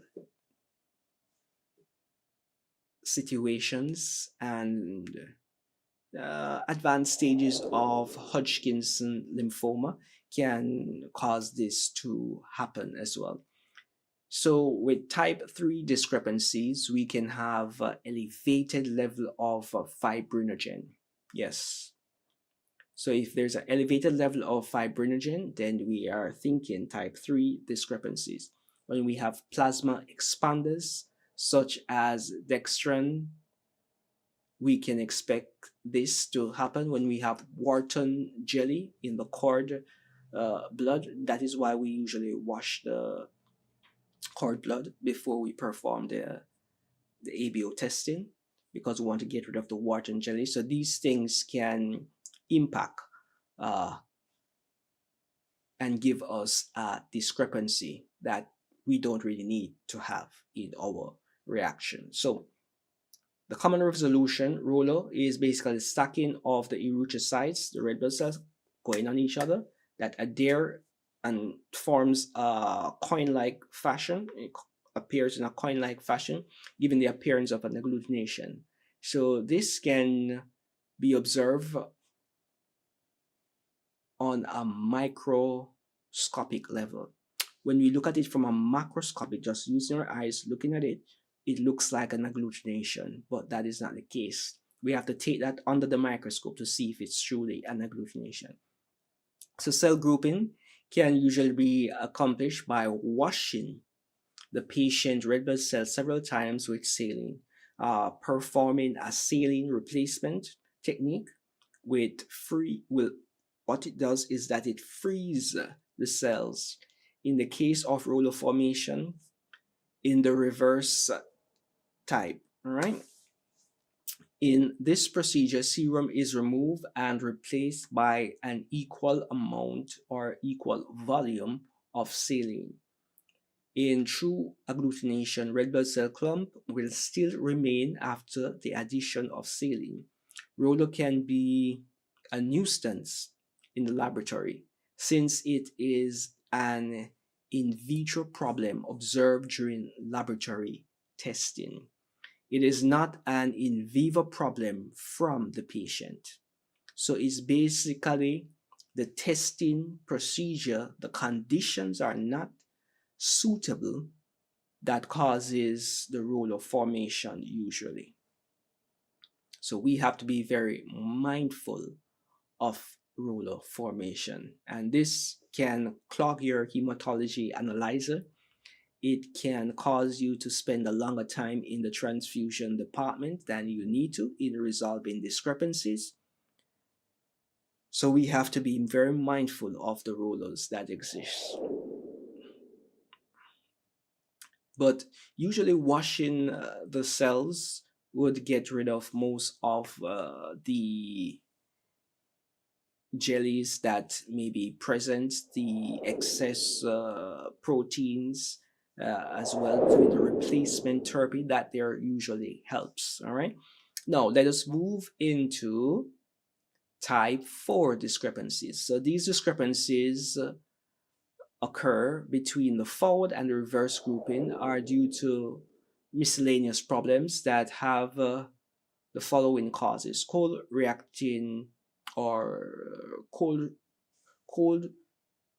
reactive auto antibodies in the red blood cells are so heavily coated with the antibodies that they are spontaneously agglutinating independently, that there can be problematic. So without even adding the reagents, auto antibodies just jump on each other and start to agglutinate.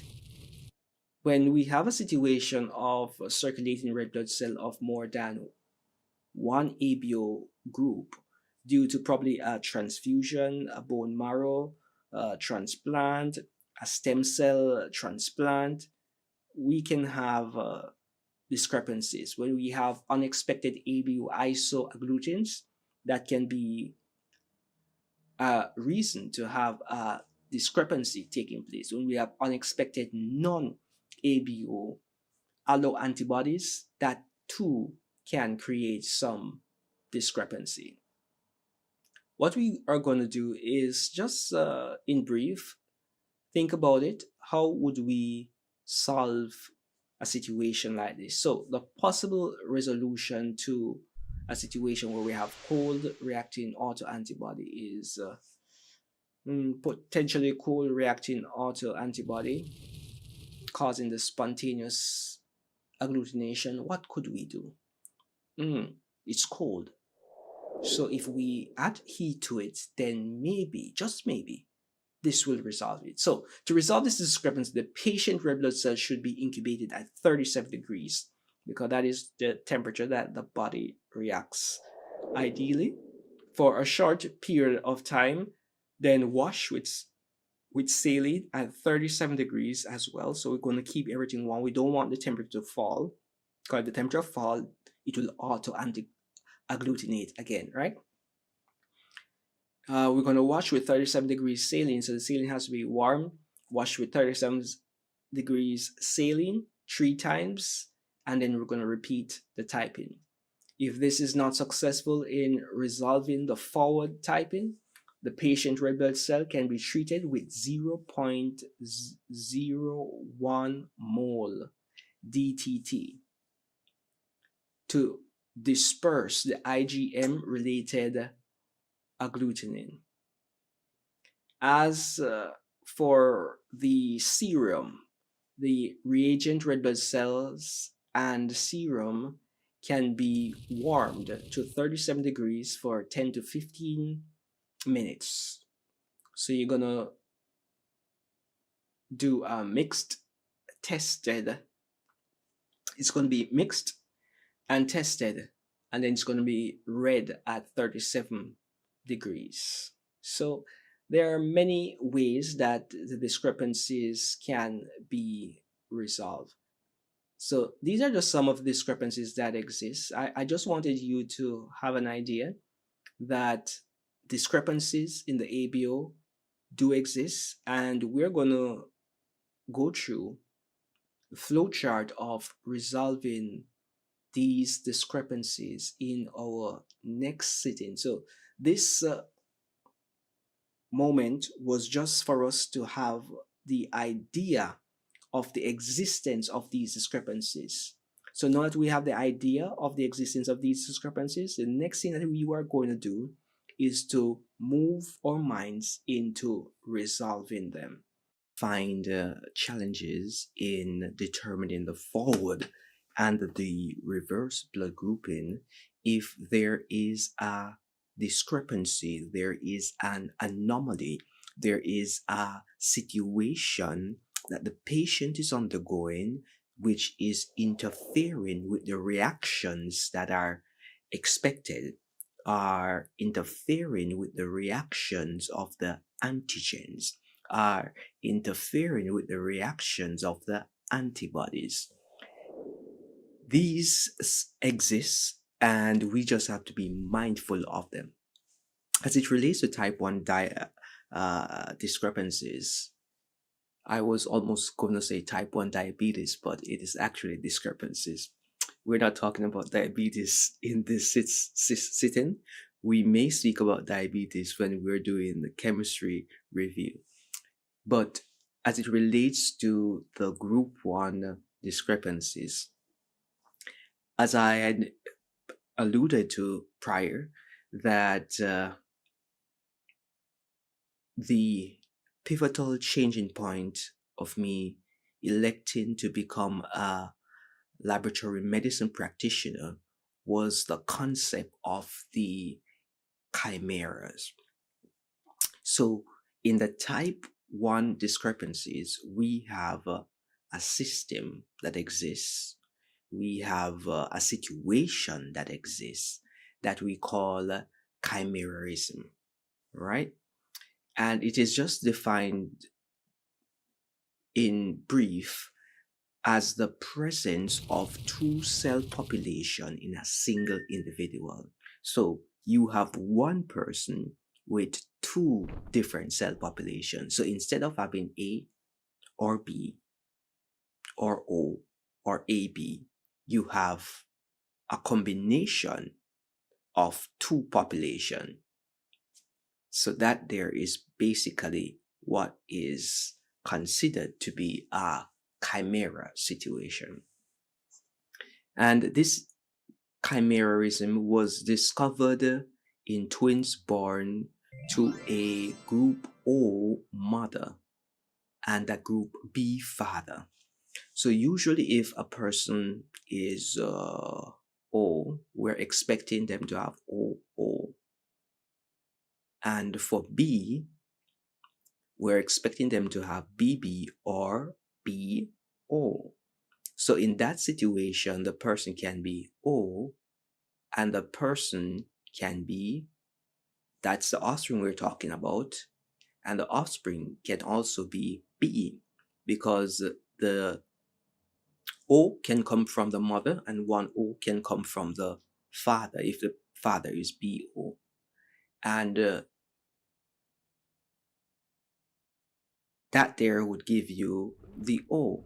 The B would be derived from a BO father giving the B and receiving the O. So when that happens, the child, the offspring, would be B. Or if the father is BB, then you will still pass on only the B and take on the O, and that would produce a B child.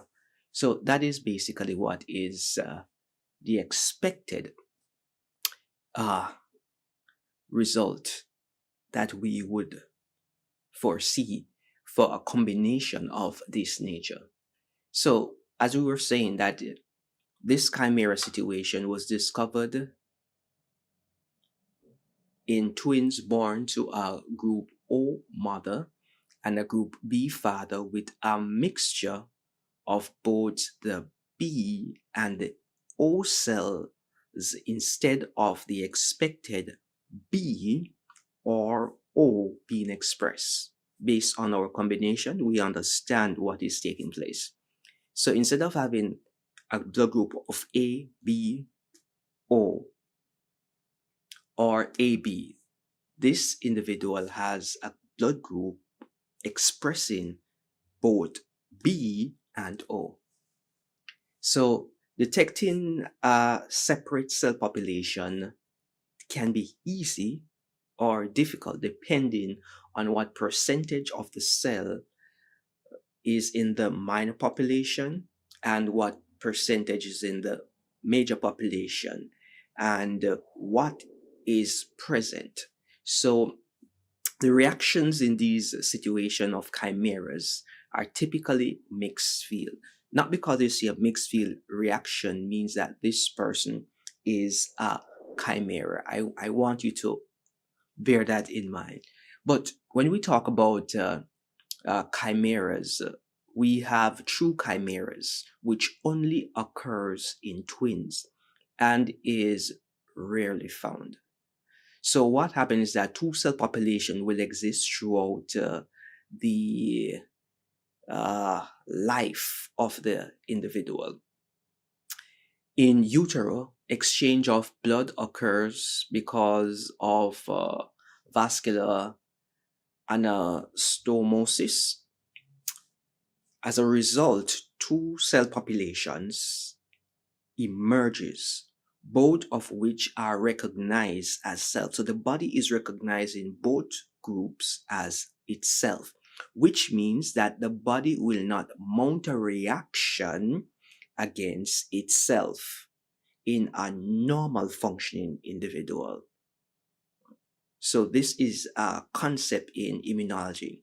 If the body decides to mount a reaction against itself, then we would have a situation which would be considered an anomaly.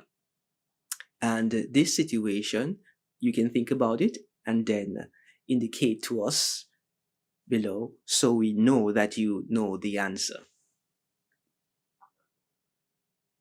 And as a result, we have two populations taking place in the chimera. All right. And the individual, remember, will have these two populations existing in their bodies from birth until non-existence. And the individual will not make the anti-A or the anti-B. So in this situation, we are expecting isoagglutinins to be present, but guess what? They are not present in the reverse grouping. And it depends on the percentage of the population of red blood cell that exists in each of the twins. If the patient or the donor has a history of a twin, then the chimeras may be due to the patient has a history of twins, then it may be a chimera. If the patient has no history, then and they express a chimerism, what we could conclude is that this may be due to dispermy, which is basically two sperm fertilizing one egg. So we have two sperm, two sperm, fertilize one egg. All right. And individuals that is created is of a chimera expression, if we can call it that. And this would indicate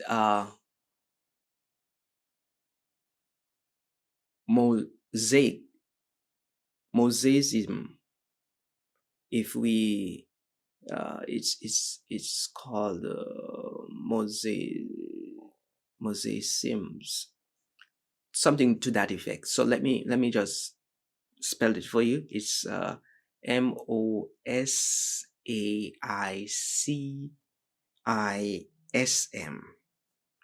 All right. So that can exist. More commonly, artificial chimeras occur, which use a mixed cell population as a result. And these can be found in situations where there is blood transfusion. So let us say, for instance, group O cells are given to A or a B patient. So a chimera temporarily can emerge based on the reaction. Then in situation where we have transplanted bone marrow or hematopoietic progenitor cell stem cells, that's HPCs, of a different ABO, we can have the development of a chimera. When we have exchange transfusion or fetal maternal hemorrhage, this can also induce a situation where we have chimerism being expressed. So we just need to be mindful of these situations that exist, and as we traverse our career in laboratory medicine, medical technology, clinical laboratory science, being a medical technologist, whatever it is, if you are practicing on the bench, you will be at the front line of this situation, providing that you're in an area where it occurs. And remember, even if you're in an area where it occurs, this situation is so rare that it is seldomly identified, but it is a possibility. All right. So just be mindful of that. When it comes on to type 1 discrepancy, we can have a situation in which we have a patient with a blood group. Let's do our forward grouping, FORWORD, forward grouping, and reverse group, REVERSE group. All right. So the forward group, we're going to have the anti-A and just the anti-B. Those are the only ones we're going to be using right now. And we may have the A1 cells and the B cells in the reverse grouping. A patient, let's say patient X, gives us a reaction of no reaction in the forward, no reaction in the anti-A, no reaction in anti-B. When it comes on to the A1 cells, there's no reaction, and when it comes on to the B cells, there's no reaction. This here is problematic, and usually type 1 discrepancy is considered if there is a challenge in the reverse blood grouping, which means the A cells and the B cells are overreacting or non-reactive. So in this case, if this is a type 1 discrepancy, we are assuming that there is something wrong in the reverse. The antigens on the cells are usually reactin 3 and 4 plus. All right, so this would generally give us a 3 or 4 plus. If it's not reacting, then there's a high probability that the forward is usually the correct group. So in this situation, we are going to assume that this may have been a baby. This could have been a baby. This could have been a geriatric patient, an elderly patient. So those things do occur. All right. Beautiful. So now let us look at our chimera. So let us say that we have a patient. We're going to call them twin 1 and twin 2. And we're going to do the forward, FORWARD. Then we're going to do the reverse, REVERSE. So we're going to use the anti-A, anti-B. Let's put the anti-AB as well, anti-AB. And for the reverse, we're going to do the A1 cells, and we're going to do the B cells, all right? And then we're going to determine the blood group based on what we see. So patient comes in, nothing in A, nothing in A for both twins. All right, that's fine. Then for the anti-B, we have a 2+ mixed field reaction. All right, mixed field reaction. For the AB, we have a 2+ mixed field reaction. Okay, all right. For the A cells, we have a 4+ reaction. Okay, and for the reverse, we have 0. That's for twin 1. For twin 2, nothing taking place in the anti-A. In the anti-B, we have a weak reaction. In the AB, we have a similar weak reaction.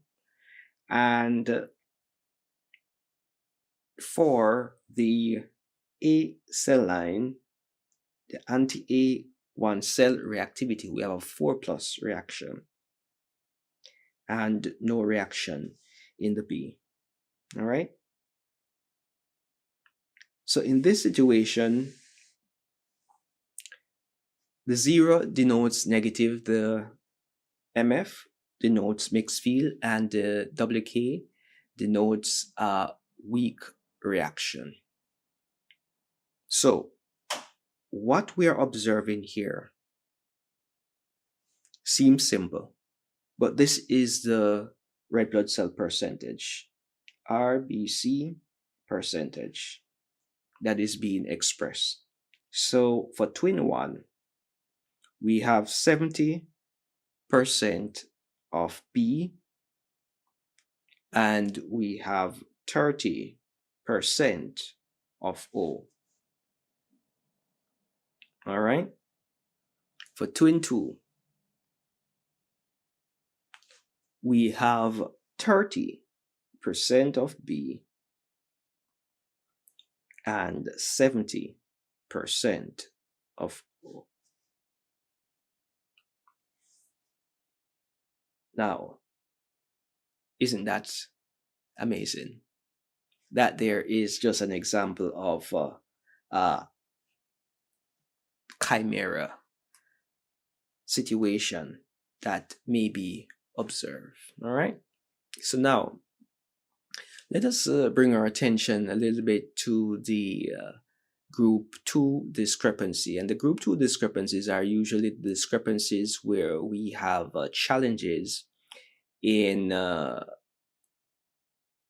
the reactivities in the forward blood grouping.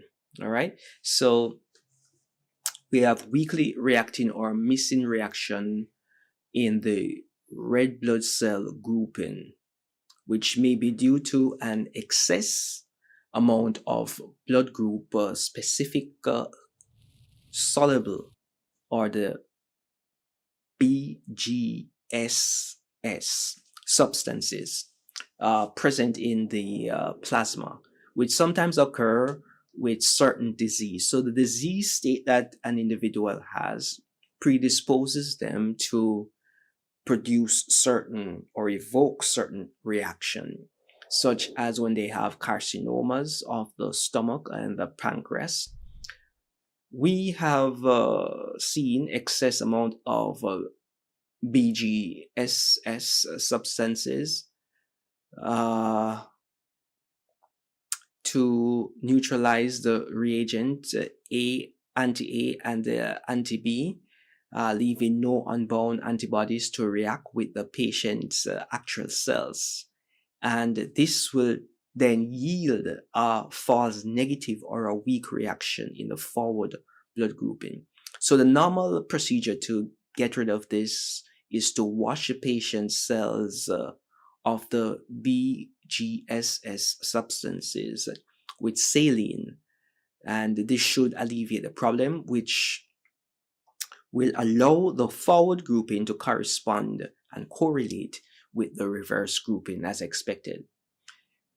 There are situations where antibody to low prevalence antigens in the reagent anti-A or anti-B can also cause a weakly reactive or missing reaction on the red blood cell when the blood grouping is done. But I must let you know that it is not feasible for the manufacturer to have all the blood group antigens to a particular in a particular anti-sera, because that would be taxing, time consuming, and cost prohibitive. All right, so we have to just bear that in mind. So when we have these discrepancies, we just try to use what we know to determine what we don't know, and then from that we deduce what is in the best interest of moving forward with the patient's blood group. So even though the situation is rare, it has been reported that the additional antibodies in reagent antiseras have reacted with corresponding low prevalence antigen present on the patient's red blood cell. Yes, everybody has a different mix of antigens on their red blood cell based on your genetics, based on your culturalization, based on your exposure. All these things can create different expressions of antigen binding sites. But there are some that are high prevalence, some that are low prevalence. Those that are low prevalence are the ones that sometimes are implicated in this kind of discrepancy. The procedure is, as we stated before, to get rid of it is to do washing, right? In situations like this, this produces an unexpected reaction of the patient's cell with the anti-A and the anti-B, or sometimes both, depend on the blood group, and it mimics the presence of weak antigen. So just bear that in mind. And the best way to resolve the discrepancy is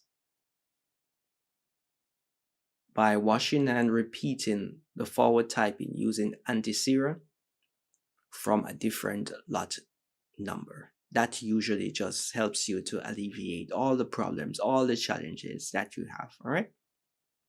So don't overcomplicate things. Just be strategic in how you assess and deduce what is taking place. All right, so let us try to do a blood group assessment. So let us say we have patient X, or let us call him patient 2, being that is a group 2 discrepancy. And then we have forward, FORWARD, and then we have reverse, REVERC. So we're going to use the anti-A and the anti-B, and then we're going to have the A1 cells, and we're going to have the B cells. So this patient has no reaction in the anti-A. It has a 1+ reaction in with the anti-B. For the A1, there's a 4+. For the B, there is a 4+ as well. The first thing that I want you to always remember is that if you get a 3 or 4+, that is usually the indicator as to the correct blood grouping system. All right. So when we see a 3 or 4 plus, we're knowing that this is highly likely that this is a true reaction.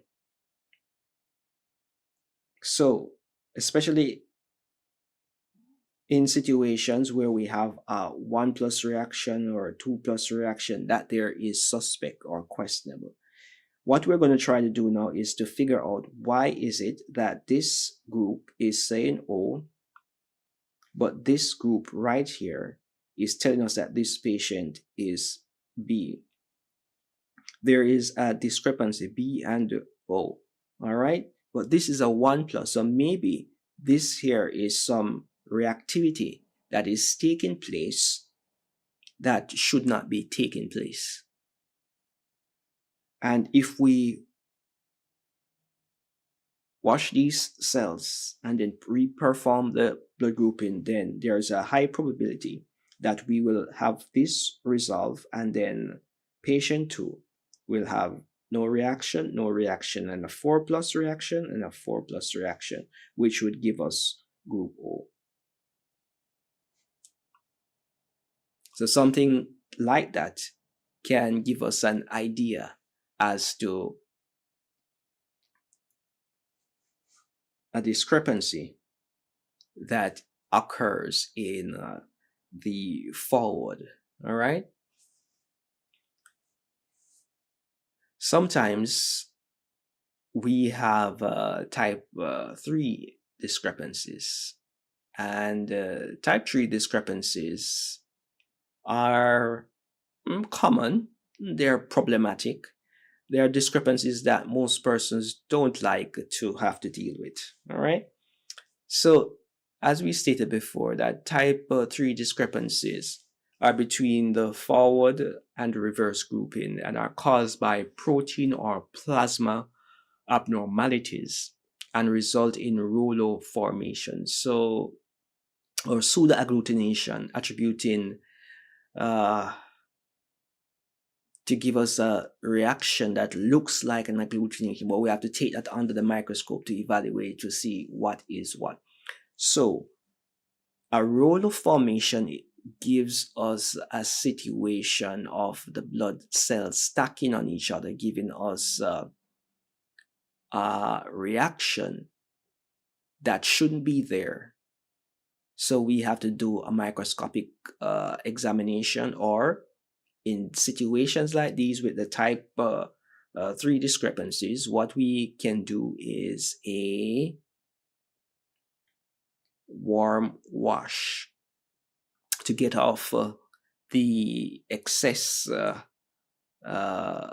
protein that is causing the cells to stick together. All right.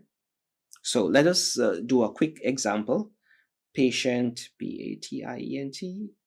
We're going to call this patient 3 because this is a type 3 discrepancy, or forward as usual, forward grouping, and we're going to do a reverse grouping. All right, so we're going to use the anti-A, anti-B, the A1 cells, and the B cells. All right. So this patient had a 4 plus reaction in the anti-A, 4 plus reaction in the anti-B, then they have a 2 plus reaction in the A cells, 2 plus reaction in the B cells. This is problematic because this here is saying that the patient is AB, and this here is saying that the patient is O. But when we evaluate the strength of the reaction, this reaction is lower. So the reverse reaction has a lower strength. So we are going to try to resolve it from where the weakest point is, and that is the weakest point. So what we're going to do is we're going to examine for microscopically to see if this is a true agglutination. We're going to do saline replacement technique, and we're going to wash the cells with saline for three times at least. And then we're going to run antibody screen as needed to resolve this type of discrepancy. After we have done that, we realize that we got a reaction 4 plus, nothing, and nothing, which would give us the group of the patient to be AB. All right? Now, there is another kind of discrepancy which is considered to be the type 4 discrepancy. And we're just going to touch on the type 4 discrepancy a little bit. These discrepancies are between the forward and the reverse grouping.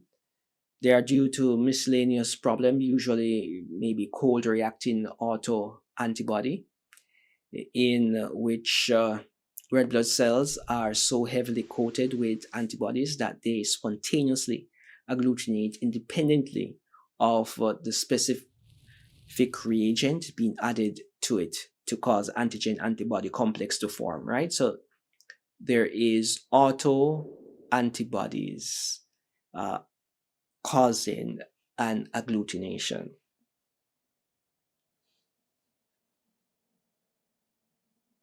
And when this happens, circulating red blood cells tend to give a lot of problems when we're doing the grouping, especially when we do it at room temperature. All right. So this is where the DTT comes in very critical for us to resolve this kind of discrepancy. All right. So don't be afraid of this type of discrepancy. This type of discrepancy does exist and it is solvable. All right. And if we observe a cold reacting, the first thing that I want you to think about after we have observed the reaction, we're going to try to wash the patient's cell with warm saline. And then we retest it, right? We're going to run DAT and we're going to run the auto control. We're going to run the auto control to see if there is auto antibodies. Then we're going to run the antibody screen as well. The DAT would indicate to us if there is sensitization to an external factor that went into the body, and the antibody screen would give us some indication of if the patient has any antibodies. All right.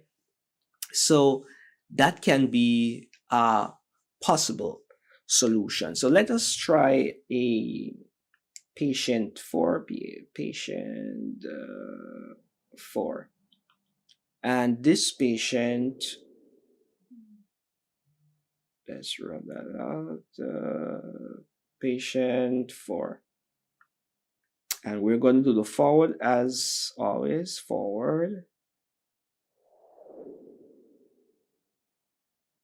And reverse.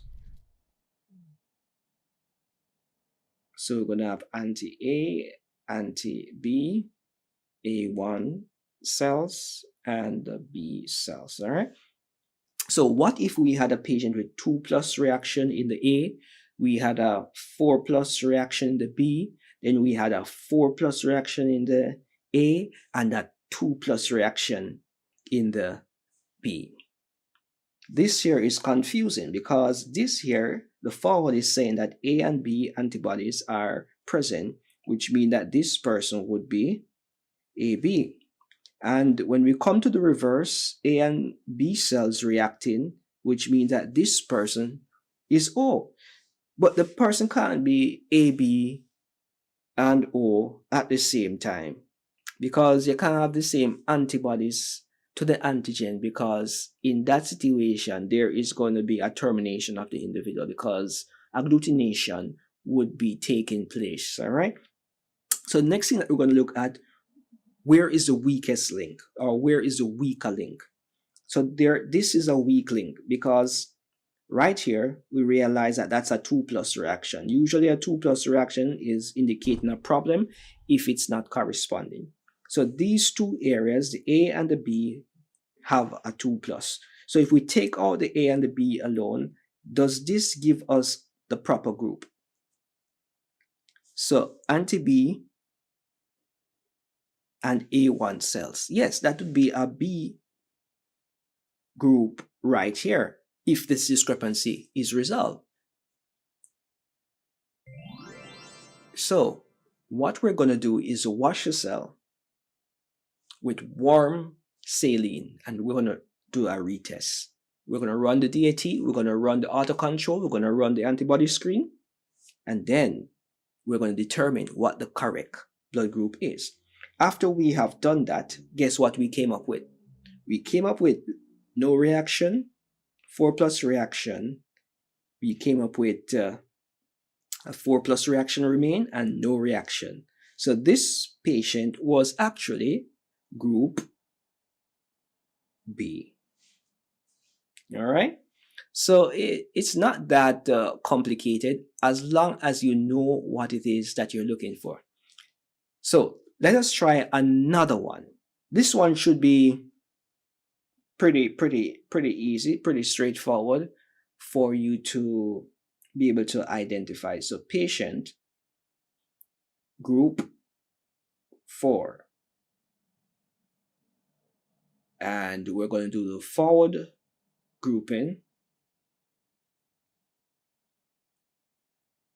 And we're going to do the reverse grouping. So the forward, we have the anti-A, anti-B, then we have the A1 cells, and we also have the B cells. Now,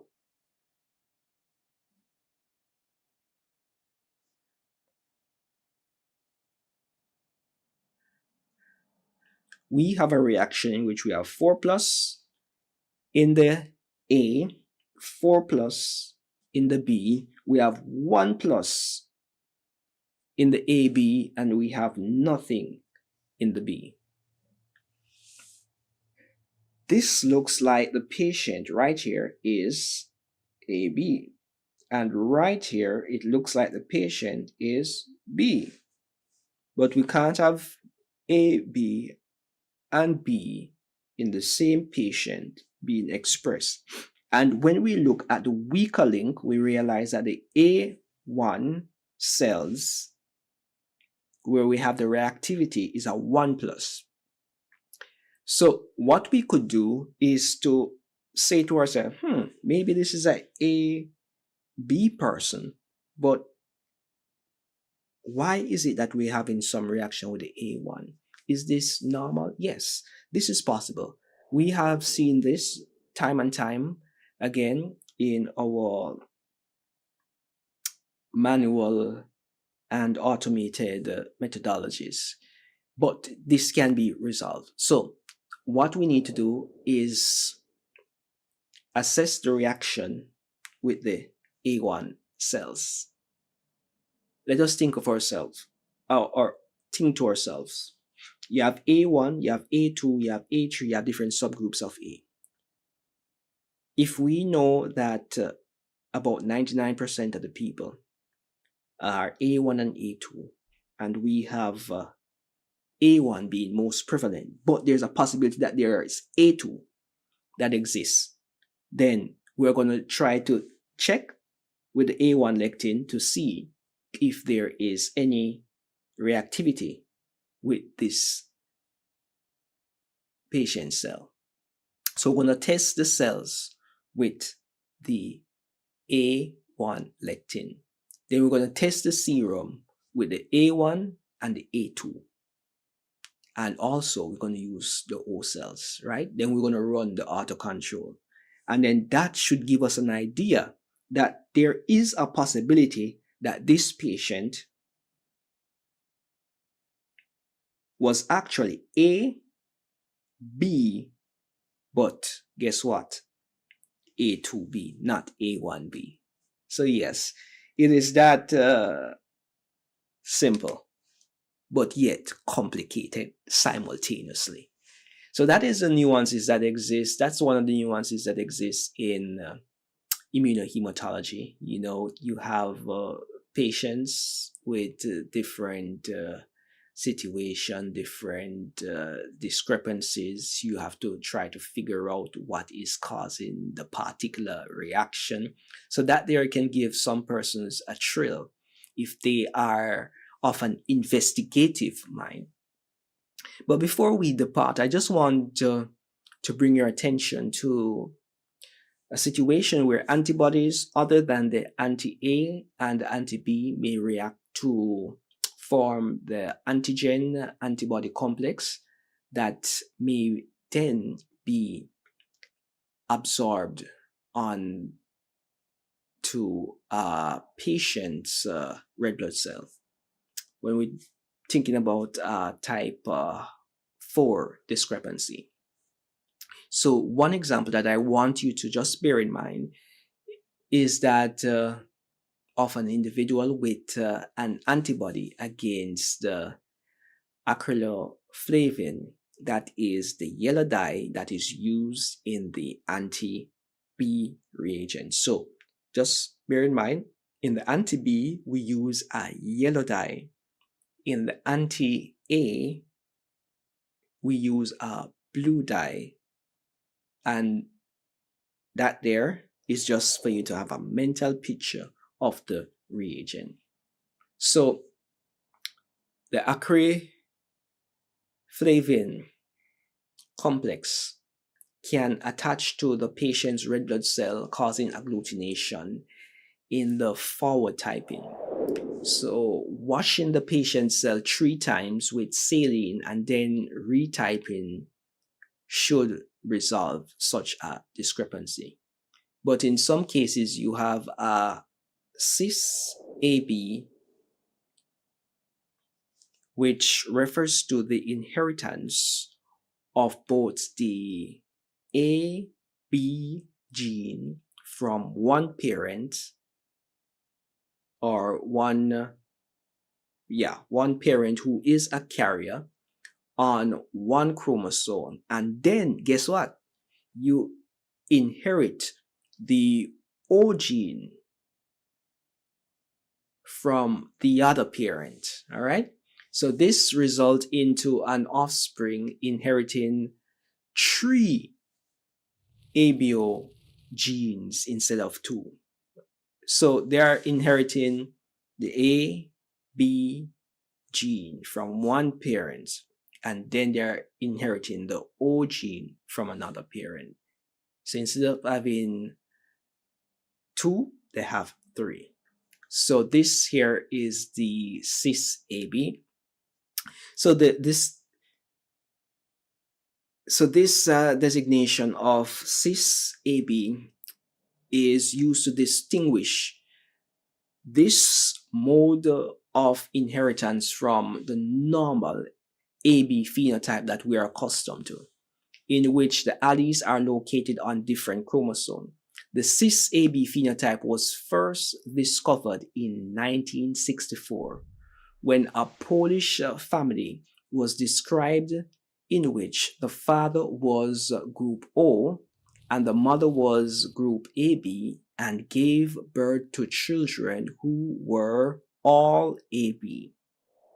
It was resolved by the fact that the A and the B genes were inherited together and were both on the same or the cis chromosome, thus the term cis-AB.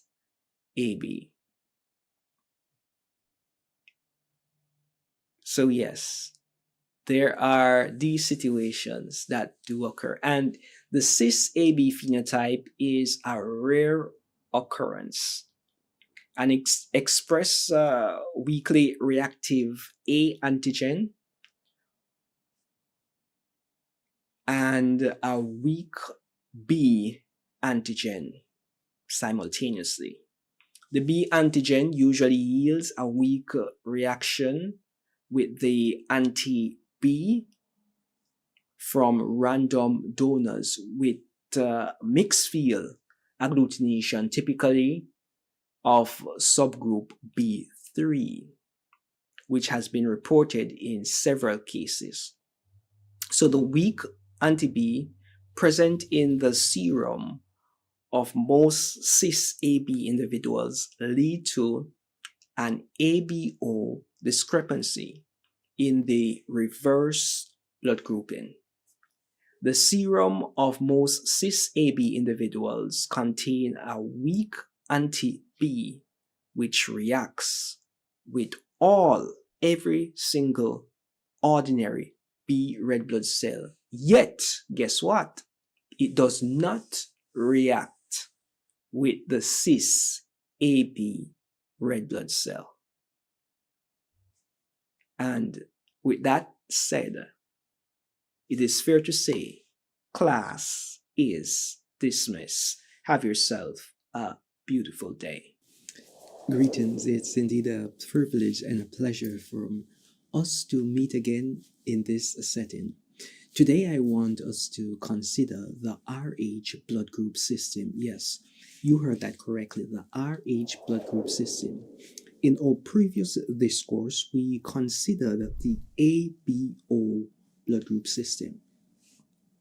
And that there was a journey. It was a 6-hour plus or minus long session where we went through the intricacies of the ABO system, how it is formed, the different groups, how they are identified, the different subgroups that exist within the groups, and try to do some resolution of discrepancies that may be encountered, especially when performing blood banking procedure or engaging in the practice of immunohematology.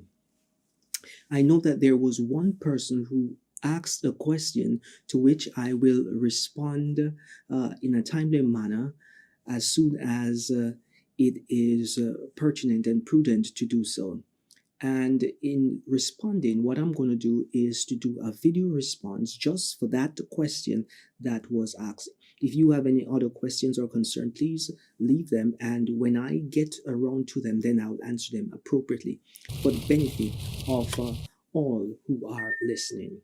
So now, we know that a person can be A, they can be B, they can be O, they can be AB. And that there is the ABO blood group system. But we also know and understand and appreciate that a person can be that positive or negative. So when we are talking about the positive or negative, guess what that brings us to? It brings us to the RH blood group system.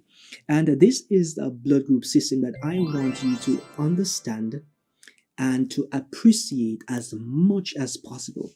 So the ABO is one of the group that I want you to have intimate and intricate knowledge about, along with the RH blood group. Because when we say someone is A positive, we have to know how the genetics came about to determine that this person was A, and how now is this person positive and not negative. So we need to have a complete understanding of that. So the RH blood group system plays a very critical and crucial role, not only because it's one of the common blood group system is our nomenclature, but because of how it is implicated in transfusion reaction, because of how it is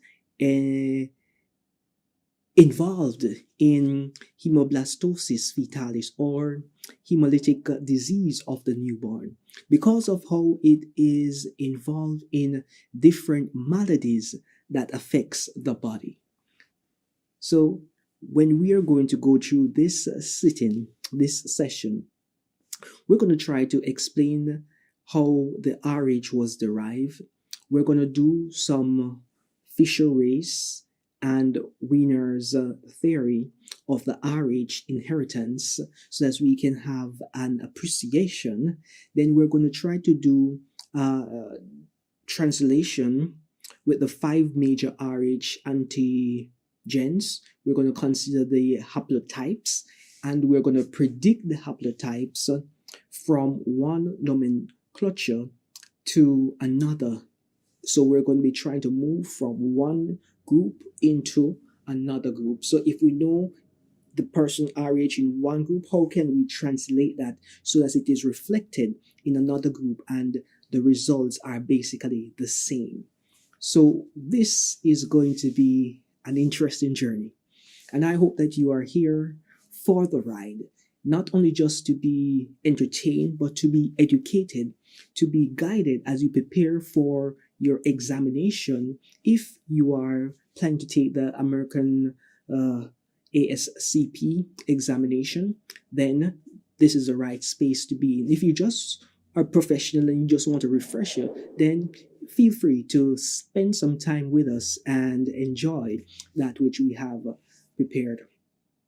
We're going to be considering the interaction of the RHD, just like how we have ABO, we have RHD. But not only RHD, we have RHCE gene, and we have the RHA gene, which produces the RH, all right, which we considered the D. Now, we're going to have to differentiate and also define the biochemical and structure of the RH antigen. So there's a lot of things that we are going to have to go through. And you know that when you have the real, you may have the fake, and you may have a look-alike. So we need to understand the RH null pathway, how it is derived. We have to understand the RH null group. What does that mean? We have to describe the RHA gene in terms of the antigenic expression. And you know, we have weak D, we have cis, we have trans D, we have a lot of different variations of D. And then we are going to have to look at the meat of the matter of the meat that you came here to devour, which is the RH antibodies, not only just the antibodies by itself, but we have to examine and describe the risk of the RH in terms of the hemolytic disease of the newborn, because we know and understand that depending on the RH of the child and the RH of the mother, if there is some incompatibility, there is a likelihood that the mother may evoke or elicit a response against the RH that the child has, and then that there would cause the body to go into a fight mode, which would terminate a pregnancy. So we have to understand why it is that we have to give the ROGAM. So yes, all of these things are very important. And you're saying, but I thought that we were just going to talk about the RH blood group. Yes, we're just going to be talking about the RH blood group. And this is where it starts from. We have to have a framework as to what we need to examine, what we need to go through, so that we can have a complete understanding. And you know that sometimes you go to the hospital and they ask you what is your ethnicity, that there plays a important role, just as how your ethnicity plays an important role in determining your ABO and the prevalence of occurrence and the likelihood. So too, in the RH blood group system, your ethnicity gives a probability of the genotype that can be expressed. So when you go to the hospital or to a physician or to a laboratory and they are asking for ethnicity, don't feel that they're trying to discriminate against you. In this sitting, it is not about discrimination. It is about making an informed decision as to the best course of action for treatment and for therapy, so that you can get the best result possible. All right. So that there is it in a nutshell. But before we get into that, I just want you to know that the RH blood group is highly complex.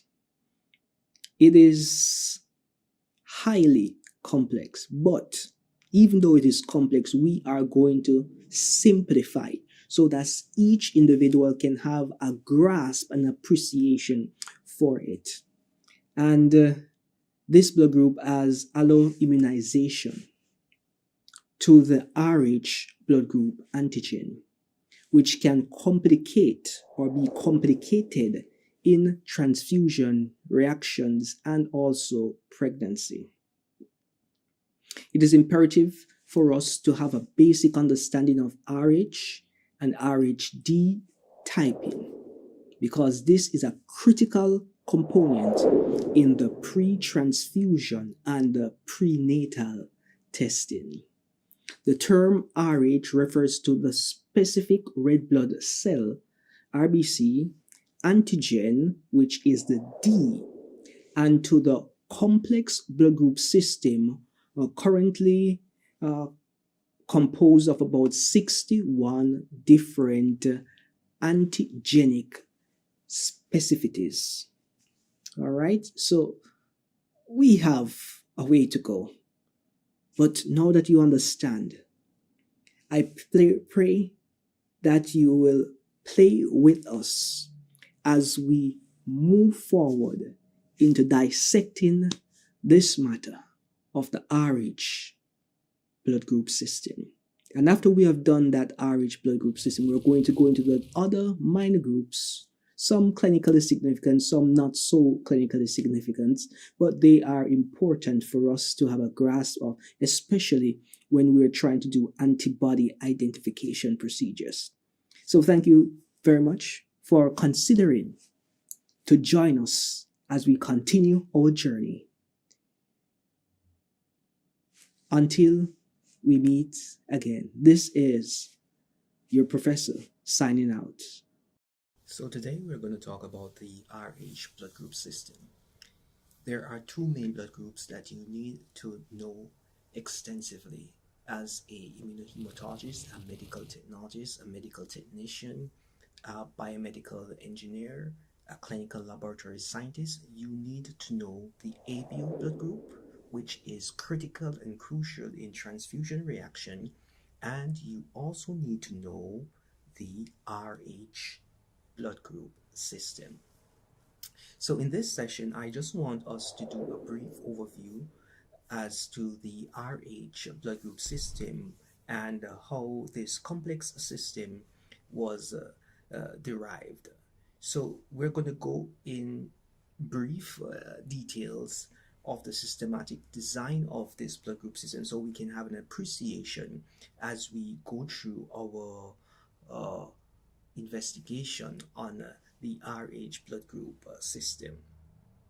So the Rh blood group system, as we discussed previously, is highly complex, and the alloimmunization to the Rh blood group antigen can be complicated in what we call transfusion reaction and also complicated in pregnancy. It is imperative for us to have a basic understanding of the Rh blood group system, or let's say the Rhd typing, which is a critical component in pre-transfusion and prenatal testing. So when a mother is of one Rh group and the child is of another Rh group, or the father is of a different Rh group, that can complicate the whole dynamics of how the body of the mother reacts to the child. All right, but let us take it step by step as we get into the meat of the matter of the meat that you came here to enjoy. So what I want you to understand and appreciate extensively is the term Rh. Basically, it just refers to a specific red blood cell, RBC, antigen, we're going to call that the D, and to the complex blood group system, we have come to realize that there are approximately 61 different antigenic specificities that exist when we talk about the D. All right, so just bear that in mind. So although the Rh antibodies were among the first to be described by researchers, we in today's realm continue to investigate, continue to explore, to try to have a better understanding of its intricacies and its complexities. Because this blood group system is so important that over time we are discovering more and more variants that exist with this blood group system. So research has been continued and what we say ongoing. So from time to time, you may have new information being presented, and the knowledge will be shared as those information become available. So as we continue to explore these complexities of the RH blood group system, from its serology to its mode of inheritance, which when we talk about that, we're talking about the genetical control mechanism. We can also think about the biochemistry in terms of the structure of the RH antigen. So the RH is the second most important of the blood group system next to the ABO blood group system as it relates to the transfusion reaction. As the RH system, in this system, the antigens are very immunogenic. So they are very, what we call reactive in simple terminology. So unlike the ABO antibodies that are routinely found in an individual who lacks the corresponding antigen, the RH antibodies are produced only after exposure to foreign red blood cells. All right. So usually it's based on an exposure that the body generates the antibodies. And when those antibodies are generated, then those antibodies can fight against whatever is inside of the individual and create complication. So we don't want to have a complicated system. We don't want our bodies to complicate matters. So we try to keep everything as simplistic as is possible. So understanding this will guide our minds to think about modern day, present day complications, present day challenges that exist. So when we're thinking about the RH, the first thing that I want you to think about is hemoblastosis fetalis, or I think that word is no longer being used, but in 2025 and beyond, I think the word that is being used is hemolytic disease of the fetus and newborns. That is HDFN, hemolytic disease of the fetus and newborn. Yes. So when we think about the RH blood group system and its implication in transfusion reaction, that is what I want you to think about. The term RH, capital R, common H, can be positive or negative. A person can be positive or negative. And it is just used to describe the presence or the absence of the D antigen. So if a person is considered to be RH positive, it indicates that the person possesses the D antigen. So they have RH antigen present, so the D is present. If a person is RH negative, this individual does not have the D on the cell. So they lack the D on the red blood cell. So in understanding this, we can get an appreciation in simplistic terms that a person can be RH positive, a person can be RH negative. And that is the information that majority of the population would need to know. But because you're not majority of the population, you are a minority of the population, you have to go a little deeper into understanding the complexities and the intricacies associated with the RH blood group system. But before we get into that, let us go down memory lane as we investigate some history of the RH blood group system. So it was in 1939 that Levine and Stetson, who described a phenomenon a phenomenal, I think it was the hemolytic transfusion reaction, which was observed in an obstet- obstetric patient, right? A person that was pregnant, all right? But what they realized is that after delivering a stillborn infant, the woman required transfusion. Her husband, who was the same blood type as her, was selected. However, after transfusion, the recipient demonstrated classical symptoms of an acute hemolytic transfusion reaction, or AHTR. All right. So you must be saying to yourself now, if you are of this group and the husband is of this group and you got the same group, what kind of problem could exist? But that there is where it was revealed that the ABO is important, but there's another group that is also important, right? So subsequently, an antibody was isolated from the mother's serum that reacted both at the 37 degree, which would be the IAT phase, and the 20 degrees Celsius, which would be basically the room temperature phase, with the father's red blood cell. So it was postulated that the fetus and the father possessed a common factor that the mother lacked, which in some instances could be true for the cause of this situation. But while the mother carried the fetus, she was exposed to this factor and subsequently she produced antibodies that showed positive reactivity when tested against the transfused red blood cell from the father. So the antibody specificity was not at that time identified, but it was found to react with 80% of cells tested and was suspected to be a maternal antibody to a factor on the fetal cell.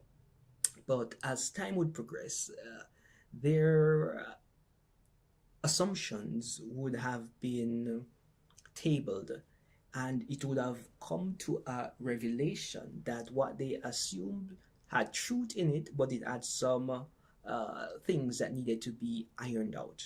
All right, but a year later, Langston and Wiener described an antibody made by guinea pigs and rabbits when they were transfused with rhesus macaque monkey red blood cell. So, rhesus monkeys. When we talk about the RH blood group system, we're talking about the rhesus blood group system. So when we think about the rhesus blood group system, we're going to think about the monkey blood group system. It's the monkey that gave us these the antibodies that we could use to determine whether someone is D positive or they are D negative. So it's interesting how we came to discover and how we came to appreciate and how we came to use this information that we have. And it started from a simple situation where there was a mother who was given birth and she had a stillbirth, and then when the transfusion took place, then we realized that there was something else that could have been uh, possible to cause that transfusion reaction, even though the blood groups were the same. So with that knowledge, we come to realize that something else could have been there. And we are very thankful for the work of Langston and Wiener, because they have been instrumental in us having the RH blood group system and the different classifications of them. All right.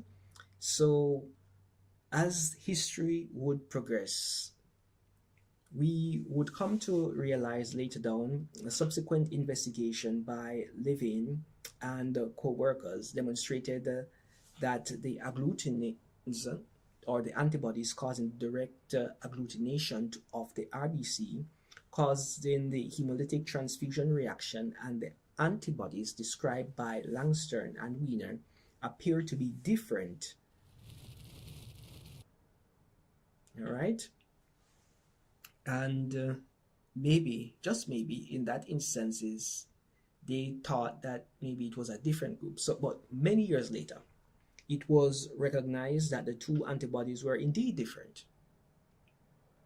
However, the name RH was retained for the human-produced antibodies, and anti-rhesus formed by the animal was renamed anti-LW. And when we talk about anti-LW, it looks like the RH, but it's not really the RH, and this is the Lewis blood group that we're going to get into that. All right, so this anti-LW was in honor of those who first reported it, which would have been Langstern and Wiener. So the errors that came up gave us ideas, gave us concept, gave us an understanding of what was happening. It was giving us a guide. It wasn't clear, but over time, with more research, with more investigation, we came to realize, understand, and appreciate what was really taking place. And with that, we were in a better position in understanding exactly what was happening. So by the mid 1940s, 5 antigens were defined in the RH system. All right. In the 1980s, so 40 years later, in the 1980s, we had molecular testing, which further defined the RH gene, which gives us even more intricate information and details. So the RH blood group system continued to be explored even today, even years later, because we're now in 2025 and moving forward into 2000 and beyond, and we're still discovering. So yes, there is still great work to be done. We're not going to know everything about everything. So as time progresses, we'll learn little by little and compound information that we have as we seek to maximize what it is that we know and become expert in the particular field. So let us now move into some terminologies which you may need to know, appreciate, and then we're going to look at the Fisher race terminology so that you can have an appreciation as we take it step by step in understanding the RH blood group system. So there are 4 terminologies used to describe the RH system. 2 are based on the postulated genetics theory of the RH inheritance. The third common terminology used to describe only the presence or the absence of the given antigen, which is simple, easy. And the fourth was established by the International Society of Blood Transfusion, that's the ISBT, Committee on Terminologies for Red Cell Surface Antigen. So we have to come to understand that different groups classify them differently. So we are going to, in some instances, have to do a reverse engineering to figure out what is that classification in another group. All right. So it's important for us to distinguish between what we call the phenotype and the genotype before we explore the RH nomenclature. So when we talk about the phenotype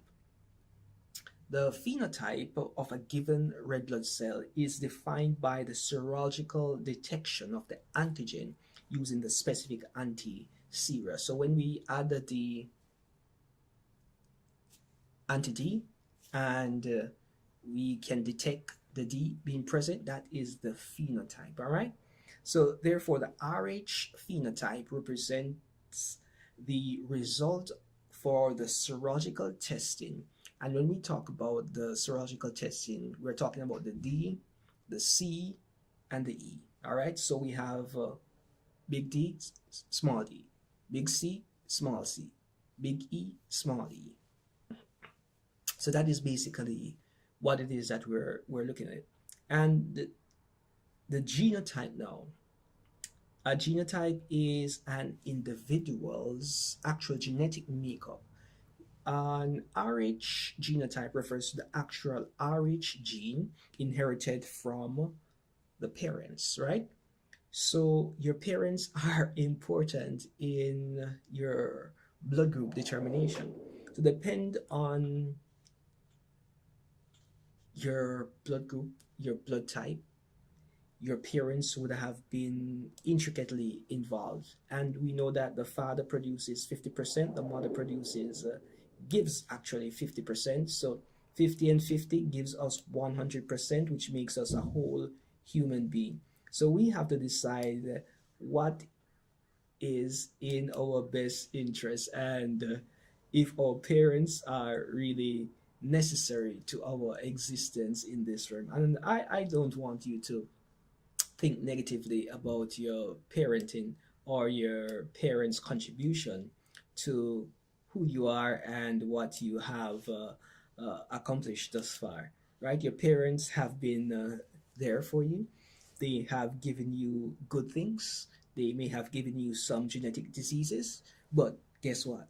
Without your parents, you wouldn't be here. So let us just give some appreciation to the parents. Now, let's get back to the conversation. The first group in terminology that I want us to consider is the fisheries terminology, which is the DCE terminology. That's simple, but I want you to get some concepts so that you don't confuse it with any other terminology. So this was discovered in the mid 1940s by Fisher and Race, which defined the 5 common Rh antigen and postulated that the antigens of the systems were produced by 3 closely linked genes. And the genes that were linked were D, C, and E. All right? So DCE. So each gene was responsible for producing one antigen on the red blood cell. So each antigen and corresponding gene were given the same letter designation, which referring to the gene, the letter is usually italized. So if you see the italized letter, that's a gene that is being referred to. So the Fisher and Race named the antigen system D, big D, or capital D, uppercase D, lowercase d, uppercase C, lowercase c, uppercase E, lowercase e. So now it is known that there is no lowercase d antigen, but some reference continue to use the lowercase d with the Fisher-Race terminology as a placeholder for D negative individuals. All right, so you understand that you have the Fisher-Race system D, C, E. Simple. So according to the Fisher-Race theory, an individual inherits a set of the Rh genes from each parent. So one set parents give you one set, the other parent give you another set, and then you combine, and then you get what is your actual nomenclature. All right, so the combination of the genes inherited from one parent is called the haplotype.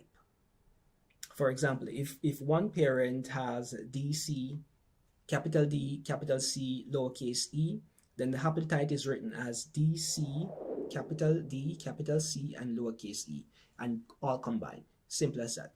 So the pairing of the maternal and paternal haplotype determines the offspring's genotype. So that is how your genotype is determined.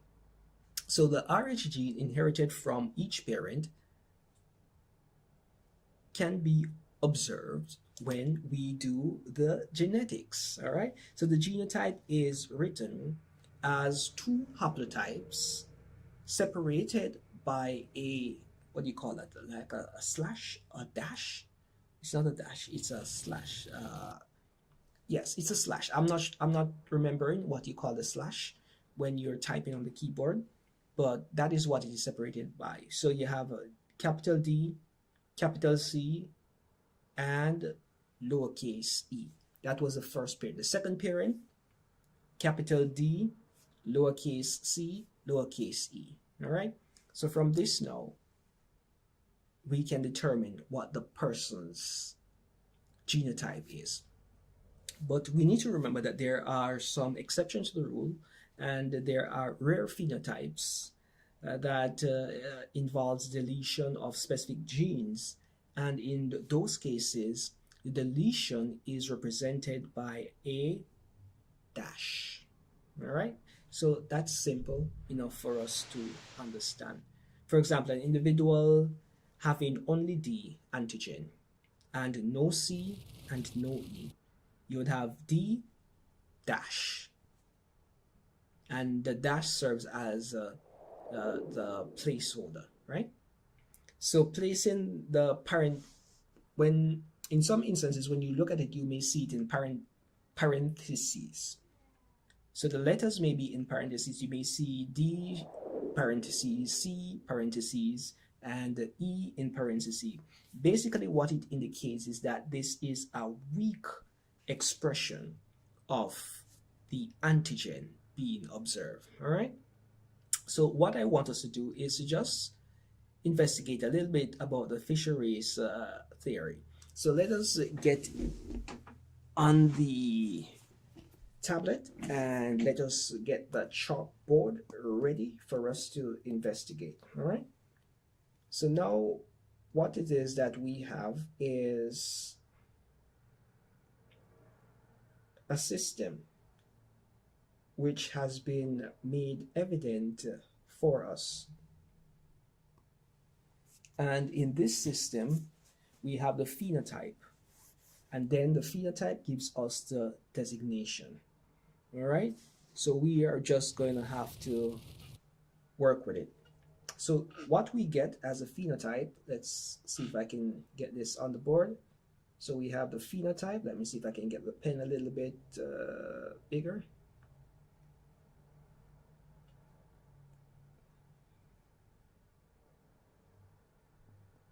So the phenotype, reaction with the antiserial.